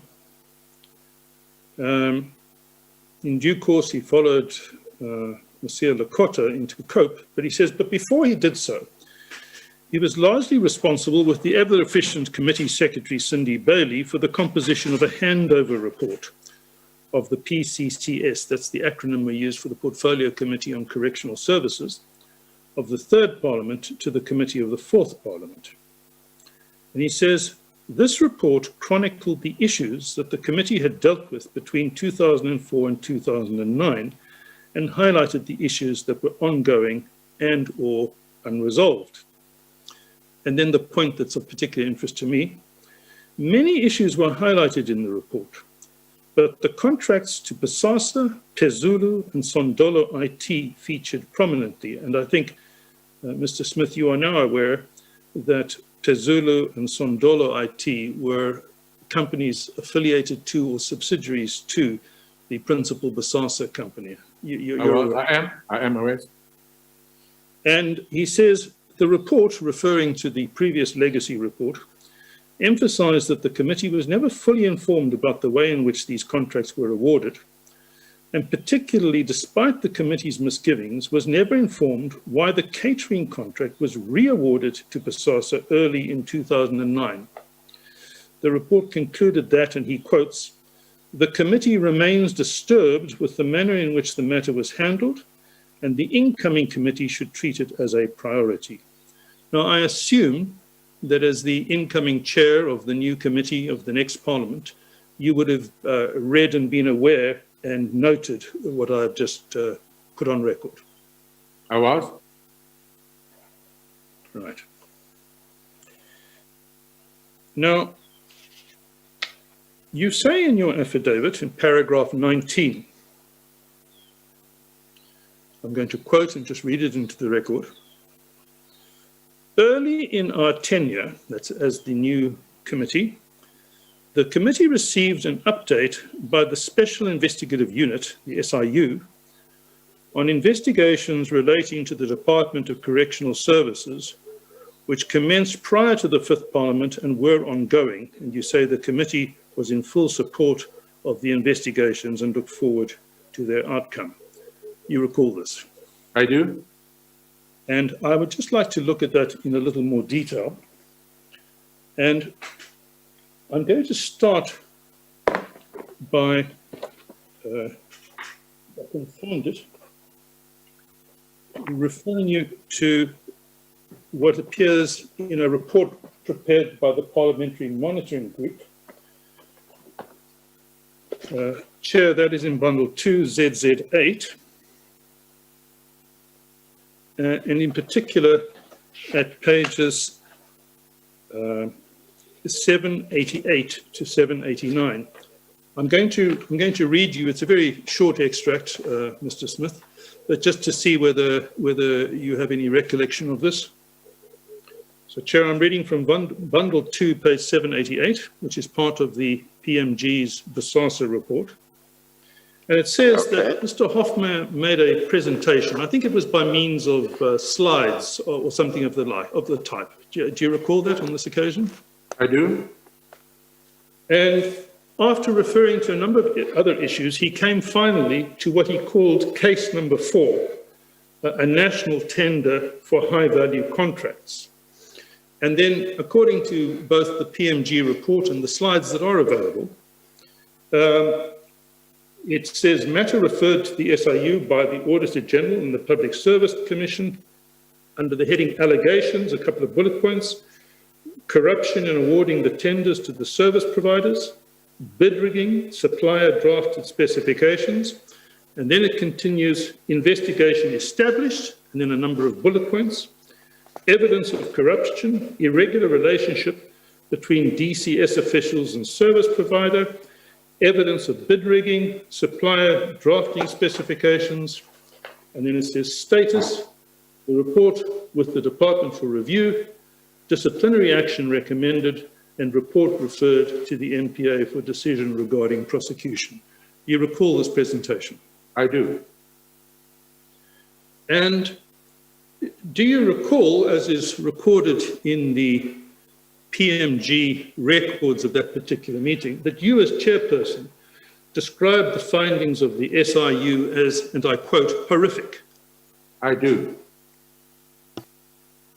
Now, both Mr. Hofmeyr of the SIU and you personally as chair of the committee felt that it would not be appropriate to name in those particular proceedings the company or group of companies that was the subject matter of that presentation. And I'm not taking issue with your view on that. I can understand there would be an argument in support of that. But it's correct, is it not, that Mr. James Self, shortly thereafter in that meeting, said, well, he was not going to abide by that stance. And he not only said it was the most shocking presentation he had ever heard in his 15 years in Parliament, but he also said that he was not going to be party to not naming names. And he started naming names, including Bosasa Operations Pty Limited, and he was rightly or wrongly putting on the record that he knew very well what was the company or group of companies being referred to. Do you remember that incident? I do remember that.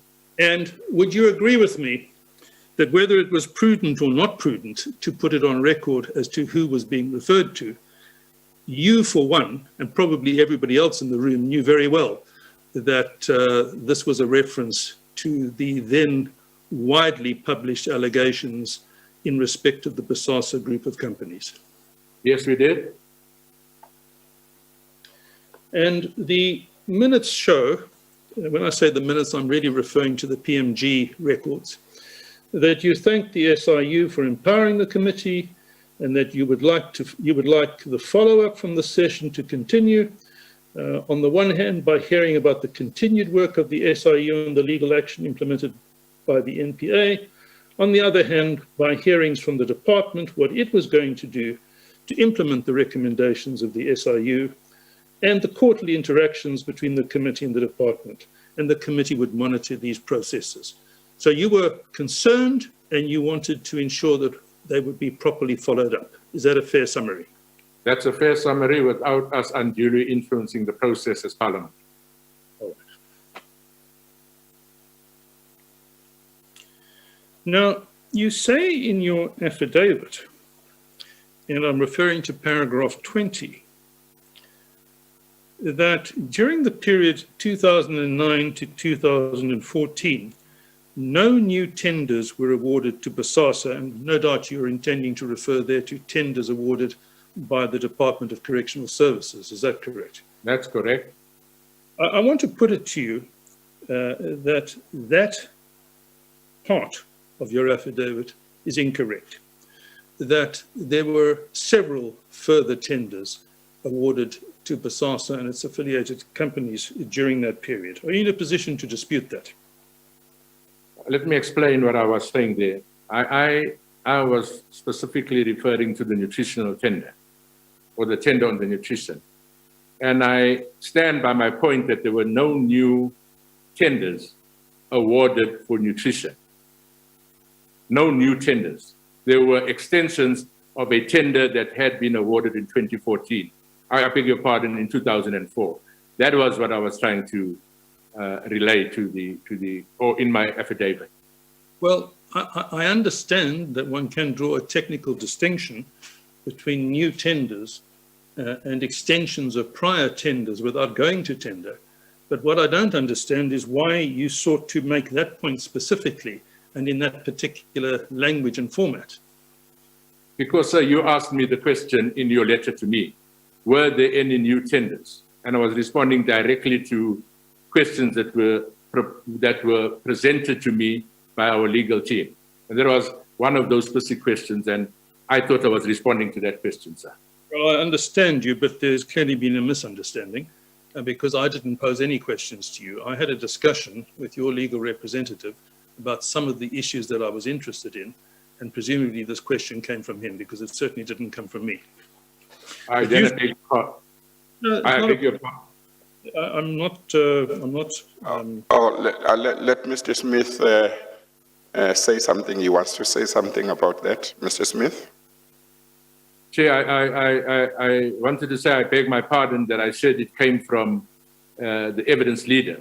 But I certainly received those questions from the legal team or the legal advisor from the ANC that said these are the questions that you must respond to. And I responded to those questions as best I could. I think there were about 6 or 7 of those questions. My understanding was that those were questions that were a product of a discussion between the evidence leader and the lawyers of the ANC. So I apologize if I've misunderstood it. Not a problem. Okay. Not a problem. Now, what I do want to draw to your attention, however, is what appears both from the affidavit of Mr. Smith and from the material produced and furnished to the Commission by the Parliamentary Monitoring Group. In Mr. Smith's case, Chair, at page 737 of Bundle 2,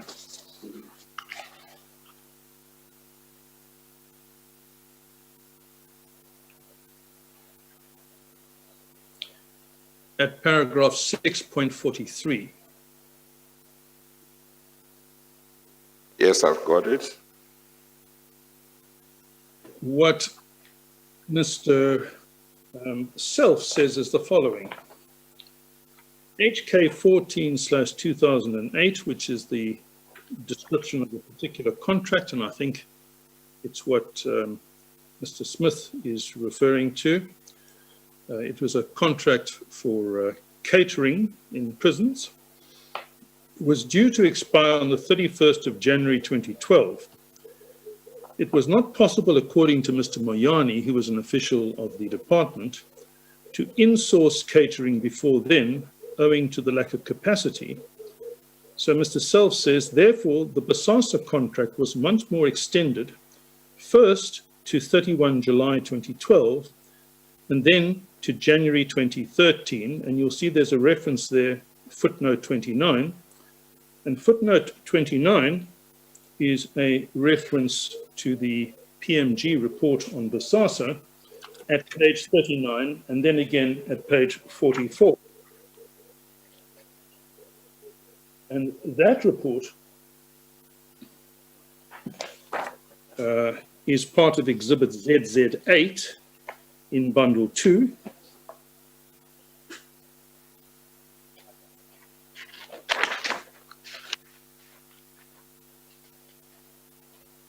And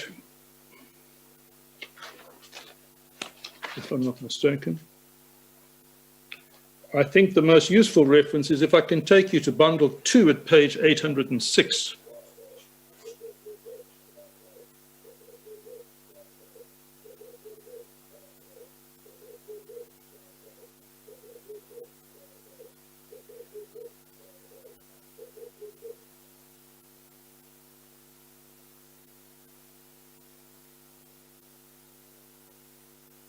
Got it. And you will see there, Chair, that at the foot of the preceding page, this is a reference to something discussed at a meeting of the Portfolio Committee on the 20th of March 2013. And at the top of the page, it says the following. The chairperson referred to the nutrition contract. The chairperson was you, Mr. Smith, is that correct? That's correct. To the nutrition contract, which had expired on 31 January 2013. The committee had agreed that it could be extended to 31 May, but it had to go through the supply chain process. And then if we go down 3 paragraphs, we see a paragraph that starts, the chairperson reminded Mr. Modise that it had been decided that the contract would not be extended automatically. Whatever was done, it had to adhere to supply chain management principles. And on it went. Are what we're reading here a correct summary of the discussion that took place on this issue on the 20th of March 2013? I believe it is, sir. So you as chair of this committee,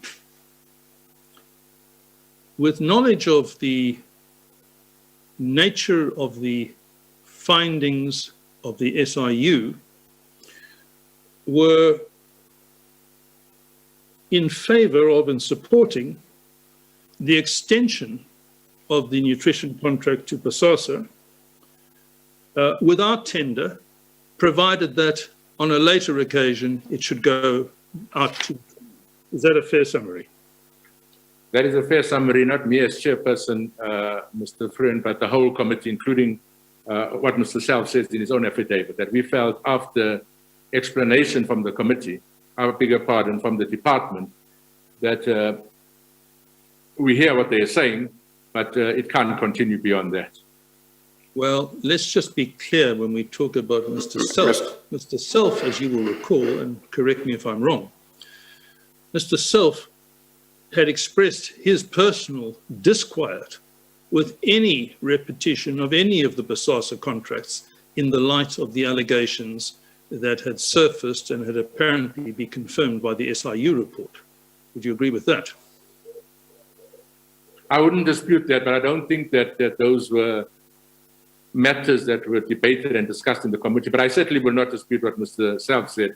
Neither would I confirm it, but it was the general view of most of the members of the committee that we thought outsourcing was a problem in the department.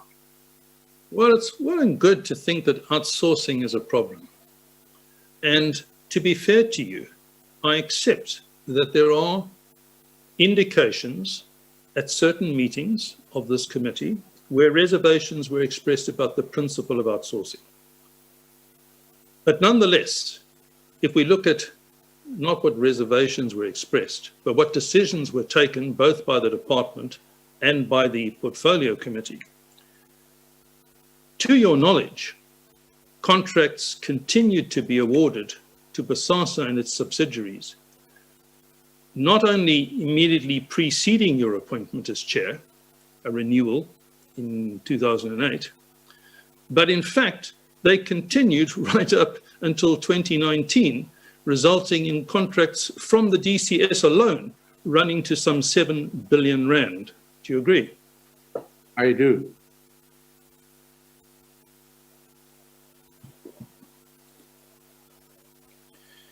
Now,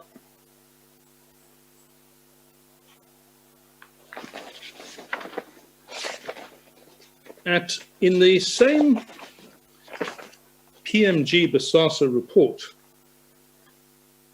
I just want to put on record for your comment as to whether you can confirm or deny or don't know what this report records, having picked this information up from the minutes of the meeting of the 27th of February 2019, which I accept is sometime after you were on the committee.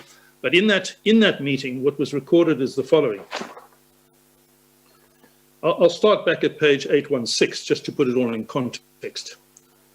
The first nutrition services contract, this is a contract to BASASA, HK2 of 2004 for nutritional services, was awarded on the 27th of July 2004 for a period of 3 years, ending on 31 July 2007. This contract was extended twice and ultimately ended on 31 January 2009, which, as I understand it, is shortly before you came on to and became chair of the portfolio committee. Is that correct? That's correct. Then it says the second contract, HK5 of 2006, on the 30th of August 2006, Correctional Services awarded the contract for nutritional services to BASASA for a period of 5 years, commencing 1 October 2006, ending 30 September 2011 for Waterval Management Area. So it's a similar contract, but for a specific area. This contract was extended twice and ultimately ended on the 31st of July 2013. Do you have any recollection or knowledge of that? I do. I think I do, yes. You think that's correct, so far as you know? I think, yes, sir. Right. And then continuing at the top of the next page, page 817 of Bundle 2, the third contract, HK14 of 2008, was awarded on the 8th of December 2008 for a period of 3 years, commencing on 1 February 2009, ending 31 January 2012. This contract was extended twice and ended on 31 July 2013. Now that, as I understand it, is really the contract about which we were talking a few minutes ago, when your committee said, well, it can be extended, and then again, extended again, but then it had to come to an end, and it came to an end on the 31st of July 2013. Does that sound right to you? It sounds right, but my recollection is that we were talking about all activities that related to outsourcing of the nutrition for offenders. And that could be included in there. There could be more than just the one area. But yes, that sounds correct.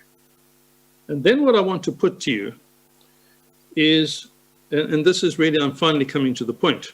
The fourth contract, HO 11 of 2012, was awarded on 11 June 2013 for 3 years commencing on 1 August 2013 until 31 July 2016.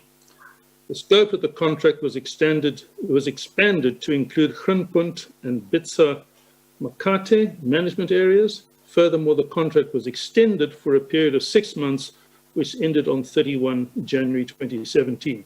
Now, that contract, as I understand it, and you can correct me if I'm wrong, was awarded yet again to a Bosasa entity and was awarded pursuant to what purported to be a tender process. Is that correct? Please repeat the question and what it was for. Right. So I'll read you again. What I want to know is whether this is correct and whether it was a so-called tender. The fourth contract, HO 11 of 2012, was awarded on the 11th of June 2013 for 3 years, commencing on the 1st of August 2013 until 31 July 2016. So that was a contract that went to tender and was awarded to a Bosasa entity in the period in which, as I understood your evidence before, no such thing ever happened. If you could, sir, help me by indicating what was that for. You say 8011. Was it a nutritional tender or what was that tender for? I don't have it before me, if you could help me. I also don't have the actual contract before me. It is my understanding it's a nutrition contract, but I don't have it before me, so it's subject to verification. But my understanding is it's another nutrition contract, but it's a nutrition, yes, it's a nutrition contract for specific areas, but a nutrition contract awarded to the Bosasa Operations Controlling Company. My comments, and I speak because I don't have it. I would imagine that prior to that date, the nutrition in those areas, and I don't know which areas we're talking about, were provided by that company. And it's why when I started earlier on, I indicated that it would have been an extension of an existing contract and not a brand new contract. But without the detail, it makes it very difficult for me to comment comprehensively on what it was about. But my recollection would be that it was originally or prior to that date, business that had been done by that same company. Well, I understand your difficulty. I'm not in the least critical of you for not carrying all of that information in your head. But what I want to put to you is that if that information is correct, this is information that would have been accessible to you during your period as chair of that committee, and it would have been an instance of, or shall I say, a further instance of further contracts being awarded to Bosasa, notwithstanding the allegations that had been published not only in the press, but which had prima facie been found to have substance by the SIU. Do you agree? I do agree. And then just to complete the picture, and I understand that in part it's irrelevant to you directly because you ceased to be chair of this particular portfolio committee at the end of the fourth parliament, if I have that right. The current contract, this is as at 2019 that this discussion is taking place. HO3 of 2016 was awarded on 19 December 2016 for 3 years, commencing on 1 February 2017 until 31 January 2020. In other words, at the time that Mr. Gritzi came to testify before the Commission, Bosasa had been receiving, before, during, and after your tenure as chair of the portfolio committee, ongoing contracts worth some 7 billion rand, and that I think you've already agreed with. I do agree with that, so yes. I think, Mr. Freund, I think attempts should be made to try and establish whether that was a nutritional contract and maybe, if possible, what areas. The one person who is likely to know quite well, I suspect, would be Mr. Agrizi. So he's one source of information who might, I think it might be important for Mr. Smith to know exactly what those details are, so that if it jogs his memory in any way, he could supplement his evidence. Yes, I will endeavour to follow that through, Chair, and I hope that if I forget that somebody within the Commission will remind me. Now, what I want to explore with you, Mr. Smith, is this. The SIU report was regarded as sufficiently persuasive, to your knowledge, to have led the Department of Correctional Services to have suspended and taken disciplinary steps against the then Chief Financial Officer, Mr. Gillingham, who ultimately resigned in the face of a probable disciplinary sanction. You were aware of that at the time, of those developments, of his suspension, of the fact that discipline was taken, and that it was based on what was revealed or confirmed by the SIU report. Would you agree with that? I can agree with that. I'm just not sure if those incidents happened during our tenure or before our tenure, but yes, I'm aware that there were disciplinary hearings against the CFO, yes. Right. And what puzzles me is why, if let's step back a bit. The SIU report itself was the product or the consequence of a series of detailed exposés in the press that prima facie seemed to suggest that there had been serious irregularities in the several contracts to the benefit of BASASA and its subsidiaries, really in the period 2004 and to 2006. They had been exposed in the press. There had been all sorts of public statements made. Mr. Self had made all sorts of statements, and ultimately that led to the SIU investigation and report. Is that a fair summary? That is a fair summary. Yes, Chair. And then the department continues to award, either by extension or by tender, further contracts to BASASA and further nutrition contracts in particular to BASASA, and seems to do so with no apparent criticism from yourself or no decision from your committee that this is regarded as problematic. Is that a fair point? No, it isn't. Well, then please tell me why it's not. Firstly, sir, we received the report from the SIU early in 2009. And at that occasion, there was a unanimous decision by the committee that the SIU must continue with its investigation. Our understanding is that it had not concluded. It was an update of an ongoing investigation. And we made an undertaking that we would support whatever needs to be done from the SIU and any other law enforcement agency in terms of that investigation, and it would receive our support. So firstly, it was an ongoing investigation, and we supported it. Secondly, you yourself, sir, referred to, and I don't have it before me, I think in 2013, where the committee took a decision that we would frown upon further extensions of that contract. So I don't think it's accurate to say we took no action or, we took no action. I think we did. We recognized and respected the ongoing investigations by the SIU and gave it our support. And that's where we thought that we should leave it as Parliament, lest we are accused of interfering in the work of another department of government. I want to follow up on various points you've made there.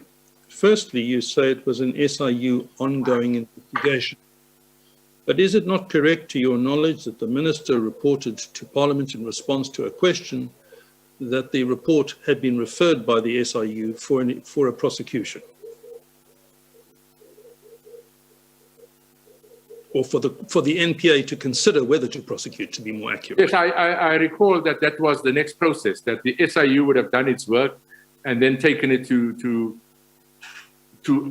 a sister department to continue with the work. So let me retract saying that it was an SIU ongoing investigation. Let us say it was an investigation of the law enforcement agencies, whether it was the SIU or the NPA or whoever. So I withdraw that it was an SIU, but I'm saying it was ongoing work.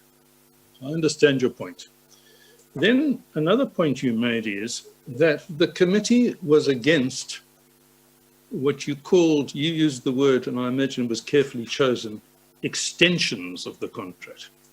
Now, having read the various minutes, think, as you do, that it's appropriate to distinguish between extensions of an existing contract and putting out to tender the same contract in a competitive process. And what I want to put to you is this. What your committee said was, we will tolerate not one, but two extensions of the Bosasa catering contract. But after that, we will tolerate no more extensions. If it's going to be re-awarded, it must be done through a tender process. Am I accurately putting your position or not?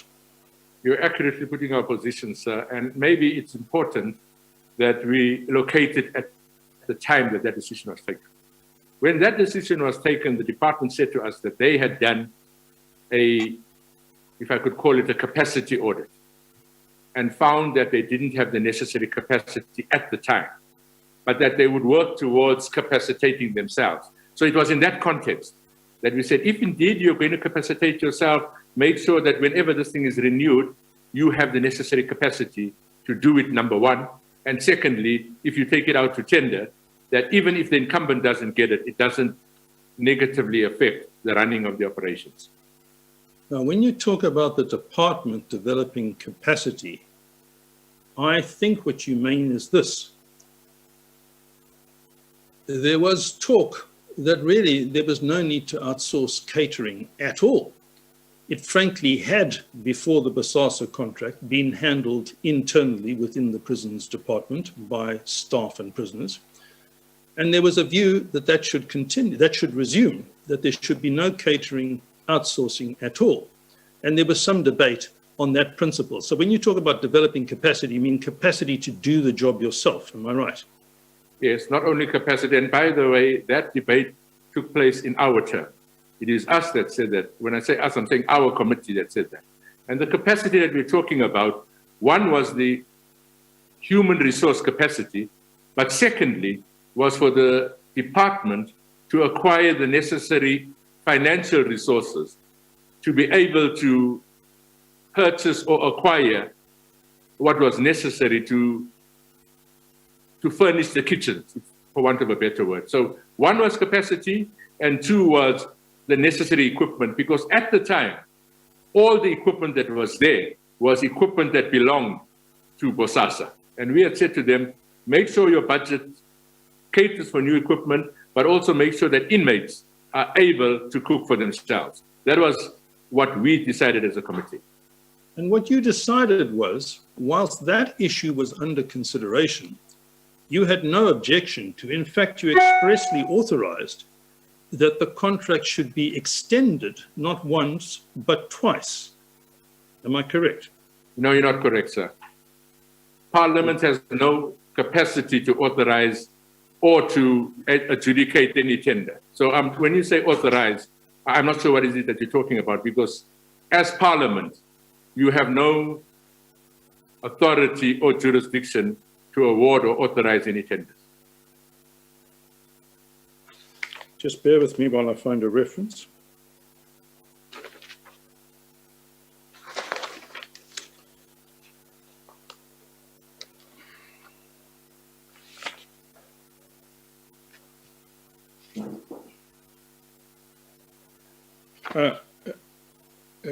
Chair, I can give you a secondary reference. I'll find the primary reference shortly. But at bundle 2, page 737 to 738, there is a paragraph that I have already referred to, paragraph 6.43 of Mr. Self's affidavit. And in the last sentence of that subparagraph, quoting the Basasa report, the Basasa report by the PMG, which is purporting to quote you, Mr. Smith, it is alleged that on the 20th of March 2013, you personally said the following: the committee would not allow the contract to be extended again, having taken knowledge of a prior extension and the fact that there was now being mooted a further extension. And by extension, I mean extension without going to tender. Yes. So do you dispute that you said that the committee would accept or indulge or permit or not object to these two extensions, but would not allow the contract to be extended again? Again, sir, as I say, it's 2013, and I would not, the sentiment that we were raising, and maybe the English or the wording was not appropriate. The sentiment that we were raising was that we would not, as a committee, accept an argument from the department that they have to extend it because they don't have capacity. Let me reiterate, we do not have, or not we, Parliament does not have the ability or the authority to adjudicate or to award a tender. It might be what was picked up and recorded by the committee secretary, and I would not dispute that.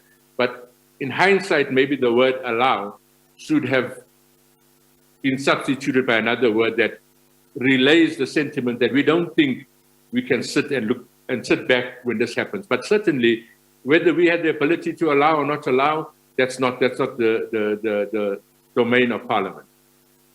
Well, I understand your point. There is a separation of powers point. There is a point about what is the proper function of the department, what is the proper function of Parliament, and I accept that there is something to the point you're trying to make. But would you accept that you, as a chair of a committee of Parliament, had a duty to exercise oversight and to require accountability by the executive, and in that process you were fully entitled to express adverse views of conduct of which you disapproved?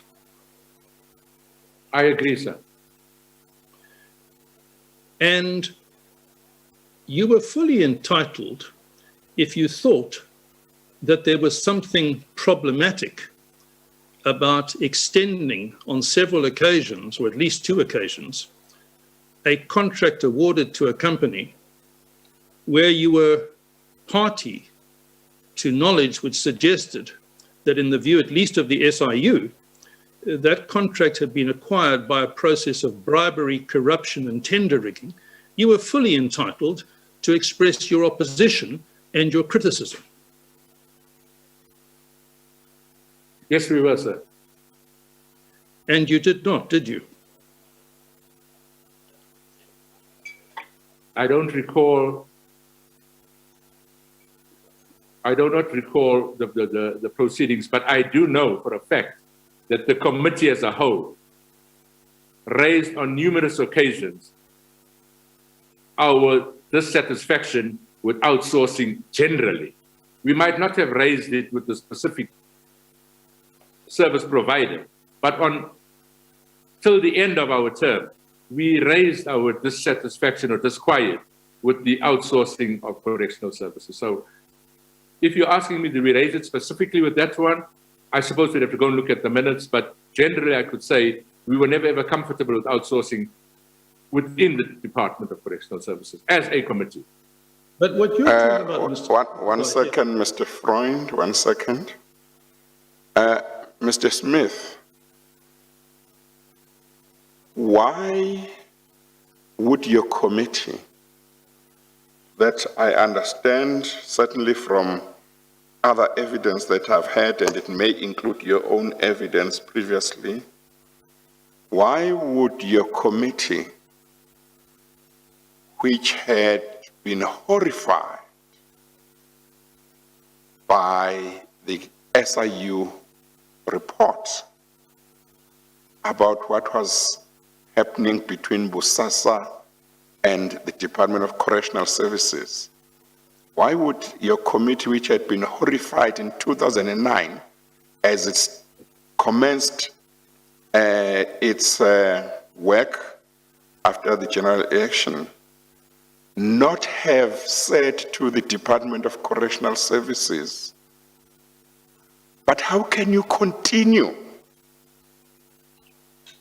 with having any business relationship with a company where there is a report from the SIU that tells us horrific stories of corruption? Why would your committee not have said that to the Department of Correctional Services?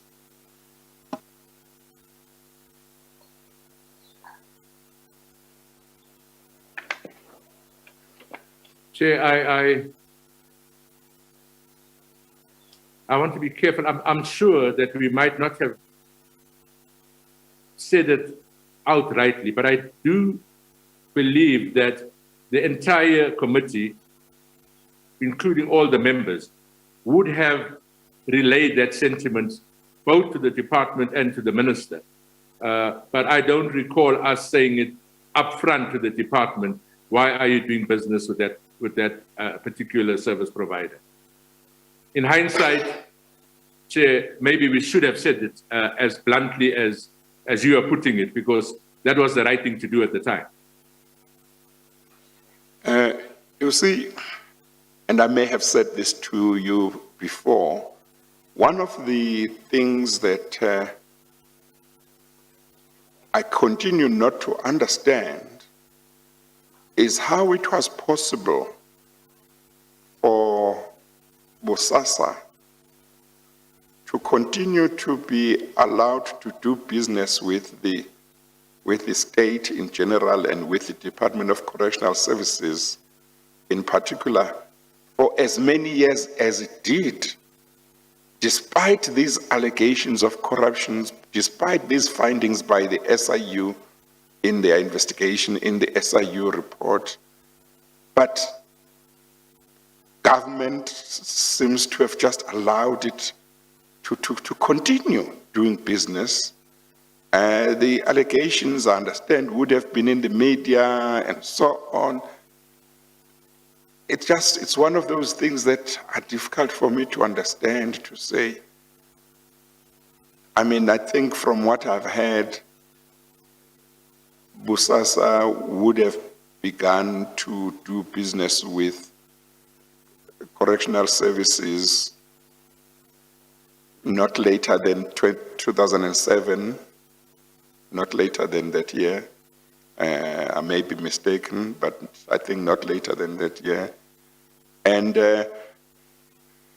if I recall correctly, they only stopped after this commission had started and Mr. Agrizi had spilled the beans, and only then did the government start doing something to stop this business. I mean, that's Bosasa doing business with correctional services and other state organs of state. So I say, but how is it possible? Because people in Parliament knew about the SIU report. As I recall, the allegations were in the media about corruption involving Bosasa, allegations of corruption involving Bosasa and correctional services. But Bosasa and correctional services just continued as if these things were not known. Now, your committee was specifically had the mandate and the obligation to perform oversight over correctional services. It starts its work in 2009 after the general elections. It gets given this report that tells it about horrific things. They don't say, but this cannot be allowed to continue, Minister of Correctional Services, DG of Correctional Services, or Commissioner. This can't be allowed. Not to speak about extending your contractual relations with this company. I just have difficulty to understand that. And I'm offering you the opportunity, if there is something I'm missing, to say this is what you are missing. There is nothing that one should not understand about the conduct or attitude of the committee towards this, or reaction or lack of reaction on the part of the committee. This is the situation. Thank you, Chair. Chair, I don't want what I'm saying to appear as an excuse from Parliament's point of view. However, the reality, Chairperson, is that when it comes to work that is done by the executive or government or departments, who they offer, what services they provide, and so on, ours as Parliament, as I understand it, is the power to persuade. We didn't have the power to micromanage or the power to dictate. And I want to repeat, I'm not offering that as an excuse, Chairperson. All I'm saying is that was the power relationship, and I believe is still the power relationship. That is why even up to 2019, or I don't recall, Mr. Friend, when you said it was extended the last time, but that was the nature of the power relationship. So I'm not offering it as an excuse, and I fully appreciate your frustration or your lack of understanding, Chairperson, but that was the power relationship at the time. And ours, as I understood it anyway, was our power was just to persuade, and we couldn't dictate. Well, it may be that Parliament doesn't have the power to force a minister or a director general or the president, that is the executive, to adopt its own solution to a particular problem. That I can understand if somebody says, when there is a problem that we as Parliament have identified, we raise the issue with the executive, we have a particular solution, and the executive doesn't agree with our solution, we can't force them to agree with our solution. To the extent that the point is made, I can understand that point. But I'm not sure if I can understand a point that says, if, for example, there is corruption in a department, And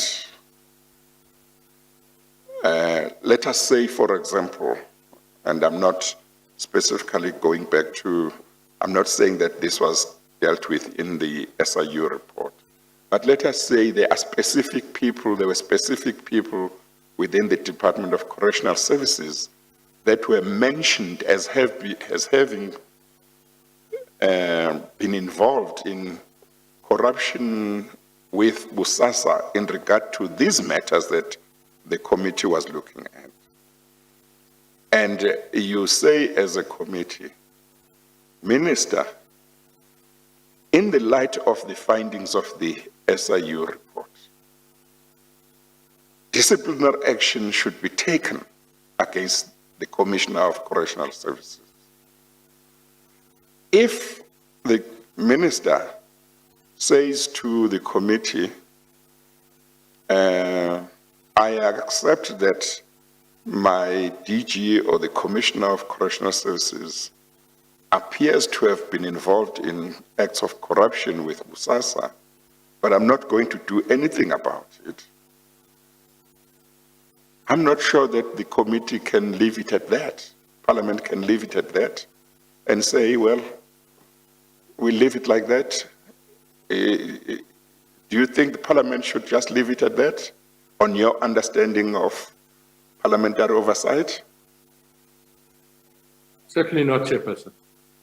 Certainly not. I think, and I speak for myself, if any minister or any member came and said, I am aware of it, I hear you warning me, but I'm going to continue regardless. Certainly, I think that there should be steps taken by Parliament. I don't recall any minister coming and saying, I'm aware of it, and I'm not going to take any action against it. I think that's the distinction. But certainly, yes, if we have warned the minister and he or she doesn't take any steps, I do think that we should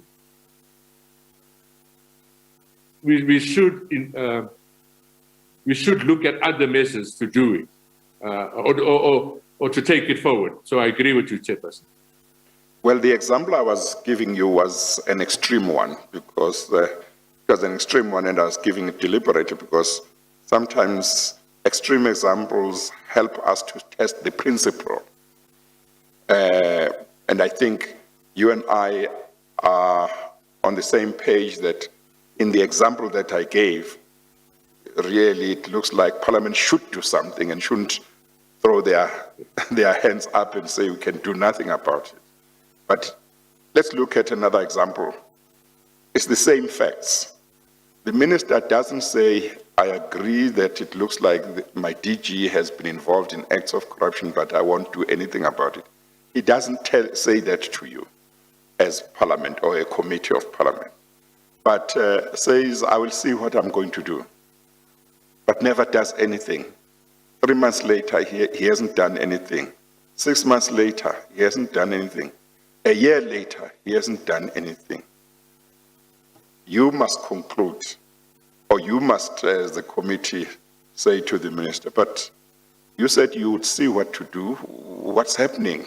And if he gives you or she gives you an explanation that is unconvincing, it seems to me on the face of it that even in that case, Parliament should say, well, this is intolerable, this is unacceptable. We should look at what we can do, because it's unacceptable for a minister who is not able to defend this conduct and its criminal conduct in his department, but who does nothing and can't give us any justifiable reason for doing nothing.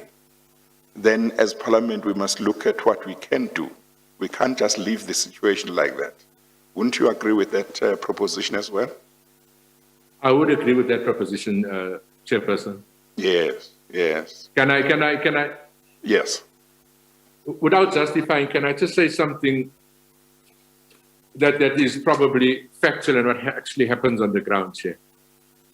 Is that, that's why it was one of the focus points for our committee when we took over, was the stability of senior management. What happens frequently is that when these type of things happen, you find that senior managers then resign from one department and resurface in another department or another sphere of government. So I don't recall in my time that there was any specific individual who was there for 5 years and was not dealt with and was given impunity. I'm talking about an individual. But the point that if this indeed does occur, there should be disciplinary hearings, disciplinary action. I fully concur with you, Chairperson. Well, then you could have a situation where maybe there are no specific individuals mentioned, but nevertheless, the minister, accepts that there is a lot of corruption that has been happening in the past and it seems to be continuing, but he seems or she seems either unwilling or incapable of getting this situation arrested. You have given him or her enough time. Maybe it's a year, maybe it's 2 years. The allegations of corruption keep on coming up and they are increasing. So you may reach a conclusion to say, well, he's either unwilling or not capable of making sure that his department or her department arrests this situation. Therefore, in that situation, I would imagine that as part of your oversight, you would look at what can be done. If you must call upon the president as Parliament, call upon the president to fire the minister, whether he accepts your recommendation, but then at least that is what you should do. Don't you think so? I think that's what should be done, Chairperson. Let me indicate that in my time from 1999 until the time I exited from Parliament, I recall only one occasion where Parliament actually made that recommendation. That, look, Mr. President, we think you should reconsider. And again, Chairperson, I suppose we learn as we go along. I think in future what you're saying will in fact happen because there's a precedent that has been set. But up to the point of the SABC inquiry, I don't recall that Parliament was as brazen as you're suggesting we should be, but I do believe we will be Parliament will be going forward, Chair. Okay, thank you. Mr. Freund? Thank you. Mr. Smith, the precedent you're talking about is the recommendations made by the SABC ad hoc committee. I beg your pardon, I never heard your question, sir. I just want to check that the precedent that you had in mind, the single instance where something like that had happened, was the recommendations made by the ad hoc committee into the SABC. Am I correct? That's the only occasion that I recall where such recommendation was made, Chairperson. And I suppose, correct me if I'm wrong, the report of the ad hoc committee would have been tabled before the House, before the National Assembly, and the National Assembly would have adopted the report. Is that correct? Is that how it works? That's correct, sir, yes. So effectively, the National Assembly recommended to the President that the future tenure of a particular minister should be reconsidered. Correct, sir. And what you're saying, if I understand you correctly, is in future, that should perhaps happen more frequently. A useful precedent has been set, and it's a useful device for addressing the problem of the unaccountable executive. I believe that's the most Parliament, or the least Parliament can do. And beyond that, it then is the prerogative of the President who appoints and dismisses cabinet. But the most or the least we can do is to make that recommendation as Parliament. I hear you.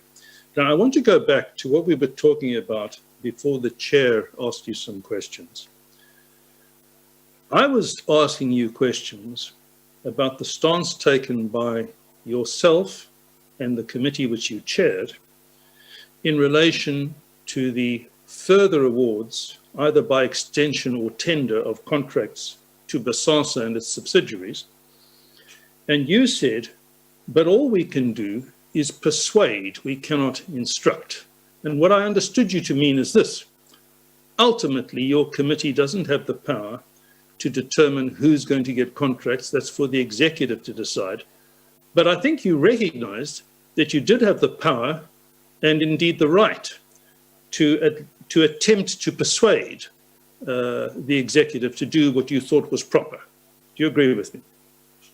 Yes, I do. Well, you will recall how we started our engagement this afternoon. I took you to paragraph 6.23 of the legacy report of the previous committee, which said in respect of contracts to Bosasa, Pesulu and Sondolo IT, that the committee remains disturbed with the manner in which the matter was handled and the incoming committee should treat it as a priority. And now I want to put to you what Mr. Self says at paragraph 6.46 of his affidavit.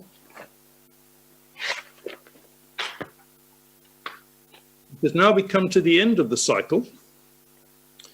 And he says, what was perhaps worse was the fact that despite the controversy of the nutritional contract and the way in which it was awarded, extended and re-awarded, and the very serious malpractices identified by the SIU in November 2009, the matter did not feature at all, and he emphasizes those words, in the legacy report of the PCCS drawn up in 2014. And he attributes a measure of fault to you personally in that respect. What is your comment? First of all, sir, I'm not in the business of challenging people that are not before me. But let me say this. Mr. Self was a member of that committee when this report was drawn up. He did not raise any objections or the fact that it should be emphasized.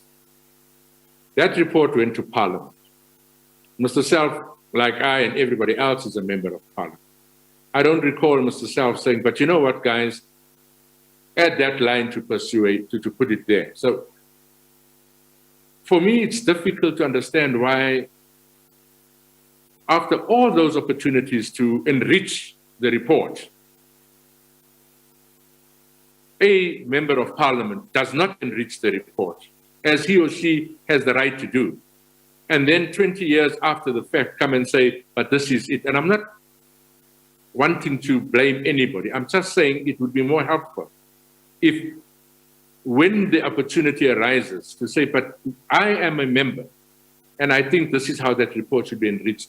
I certainly did not, in my personal capacity, as is stated there, deliberately de-emphasize. That's all that I want to say, sir.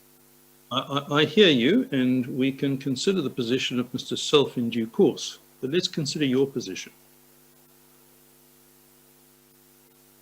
You are the person who said to me this afternoon and to the chair,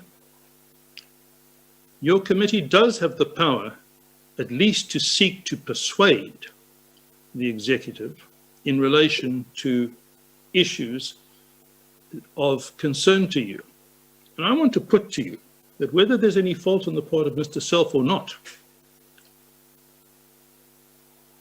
this is a highly significant omission from your legacy report. What you are told by your predecessor committee should be a matter of the highest priority has somehow dropped entirely off the radar screen to such an extent that, far from seeking to persuade the executive to act differently, you make no mention of the issue at all, both in this report and frankly in the several years that preceded it. Are you asking for my comment, sir? I'm asking for your comment, please. Yes, I'm saying, sir, that, and it's in the minutes, there was a briefing by the SIU. We understood that this was work that was ongoing and that the process will reach its logical conclusion via the SIU/NPA/the judiciary. I'm not sure, and again, I'm not justifying it. I am not sure that if that was the case and we believe that we have done what needs to be done as Parliament, that there was anything more that we should have done. And if there was, I'm the first one to say that we slipped up. But I genuinely believe that once it was transferred to the body that is better capacitated to deal with it, ours was to support that body or those bodies to deal with it. I make no excuse for the fact that our legacy report did not reflect it. I make no excuse for that. But I'm saying that my personal understanding was that this was work that was done somewhere else, and I was confident that those bodies would take it to its logical conclusion. But let's just look at the time factor here, Mr. Smith. It was on the 16th of November 2009, very early in your period as chair, that Mr. Hofmeyr, in a sense, confirmed the reliability, as he saw it, of a series of serious allegations. Yes.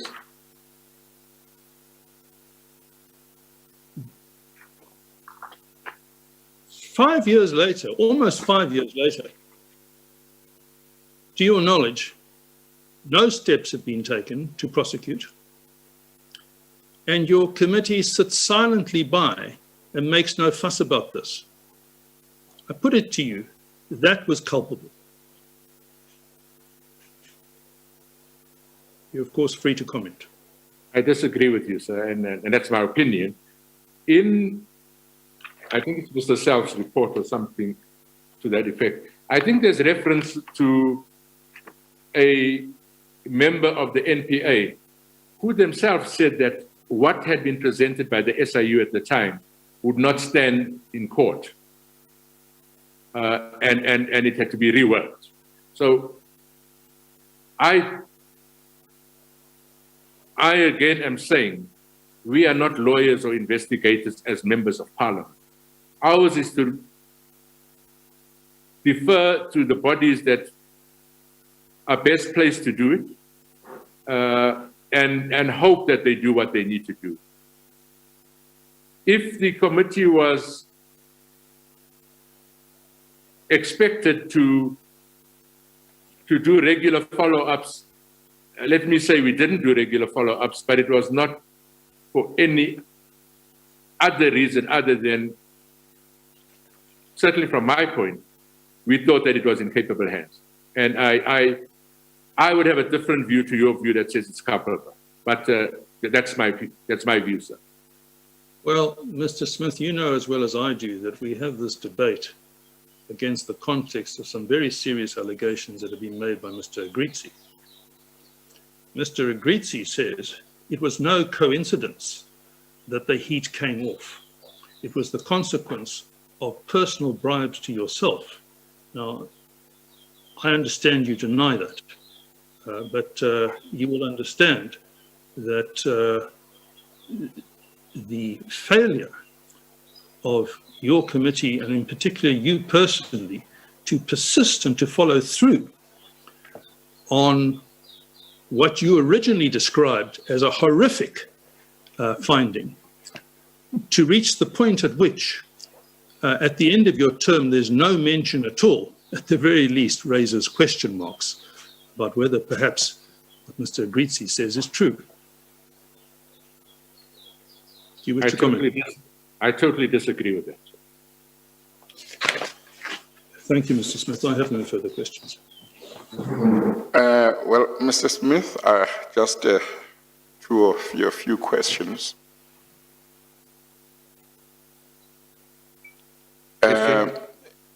So, what is it that your committee did between 2009 and 2014, or in that period of 5 years? You can't hear? I can't hear you. Oh, okay. Is that better? No, is that it's better? better now, yes. Okay, all right. What is it that your committee did about these horrific matters that the SIU report told you about over the 5 years that you were chairperson of this committee?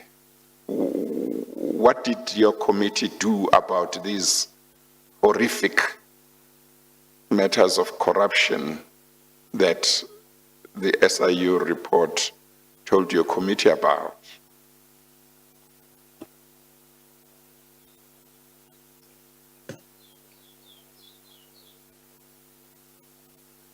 Chair, I don't know that there was anything that, or I don't recall that there was anything that the committee did, other than I'm almost convinced that in every engagement with the minister, or even during our budget debates, that this would have been raised by various members of the committee. But I have the benefit, Chair, of having served in SCOPA. And I do know, maybe not the Correctional Services Department Committee, but I do know that Parliament, in my life as SCOPA, certainly looked at those type of things. So to answer you, Chair, in Correctional Services itself, I'm not sure that there was anything, I don't know what you call it, physically or consciously that we did other than probably raising it in the debates at budget time and or in the engagements quarterly with the minister. But I do think that it would have certainly been raised much more sharply. I know that it was raised much more sharply at the level of scope where I serve. And you can't remember whether in the committee, in the portfolio committee on correctional services, it was these issues that were covered by the SIU report were raised with the Minister of Correctional Services in the Committee on Correctional Services. You can't remember, or you do remember? Chair, I certainly can't remember, but I do know that if we went to the quarterly engagements, that it would not be inconceivable that it was raised by members in the engagement with the minister and the accounting officers. But I wouldn't want to say so now categorically, because I just don't remember, Chair, but it would not be inconceivable that we would have raised it in our quarterly engagements with the minister and the department.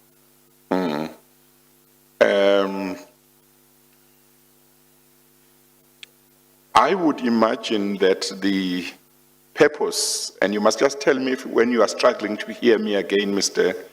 Smith, tell me, okay.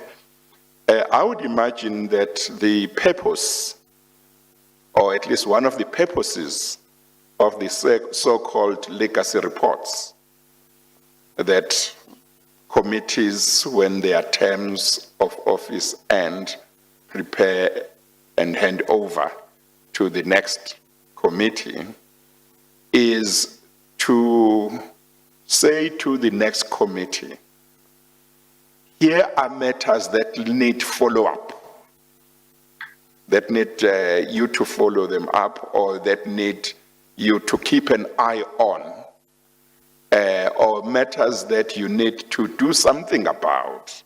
Is that a misunderstanding on my part on the purpose of a legacy report? No, it's not a misunderstanding, Chair. It's not a misunderstanding, let me say that. My understanding also is that it assists with institutional memory, because certainly in my time, the turnover of MPs every new term is about 60%. So you have very many new MPs. So part of the legacy report, as I understand it, would be to assist in terms of institutional memory.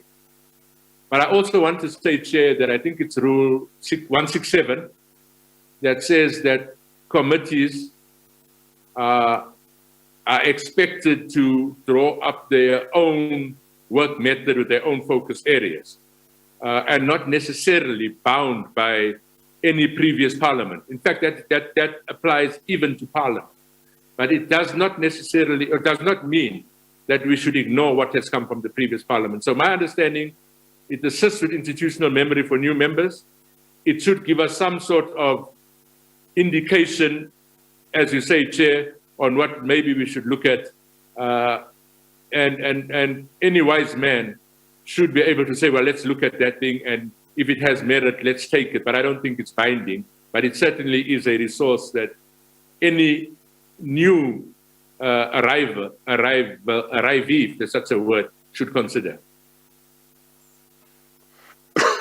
Now, obviously, I would think that if one committee prepares a legacy report in which it includes very important issues which require, in their view, oversight or further attention by the next committee, and the next committee, for all intents and purposes, doesn't do anything about such an important issue, it defeats at least one of the purposes of a legacy report. Wouldn't you agree? I do. Yes. I do agree with you that yes, Yes. and that's why I said earlier on that a wise person would look at that, Yes. present it to the new committee, and the new Yes. committee then to apply its mind to the content of that legacy report. Yes. Right. Yes. Now, you said the function of Parliament, as far as oversight is concerned, you said it's to persuade the executive. You remember that? I do, sir. I do, Yes. Chair. Now, there may be different ways of persuading. One way is for me to say, Mr. Smith, don't you think it would be a good idea to take action against so-and-so? And I say whatever. Another way is that I may start like that, but we engage in a discussion. If you are not convincing, you don't want to do what I believe is the right thing to do, I may start to be quite robust. I'm not instructing you, but I may start to be quite robust and show that I'm horrified at you not doing the right thing. But from what I've heard, from what you have said, and from the reports that I've seen, to the extent that there may have been any attempt to persuade on behalf of your committee, must have been a very superficial attempt. Wouldn't you agree?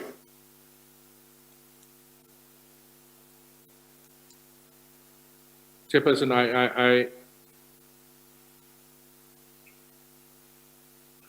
respect you.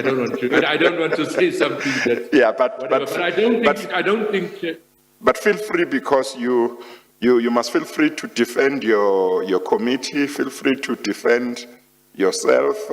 But obviously, I expect you not to defend something if you don't feel it's defensible. You must just speak freely in terms of what you believe to be true. I don't think, Chair, that the committee was docile. I'm using my own words and not your words. I do believe that the Portfolio Committee on Correctional Services, during my tenure anyway, was very robust. With the Minister, with the department, and I'm sure that if we went to all engagements, including the budget, and I'm talking about all members of the committee, I do think, of course, we could have been maybe more robust. Of course, we could have been more, but I do think that we were not shy of pointing out our dissatisfactions. And I take the point, Chair, that pointing them out is one thing, but pointing them out and following them up and continuing to nag, for want of a better word, would have probably been more effective. But I would not say that committee was docile. I'm not sure. I forget the word that you used, Chair. But I used superficial. I used superficial. Oh, yeah, yes. No, I don't. I do not believe that the committee's oversight was superficial. That's my response. Yes, Chair. but But I'm not talking about their general performance of oversight work in general. I'm more focused on, in regard to these matters of allegations of corruption involving Bosasa and correctional services. I'm saying that from what you have told me and from the evidence of others and the reports about what the committee was doing, it seems to me that if the committee sought to persuade the executive to do something about these matters, it seems that in regard to Bosasa, its attempts were superficial. Maybe in regard to other matters, they were quite robust, but in regard to Bosasa, it seems that if they were, then they were superficial, because even from your side, you were not sure even whether they raised these issues sharply, but what you could remember is that in Scopa, they were raised, but in this committee that you chaired, my impression of your evidence is you were not so sure that these issues were raised sharply. Chair, my words were, if I had benefit of the quarterly reports and the budget speeches, I might be more sure. Yes, but yes. I agree with you, Chair, that it would not have been as robust as it would have been at Scope. On that one, I concur 100%. Then just two further matters.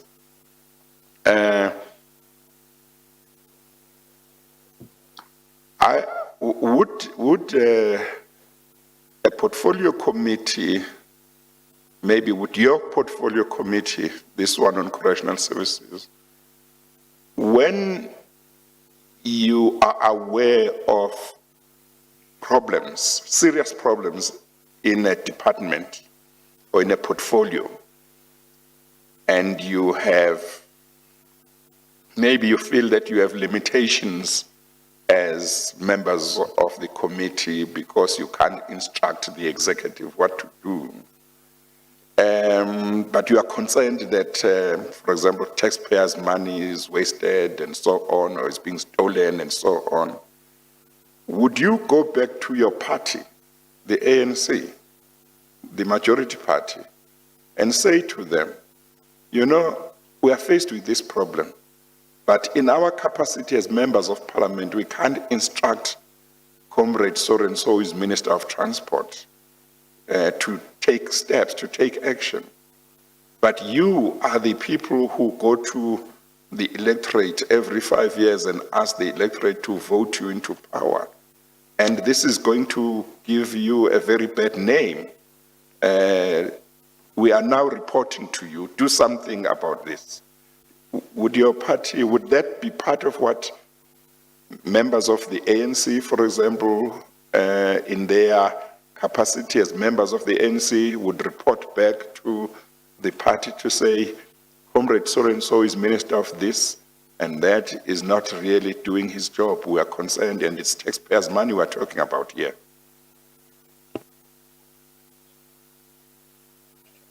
Maybe not in the fashion that you raised, Chairperson, but you know, when I speak for the ANC, and I would imagine it's the same for all other parties, including in the Western Cape, where the opposition is chair, I mean majority party.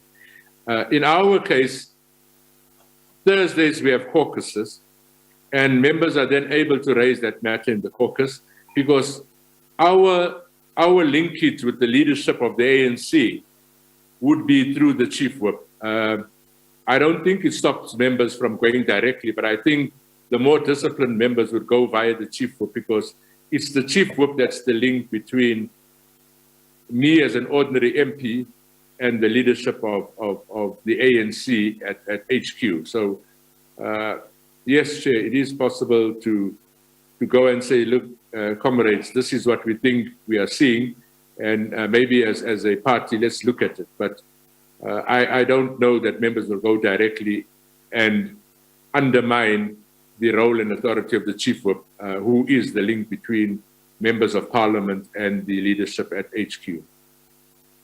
Yes.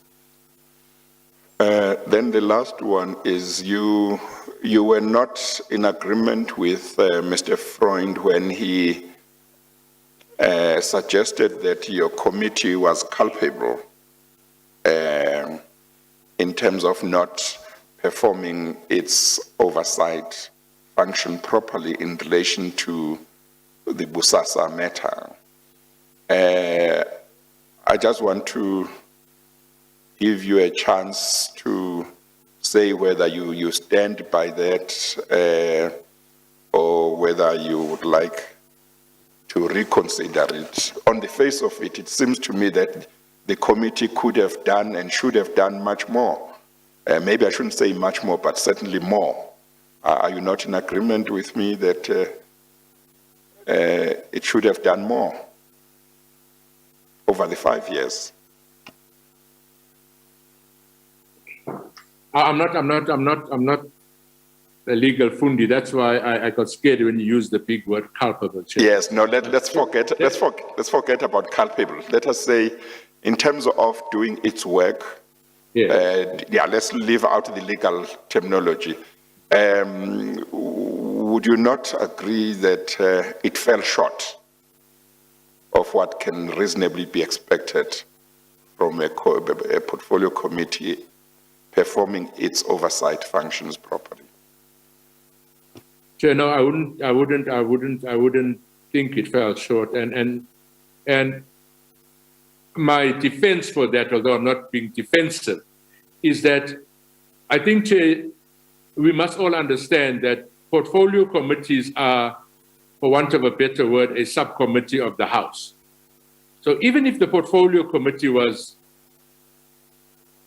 not doing whatever it was doing, all committee reports go to the National Assembly.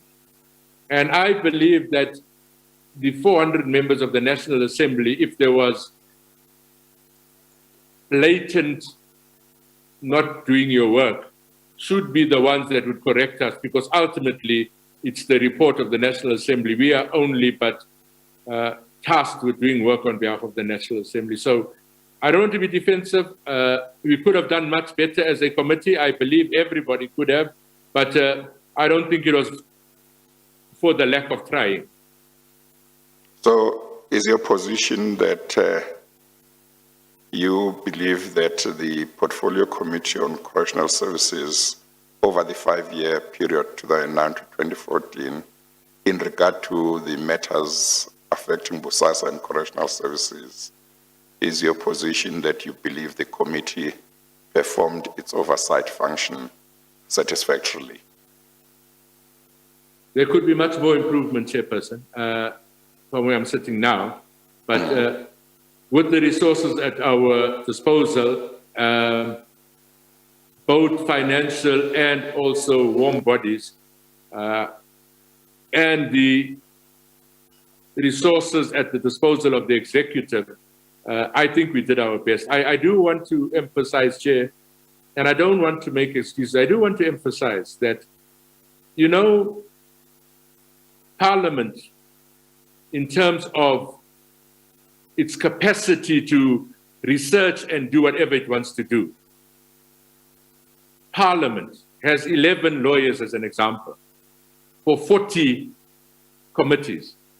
Any department would have at its disposal any number of senior counsel, researchers, and so on. So I do think that more than just the Portfolio Committee, I think there's a fundamental structural problem. If we want to improve oversight, there is a real structural problem in terms of the funding of Parliament as a whole, the resourcing of members of Parliament and committees, and the whole budget. How do we fund Parliament? I really do think, Chair, that there needs to be a debate around the funding model. It can't be correct that the oversight body as Parliament must be dependent on the executive for its budget and be expected then to oversee Parliament. So I'm saying there might be weaknesses, Chair, individual committees and individual members, but I do think there's a structural problem that needs to be addressed. And my understanding is that you're engaging us to make recommendations. And one of the recommendations that I am making is that the funding model of Parliament is fundamentally flawed when the executive are the ones that determine the budget for Parliament, who needs to oversee it. That's just one of the points. And there are many more that I could raise if given the opportunity, but not taking away the fact that we could have done more, Chairperson. Yes. I do think we've done the best under the circumstances. Yes. Well, although we are under time constraints, if there are important points, other important points that you would like to make, I can give you 5 minutes to make them. I'm very grateful for that, Chair. Chair, you know, in preparation for this hearing, I went to do some research on what happens in other jurisdictions.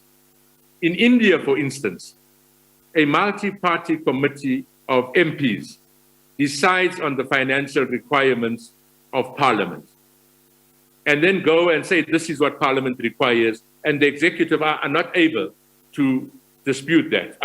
And that talks to the economic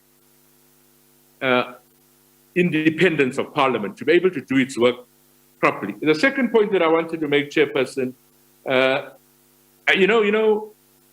heard many of the witnesses before you saying that one of the solutions to this thing is going the constituency route.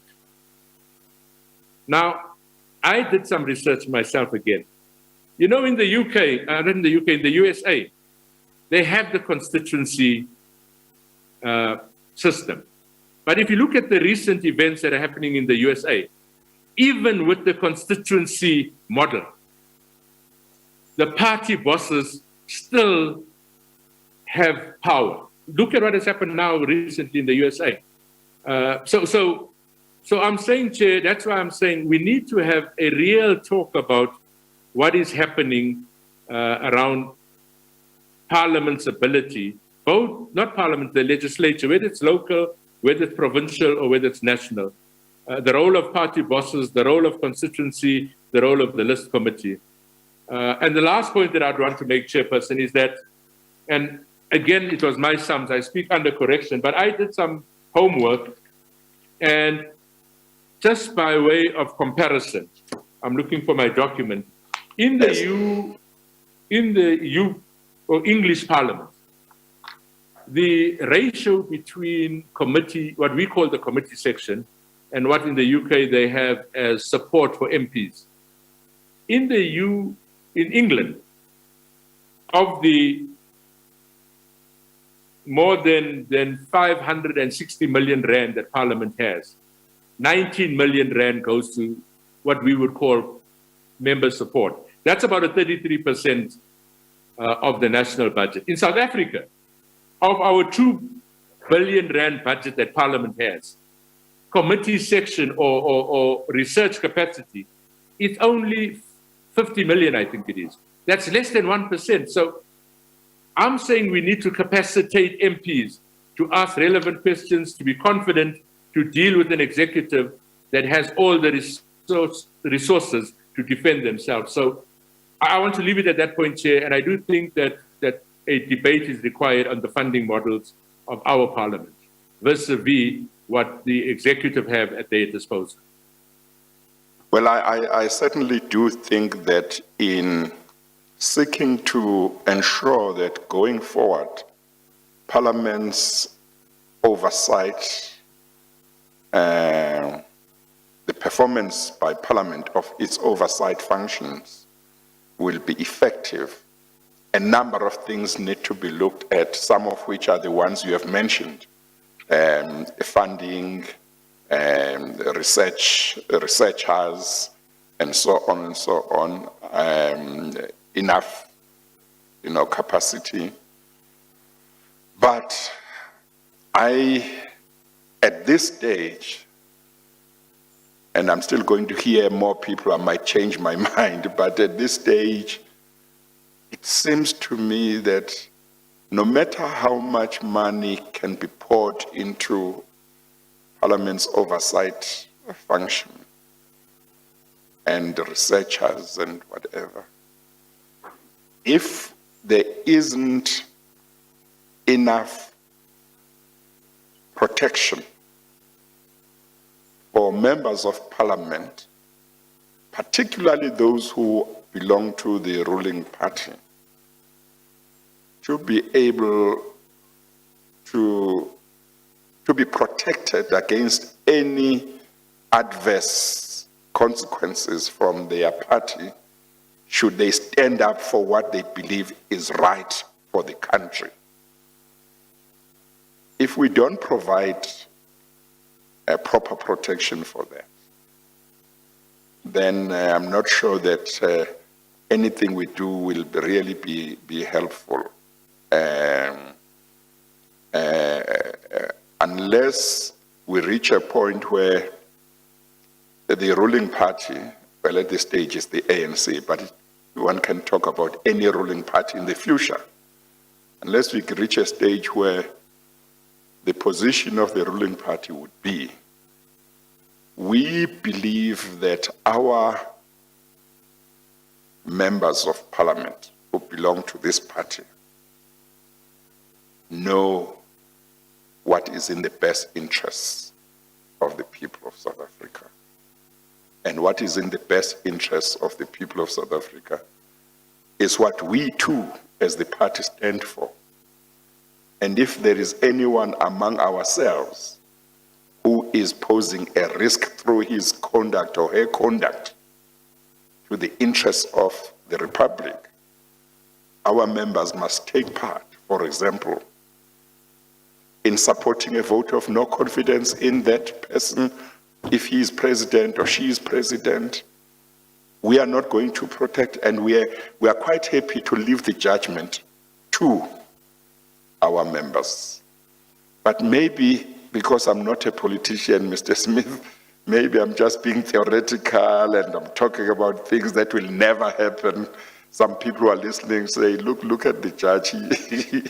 He is talking about things that will never happen, you know. But as long as a member of Parliament who belongs to the ruling party is not able to say, I'm going to vote and I'm going to perform my functions of oversight as I see them to be in the interests of the people of South Africa, to be in the interests of the Republic. And as far as I'm concerned, that will coincide with what my party wants. And there will be no consequences for me. As long as they fear that if they do what they believe is right, there will be adverse consequences, I'm not sure that we are going to be able to have proper oversight. But it may well be that there are other ways. But at this stage, it seems to me that if we don't have proper protection, of course, mechanisms are important, oversight mechanisms that are available to Parliament. But oversight mechanisms that are good and that can be used quite well don't help if there is no willingness or commitment on members of Parliament to do what is in the interests of the people of the country. You are a politician, so I give you a chance. You might say, yeah, you see these judges, they don't know what they're talking about. No, Judge, I think you're correct. In the ideal world, that's what really should happen, that members should be protected to do what they think is right. But, and that's in the ideal world. In the real world of politics, Chair, it seldom happens. Whether it's at national, whether it's at province, whether it's at local or even internationally. I mean, not so long ago, there were 3 members that voted against the mayor in Johannesburg. Those members were summarily dismissed because they voted not to support the mayor. Now, that's the kind of pressure that we all face. Mr. Self raised the issue of Feinstein. that when he voted against, he was systematically worked out. It works across political parties. The DA does it all the time. The ANC does it all the time. The Republican Party or National Party or Democratic Party in the US. I think the EFF does it as well. Tough, Chair. It's tough. But we have got to, if we say these things, this scenario is in part responsible. If at the end of the work of the Commission we say this situation is in part responsible for why Parliament did not stop corruption or state capture and so on and so on, we need to say, so what must we do to make sure that we never again find ourselves in the same situation where these levels of corruption happen again or state capture happens? We have got to identify things that we need to sacrifice in order to try and make sure that certain things don't happen. But as you say, it might be very difficult, but we as a nation might have to choose, you know, do we choose to take the risk that these things could happen again, and we are not prepared to make certain sacrifices to make sure they don't happen during our children's time, our grandchildren's time, when we might not be here, and they will look back and say, why didn't we take measures to make sure these things don't happen again? But I think it's important that all of us put our heads together and make suggestions as to how these things should be done. But I guess you have made your points, Ms. Smith. I thank you for having come to assist the Commission. Thank you very much. You are now excused. Yes. Thank you. Mr. Freund? Chair, I was going to ask for leave just to ask a couple of questions, but if you feel that we've had enough, I'll leave it. Oh, no, you can. You can ask. Yeah. Yes, I just wanted really to follow through on one point. On this issue of persuasion, I think you accept that there's nothing to be found in the legacy report that indicates an attempt by you or your committee to persuade the executive to act differently than it was acting on the Bosasa issues. I think you would be with me thus far. Do you agree? I do. But what I heard you suggesting, admittedly without any detail, was that you thought that you might have raised certain things in BC. What are the budget report meetings? Scopa? DCCO? I can't hear you say. The budgetary meetings. The BRR report. The BRR. Maybe in BRR reports or BRR meetings or something, you might have said we might have raised things. But what I want some clarity on is raised what? And what I want to put to you is that to the best of my knowledge, nowhere did you or your committee raise with the executive, and when I say your committee, I mean the majority, because I think opposition parties did say certain things, that nowhere did your committee put to the executive, whether in the form of the minister, the commissioner, or DG, or senior personnel, nowhere did you put that the way you are continuing to do business with Bosasa in the light of the serious allegations against it is inappropriate. Do you agree with me? And if you disagree with me, can you give me any detail?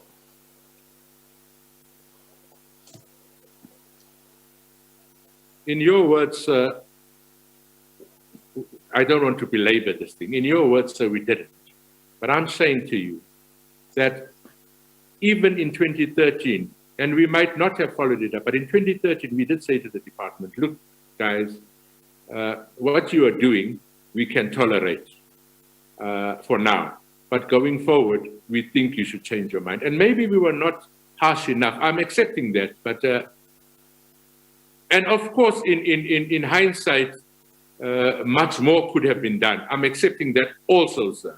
But I don't think there should be an impression created that there was a deliberate downplaying of overs. That's all that I'm saying. It shouldn't be, I don't want us to, well, I don't want the impression to be created that we just didn't do anything. And as I said earlier on in my own words, it was not from the lack of trying. But if we had a chance to do it all over again now, I think we would have done it differently. And I'm saying so because post 2019, there was a precedent set in Parliament that changes things. And we can't change what happened in the past, but we certainly can improve going forward. So I don't want to dispute what you're saying, sir, but I don't think that I would not want to defend the committee as a whole. Because in that committee, there's no opposition or whatever. It's the portfolio committee's decision. So I will defend the portfolio committee to the extent that I think they've done as best as they could, sir. And I take the point that much more could have been done. I do take that point. And I do think that going forward, much more will be done by all portfolio committees and by Parliament as an institution. Thank you, Mr. Smith. I have no further questions. Thank you, Mr. Smith. You are excused. Thank you very much, Judge, Deputy. Thank you very much. Bye.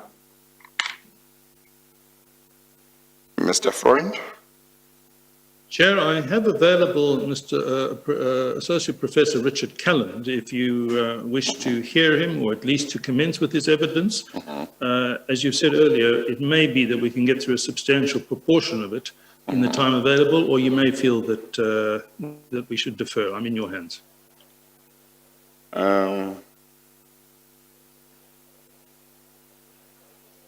I think that we should, we might not be able to use an hour, but maybe we could use about 40 minutes. What do you think? I think we can make useful progress in that time. Yeah, Judge. up to 6:30. Indeed. Yeah, okay, all right. If you just bear with me, maybe Mr. Calland, if he's here, might come on screen.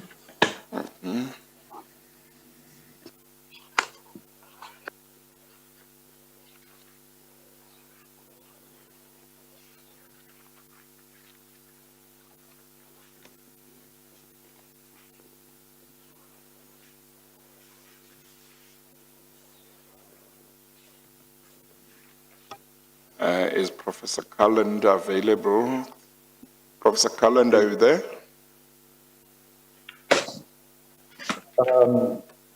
Yes, Chair, Mr. Freund, I am here. Can you hear me? Yes, good afternoon to you. Good afternoon to you, Deputy Chief Justice.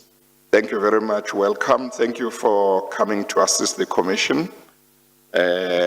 We might not be able, actually we will not be able to do all your evidence this evening, but we would like to do what we can up to 6:30, and then arrangements will be made subject to your availability and the availability of Mr. Freund to complete it as soon as possible, preferably this week if possible. You understand? I do indeed. Thank you very much. Okay, thank you. I'm in your hands, and Thank I'm you. available tomorrow morning at your disposal.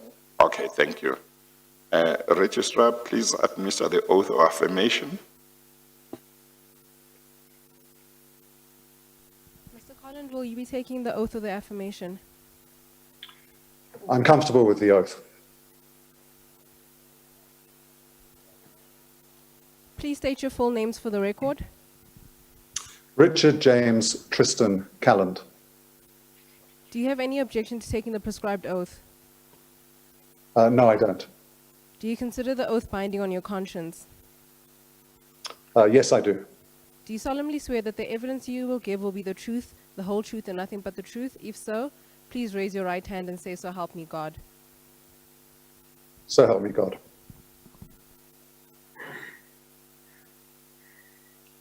Thank you very much, Professor Cullen. Mr. Freund, you may continue. Well, thank you, Chair.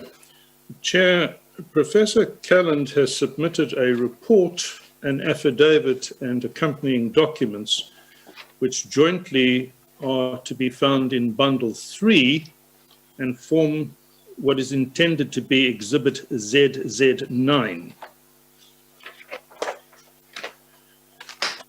Yes, thank you. Professor Calland, can I take you firstly to the confirmatory affidavit, which appears in Bundle 3, pages 3 to 5. Can you confirm that that is an affidavit to which you've deposed and the signature is your signature? Yes, I have it in front of me, Mr. Freund, and I confirm it is my affidavit that I've deposed and that it is my signature. Okay. Chair, I would then move that Exhibit ZZ9 in its entirety be admitted as an exhibit.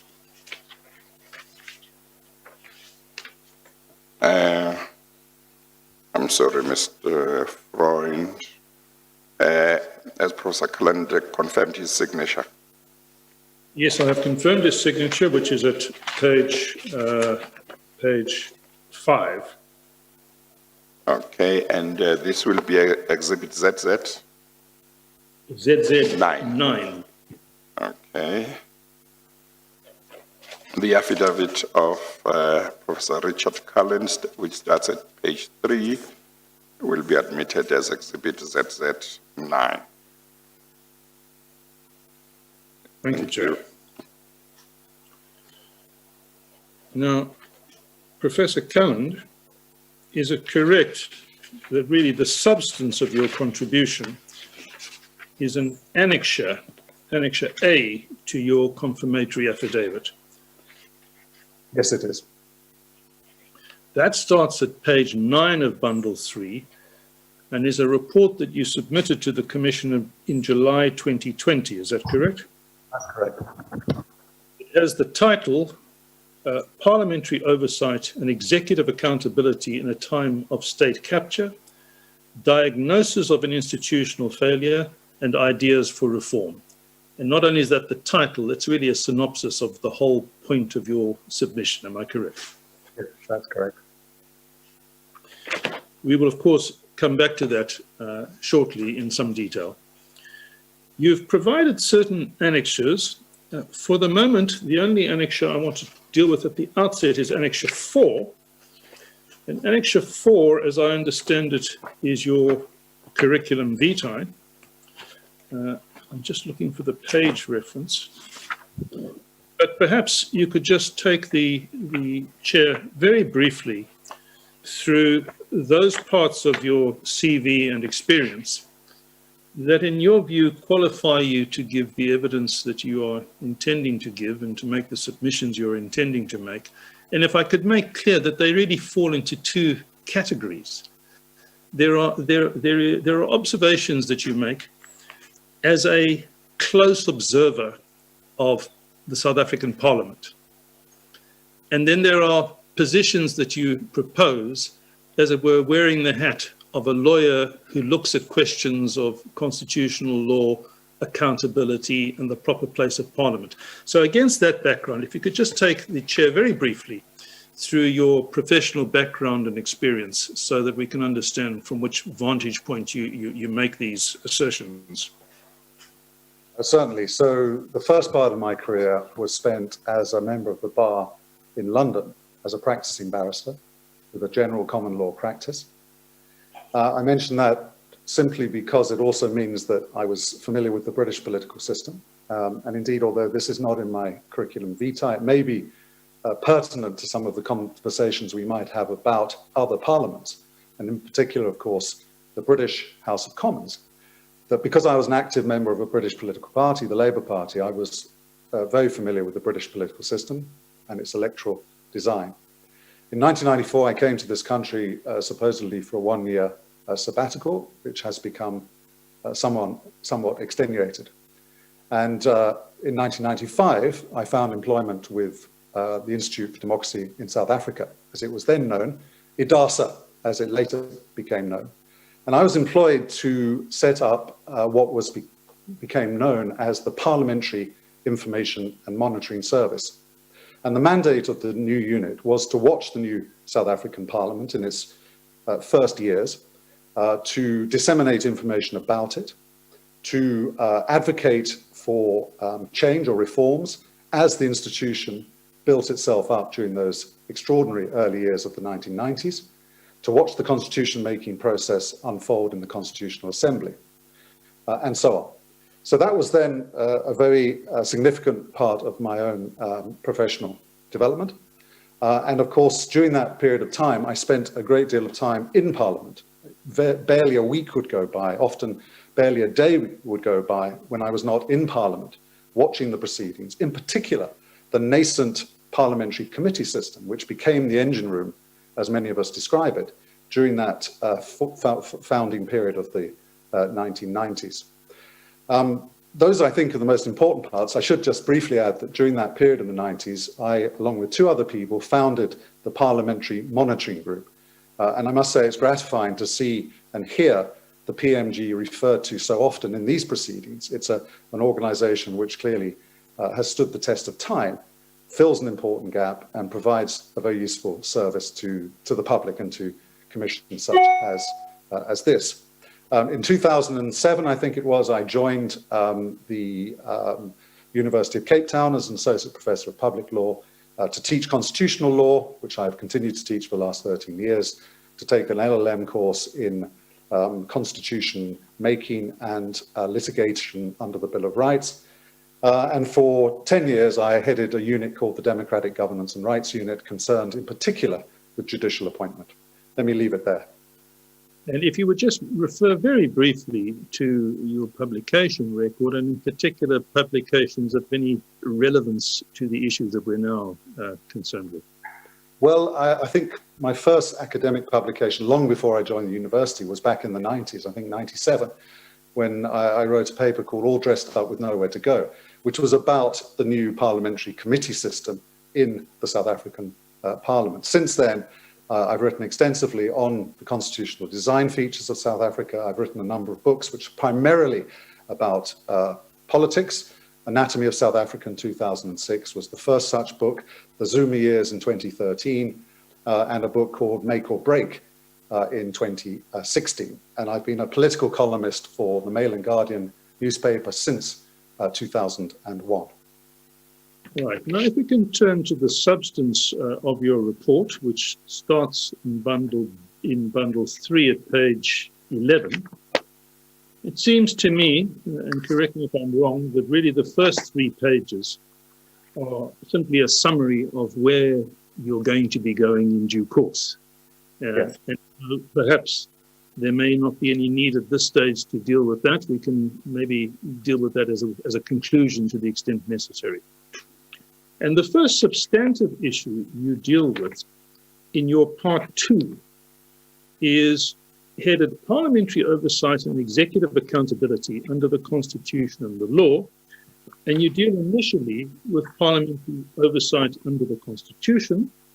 And it seems to me we don't need to belabor that. You are addressing a Constitutional Court judge. But nonetheless, it might be helpful just to cherry pick, as it were, the essence, as you see it, of the constitutional position. Well, I think what is significant, and this is a very obvious point of comparison with systems such as the British one, that the rules of the game in South Africa are very clearly expressed in law. And most importantly, perhaps, they are enshrined in the Constitution itself.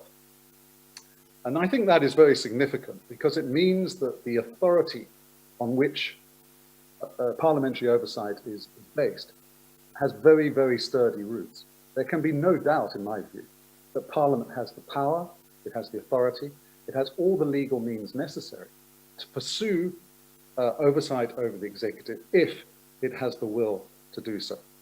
Now, there are a number of provisions which I think are well known to the Commission. I set them out in the report. They've been set out in many other reports over the years. I think it's almost trite to say what I've said, that the mandate of Parliament to exercise oversight is very, very clear. It's very well established. And moreover, it's not just a mandate. I would argue that it is a duty, it's a responsibility. For example, Section 55 says that the National Assembly must provide for mechanisms to ensure that all executive organs of the state are accountable. So there is a responsibility on Parliament to organise itself in such a way that it can hold the executive to account in an effective, meaningful fashion. Now, I think you made the point yourself that your early years as a junior barrister in England gave you some insight into the position in Westminster. Is there a relevant point of comparison between the South African constitutional provisions in point and, as it were, the traditions that have emerged slowly and in fits and starts in the Westminster system? Well, I think it's obvious that the British Parliament has been around a lot longer in its democratic form. It's why it is often described as the mother Parliament. And it has strengths and weaknesses. One of its weaknesses was that the rules were often, this is going back some time, I think they've been clarified somewhat since, but certainly in the 90s when I was, as you say, a junior barrister and certainly a junior member of a political party, was that the oversight system, in fact, in Westminster was weak for similar reasons to South Africa, in that the whipping system was strong and it was often hard for backbench members of Parliament to stand up and take a stand against their brothers and sisters in the executive. That's a commonality. The differences were, I think, as follows. Firstly, there was, even at that point, an established convention or set of conventions that, in fact, was probably more important than the rules. And what I've listened to, Mr. Freund, over the last week or so, listening to much of the evidence with members of Parliament, is a sense that despite the rules being written down in South Africa, despite the authority and mandate being as clear as I've suggested to you that it is, that convention, that practice of oversight has simply not embedded itself, has simply not developed, and that in many ways it's been crushed at various points. There have been moments where committees and individual MPs have stood up and been counted, but I have to say that they have in general been the exceptions to the rule. The other distinction I think that needs to be borne in mind, and I won't attempt to dwell on the point because I think you'll probably want to return to it later, is the difference in the overall political system and in particular the electoral systems. So I don't know, Ms. Freund, if you'd like me to make that point now or to come back to it. I think we can come back to that at a later stage.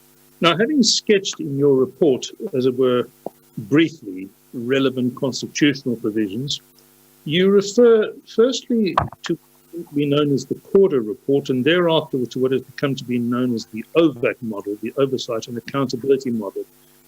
It is intended in due course to call Professor Corder the author of the Corder report. But nonetheless, if you could refer briefly to its origin and its significance in the unfolding story of the development of parliamentary oversight practice in South Africa. So, as I recall it, and I was observing Parliament closely at the time, but there are others, such of course as Professor Corder, and also others who were working in Parliament or for the Speaker's office at the time. But I think what happened, this is my recollection, is that during the first Parliament, which was in many ways a golden age of legislative reform, the emphasis inevitably was very much on the lawmaking function of Parliament, in the sense that there were hundreds of apartheid-era pieces of legislation that need to be repealed or substantially changed. And of course, that is what happened. At an average of 100 pieces of law a year, Parliament for 5 years overhauled the legal system of South Africa. So inevitably, the preoccupation of Parliament and its committees, its new committees, was in that lawmaking function.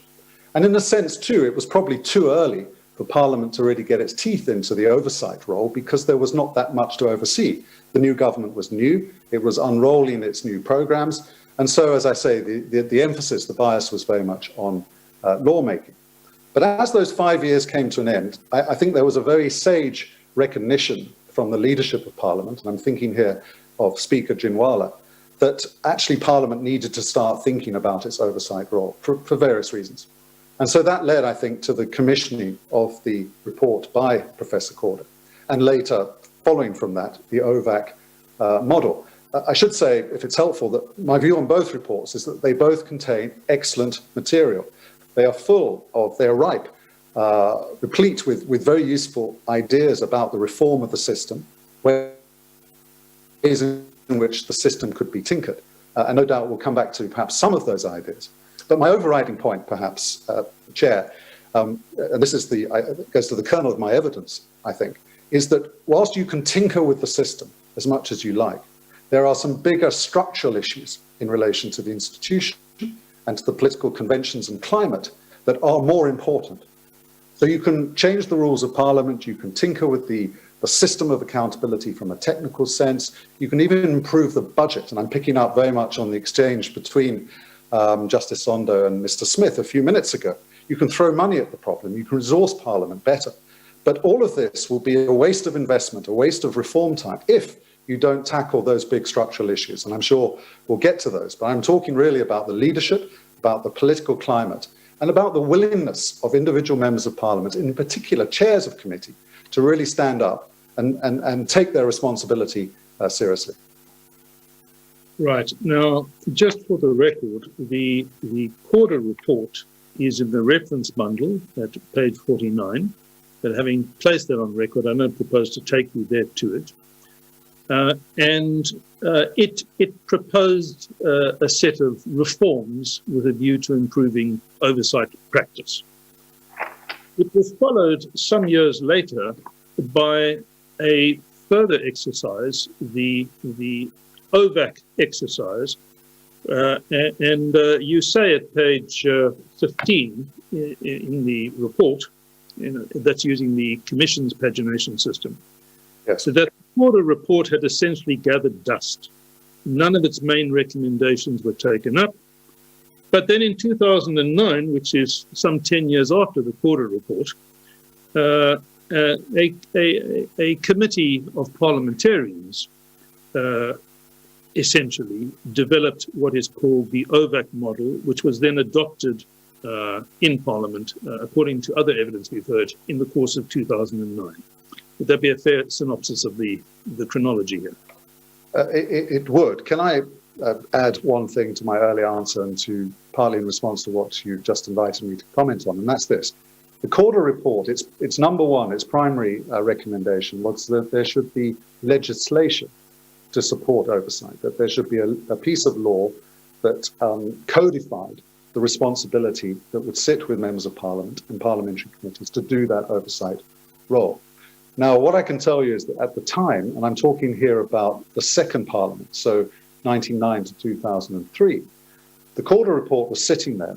It was taken seriously, but it wasn't acted upon. And one of the reasons I don't think it was acted upon, because at the time, there wasn't an appetite for more law. There was a sense among some leading parliamentarians in the ruling party that what needed to happen was the building up of practice and conventions of the sort I've referred to earlier. In fact, I can remember a conversation with an ANC member of Parliament, Fatima Chauhan. I hope she won't mind me referring to this, but she was part of a group of members of Parliament that I accompanied on a trip to London to examine the way in which oversight took place in the British House of Commons. And I remember a particular conversation with her where she said, and it's not about her, it's about, I think, the prevailing mood, was that we don't need to legislate this. What we need to do is become more practiced at oversight. We need to develop conventions so that when a member of Parliament stands up and asks difficult questions of a minister from his or her own party, it's treated as normal practice rather than as an act of ill discipline or lack of loyalty. And that was the thrust of her thinking. And I think I'm right in saying she was the chair of the ad hoc committee whose job it was to, as it were, process the Corder report. And that may be one of the reasons, probably one of the less political reasons why the Corder report did gather dust over a period of time. But the essence, as I understand it, of the OVAC model was to propose that the portfolio committee system be strengthened, better regulated by the existing rules of Parliament, and that certain specific improvements were recommended. Would that be a fair summary? Yes, and I think there's a great deal of merit in both reports, but the OVAC report takes it further. It's a very systematic look at the approach that Parliament needed, a sort of belt and braces, nuts and bolts, inside the engine approach to what oversight entails. It deals with a range of issues, including training, capacity building. It creates what it calls an oversight cycle. It's a very technical report. And I think there are some people, perhaps including myself, who would recognize the merits and the value of what it's suggesting, but would, and I'm sorry if I'm repeating myself, would say, yes, that's all very well, but it will not succeed unless the political leadership creates a climate and a culture in which that kind of system can prosper. Now, I'm going to come back to that point, which I know is very central to your views. But just while we're talking a little bit more technocratically, if I can just take you to the foot of page 15 of your report, in bundle 3 at page 15, you will see there that you refer to the proposal in the OVAC model about the need to create an oversight and advisory section whose responsibilities would include tracking and monitoring mechanisms. I think you may have heard some debate about that in the course of the hearings thus far. But that was an idea emphasized in the OVAC model. You will see at the top of page 16 the proposal that rules should be developed to assist Parliament further in sanctioning cabinet ministers for non-compliance after all existing avenues and protocols have been exhausted. Another idea that we have discussed to some extent already in the course of these proceedings. And another point that I would highlight, the last bullet point near the top of page 16, the recommendation to integrate Parliament's public participation function within its overall oversight mechanism. And I mention that because the evidence of Mr. Johnston comes to mind. I don't know if you saw Mr. Johnston's evidence, who is from OTA, but one of his points of concern as a representative of a body that's taken an active interest in the state capture allegations, corruption allegations, and the role of Parliament, is the need to facilitate the participation of the public in the oversight process. And that was an idea that had the support of the authors of the OVAC model, as I understand it. Am I correct? That's correct, yes. And of course, the OVAC report was adopted by Parliament, but I think you make the point that only implemented in part. That's right, and I think Mr. Frolick the other day conceded in answering some of your questions that that was the case, that Parliament had not made a great deal of progress in really executing the main ideas in the OVAC model. Now, you refer also at page 16 in your report to the report of the independent panel assessment of Parliament in 2009. I don't think there's been any mention thus far of that in these proceedings. If you could just crisply take us to what that was about and why it has any relevance, if it has any relevance. Well, it was appointed, if memory serves, in a sort of period of time where I think the political terrain was more fluid. And so there was a sense that Parliament, and some people called it a sort of Prague Spring, there was a sense that Parliament could have some kind of renaissance, and that part of that renaissance would need to be giving much more active attention to this oversight role. It needed to get out and about. It needed to see for itself what was happening in the country. And that's where I think the point that you say Mr. Johnston made about the relationship with public participation is a good one, because often it's the public, and not with respect members of Parliament, who know what's going on the ground, in hospitals, in schools, and so on. And so the need for members of Parliament to actively connect with communities, to find out what is happening in terms of policy execution and implementation, is really perhaps where the tire hits the road in terms of oversight, rather than simply sitting in Cape Town asking difficult questions of ministers and DGs, although that is also a very important part of the function. It seems to me that if you're a member of Parliament, if you've actually garnered the information, accumulated real knowledge of what's happening with policy execution, you're going to be in a much better position to put questions of meaning and value and substance to a minister or a DG appearing before a committee. So I think the independent panel assessment, as I say, came about during a period between around 2006-07 and 2009-10, when there was a great deal of political change going on within the ruling party in particular, and therefore in Parliament. And so there was some more, I think, political space for some new ideas to gain root. It's a good report. It's another good report with good ideas, but I don't believe it has been properly taken up. Now, the very first point that you bullet point out of that report is the idea that Parliament should consider the impact of the party list electoral system, the panel being of the view that the current electoral system should be replaced by a mixed system. We can come back to that later, but that is one of the ideas that was being taken seriously at that time. Is that correct? Well, I think it's the question of electoral reform has raised its head at various points since 1994. And every time it does raise its head, there's a brief debate and then it's kind of pushed to the back burner. I don't think there's ever been sufficient political support for it, particularly within the ANC, to really get momentum going behind it. And of course, there is the Fansel-Slabbert report, which we'll probably refer to later.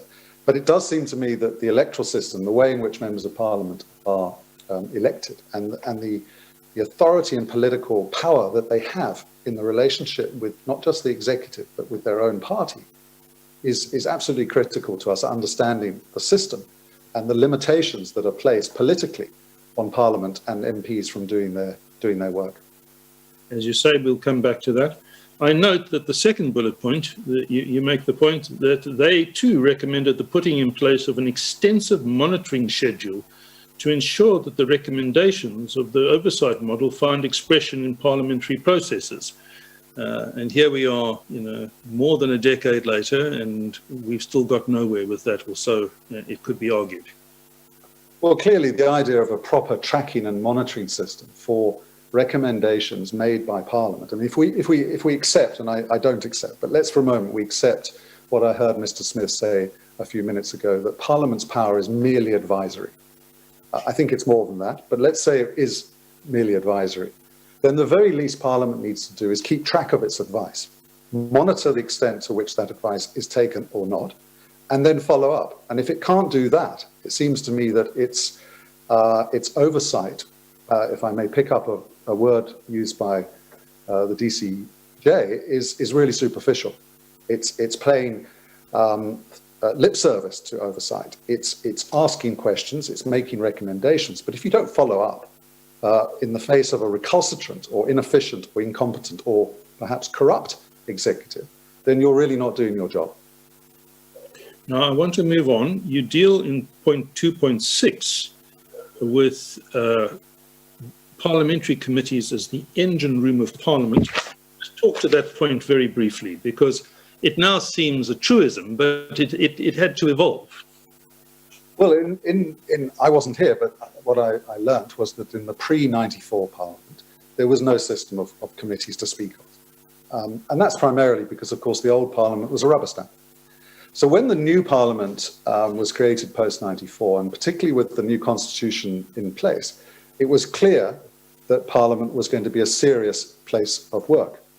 Now, if you add to that the political factor, which was, as I set out in the report, the fact that the ANC, for various reasons, decided most of its senior leadership, most of its talent, most of its experienced people into Parliament at that time, you had this abundance of experience, of talent, and of political clout, all inside the ANC caucus. Now, Mandela's administration, his cabinet, could not accommodate all of those people. So what you had on the back benches of the ANC caucus in that first Parliament was this extraordinary array of really significant political leaders, who many of whom were appointed to be chairs of the new committees.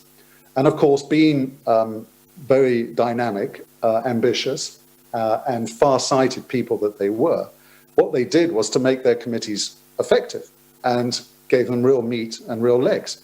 And that's why some of the most, I think, effective work, certainly even on the oversight side, but certainly on the legislative side, was done by committees in the early 90s. And it created a really, I think, important precedent. It established the practice that the committee system was meaningful, it was here to stay, and it was, to use the cliche, to become, and very fast did become, the engine room of Parliament. It's where what most matters in Parliament really takes place. What happens in the National Assembly, with no disrespect, is often for show. It is the rhetoric of Parliament and politics.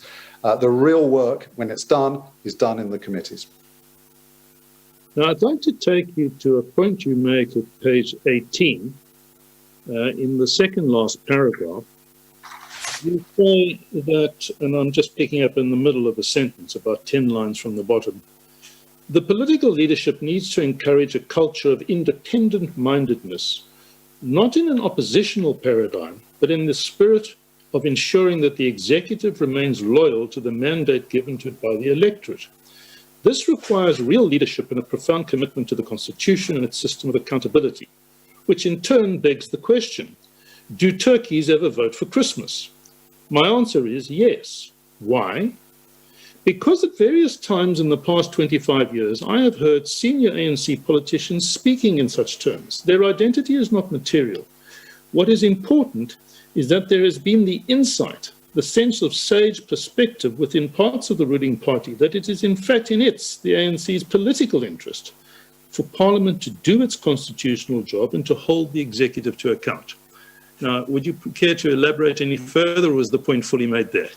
Well, I think the sort of crude point, if I can make it even simpler than what I said in my report, is that real oversight can lead to political embarrassment for the ruling party. Because if you're asking difficult questions, and if we accept, as I certainly do, that governing is difficult, that particularly in a country such as South Africa, with myriad complexities and problems, with a mountain to overcome in terms of rebuilding the economy, overturning the injustices of the old order, the apartheid era, governing is very, very difficult. You are going to make a lot of mistakes. And I've got a huge amount of sympathy for those who have the burden of governing. If you exercise oversight in that context, in a way that's not superficial, but is probative, then inevitably you are going to reveal those mistakes. You're going to expose the vulnerabilities in the executive. And that requires courage then from the executive. It requires courage from the ruling party to say, we still need to do that. A, because the Constitution tells us, but also because to have the wisdom to say that it's in our interests, because it will make us govern better. And what I don't see, I regret to say, is that that has been the prevailing attitude. So the people I refer to in the paragraph that you read from my report, unfortunately, have been in the minority. They have been exceptions to the rule. They have been people, I think, with real perspective, with a deeper understanding of the role of oversight. But I fear that they have been lost voices in the wind. And that as the political climate changed over years, and as 2009 and 4th, 5th, 6th parliaments kicked in, those voices have been largely extinguished. Well, Mr. Freund, just 1 second.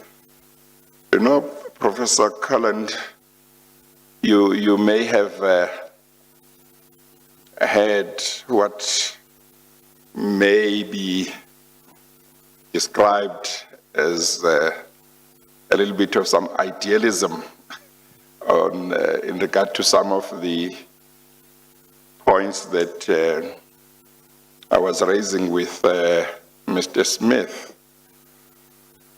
But why is it idealistic to think that, I'm not saying you are saying that, to think that a ruling party, talking in general, and this ruling party right now that we have in South Africa could take the view that says, you, Mr. President, you are the president of the country and the president of our party. Your ministers are part of this party. We want to tell all of you in the executive. And we want to tell the DGs and everybody, the CEOs in SOEs and the boards, that we want you to be at the forefront of fighting corruption in your departments. From now on or from a certain date. And if you allow corruption in your department as a minister, as a DG, we are instructing members of the ANC who are in parliament to say you must expose DGs and ministers who fail to act in accordance with what we, the ruling party, have said should happen. Deal with corruption effectively. So maybe somebody who is listening says, well, that's not going to happen. But I don't know. What would you say, Professor Calland, to that? Why? Thank you, Chair. Is it the risk? Is it the risk that exposing corruption might pose to members of the ruling party itself and to the ruling party that would deter it from taking that stance? So I think there are many different ways in which one could answer that question. Let me make just one or two brief points. First of all, I don't think it's either idealistic or naive to adopt that position. I think that is the position that the Constitution takes. I also think it reflects a profound democratic value, which is that representatives of the people should be there to serve the people and not to serve the interests of a particular political party. And indeed, the Constitutional Court has said as much in more than one judgment.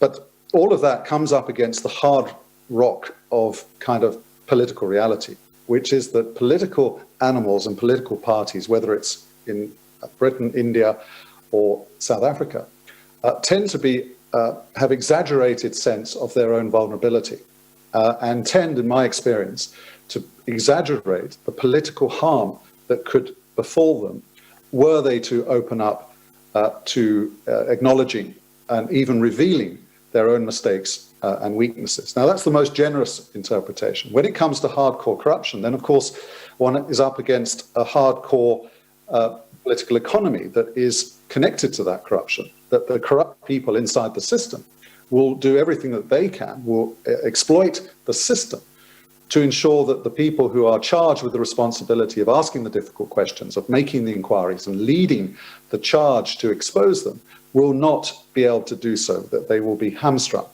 And that's why it's necessary to look, in my view, at the system as a whole, to see why that is, and to see what reforms could be adopted that would, the word you used, I think, in your exchanges earlier with evidence last week and again with Mr. Smith just now, was protection, or to protect the individual MP. The word I use in my report is insulate.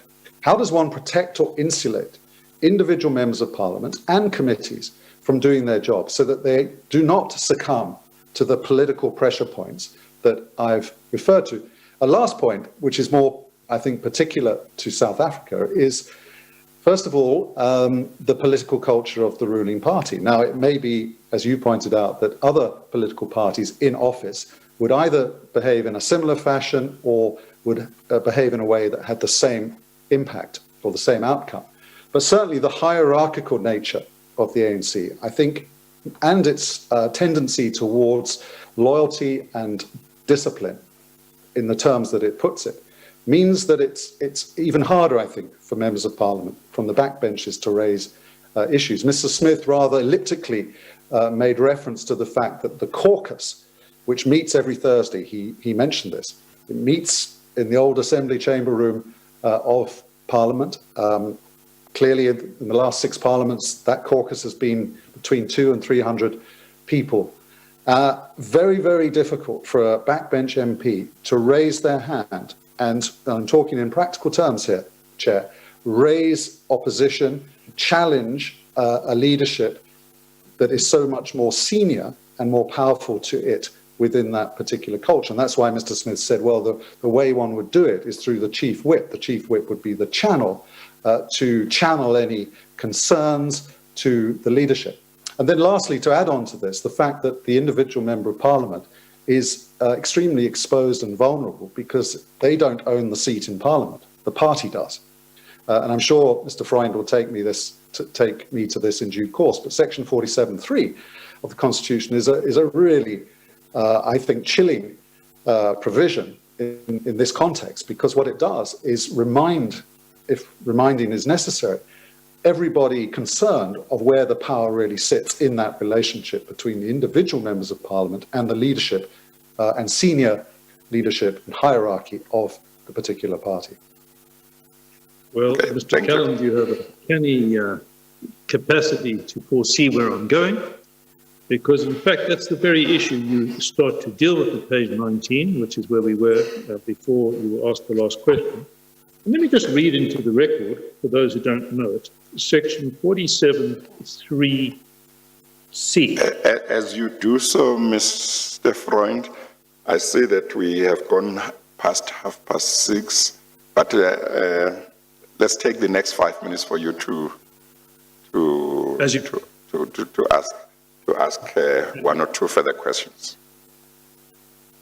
So that provision provides a person loses membership of the National Assembly if that person, and then sub C, ceases to be a member of the party that nominated that person as a member of the Assembly. And then there's a qualification which is immaterial. So the point you were making is that you don't own your seat. And you may be, if you lose your membership of the party, you lose your membership of Parliament. And the question is, what could lead you to lose your membership of the party? And that, I suppose, is an issue that we can take further when we resume. But perhaps if you could just comment, just in brief, on the nub of the problem there. So I suspect that very few members of society know that this provision exists. I have to say, although I'm very troubled by the provision and have been for many years, and although I recommend at the end of my report that it should be repealed, albeit in the context of electoral reform, I should add that the provision is not illogical. It is not incoherent.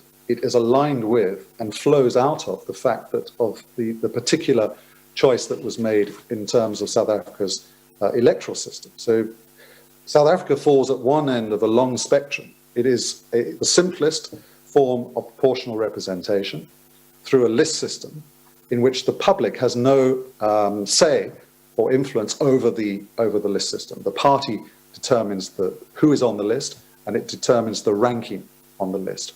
And it's used in very particular political ways. And it's used to bring people into Parliament, and it's used to exclude people from Parliament.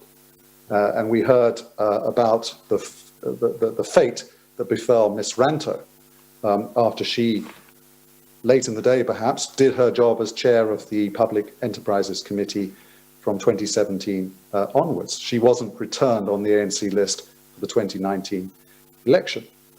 But the point is that because of that electoral system, if the ANC wins 60%, it gets 60% of the seats, and 60% of the list of 400 names that it puts forward will get elected into Parliament, and the party owns those seats. And if a member of Parliament starts to conduct him or herself in a way that is inconvenient for the leadership of the party, then he or she will be reminded, and I know of many, many occasions, sources have told me that is often used to remind members of Parliament of their responsibilities to be loyal to the party. And so it's a sword of Damocles which hangs over the head of all members of the party. And I think it was Mr. Self from the opposition party who admitted that this, of course, is a very valuable tool for the party managers. It gives them all the power in the world. It means that they can control the membership of the caucus so easily. If I contrast that with the British system, and I want to be very careful in what I say here, the constituency representation system, and I think Mr. Smith suggested the United States was the model for this. I don't think it is at all. It has a very different system of government and elections and parliament. But the British system of parliamentary democracy, based on purely constituency representation, no proportional representation, is not a panacea to all ills. And I'm be very cautious in approaching evidence from anybody that says that reform of the electoral system will solve all of this. It won't. But it may be an important measure, may be a necessary step, in fact, if one is serious about solving this difficult problem. But what the constituency system does do, and I speak from direct experience as an active member of the British Labour Party in the late 80s and early 90s, it gives the Member of Parliament elected in that constituency some kind of shield against the party bosses and the whips in Parliament. He or she, and in my case it was a she, would say to me, I can say to the Chief Whip in the House of Commons, of course I want to be a loyal and obedient member of Parliament and the Labour Party, but back down in Deptford, in South London, the constituency Labour Party is very unhappy about this issue, wants me to vote in a particular way, wants me to ask difficult questions of the Prime Minister, etc., etc. So it provides some level of the kind of insulation or protection that I think should be the driving principle to govern any reform. Yeah, thank you, Professor. And Chair, I imagine that might be the convenient moment. Yes. I think Professor Cullen said from his side he would be available tomorrow morning if we thought that is when he should continue. Did you say that, Professor Cullen? Yes, I'm at your disposal from 8:30 onwards, if that's... Yes. Okay. Mr. Freund, how is your situation tomorrow morning? I can manage that. You can manage. For a limited period. I am thinking that we could start maybe at 9:30 and we'll eat into the time of the ESCOM work stream, who would have started at 10, but we could see whether an hour or an hour and 15 minutes would not be enough for us to finish, and then I can sit a little longer later in the afternoon to pay that back to the ESCOM work stream to pay whatever time we took from them. So if that's fine with both of you, I would suggest that we continue at 9:30 tomorrow morning, and we could Chair, go to... I'm not hearing you clearly, but it is certainly fine with me. 9:30 for an hour and a half at most would be certainly fine with me. Okay. Professor Calland, that would be fine from 9:30 tomorrow morning, maybe an hour and 15 minutes or thereabout, hoping we could finish? Certainly it would, DCJ, yes. Okay. A pleasure. Okay, no, thank you very much. We are going to adjourn then for the day, and then we'll continue with Professor Cullen's evidence at 9:30 tomorrow morning. And thereafter, I'll hear evidence relating to ESCOM. We adjourn.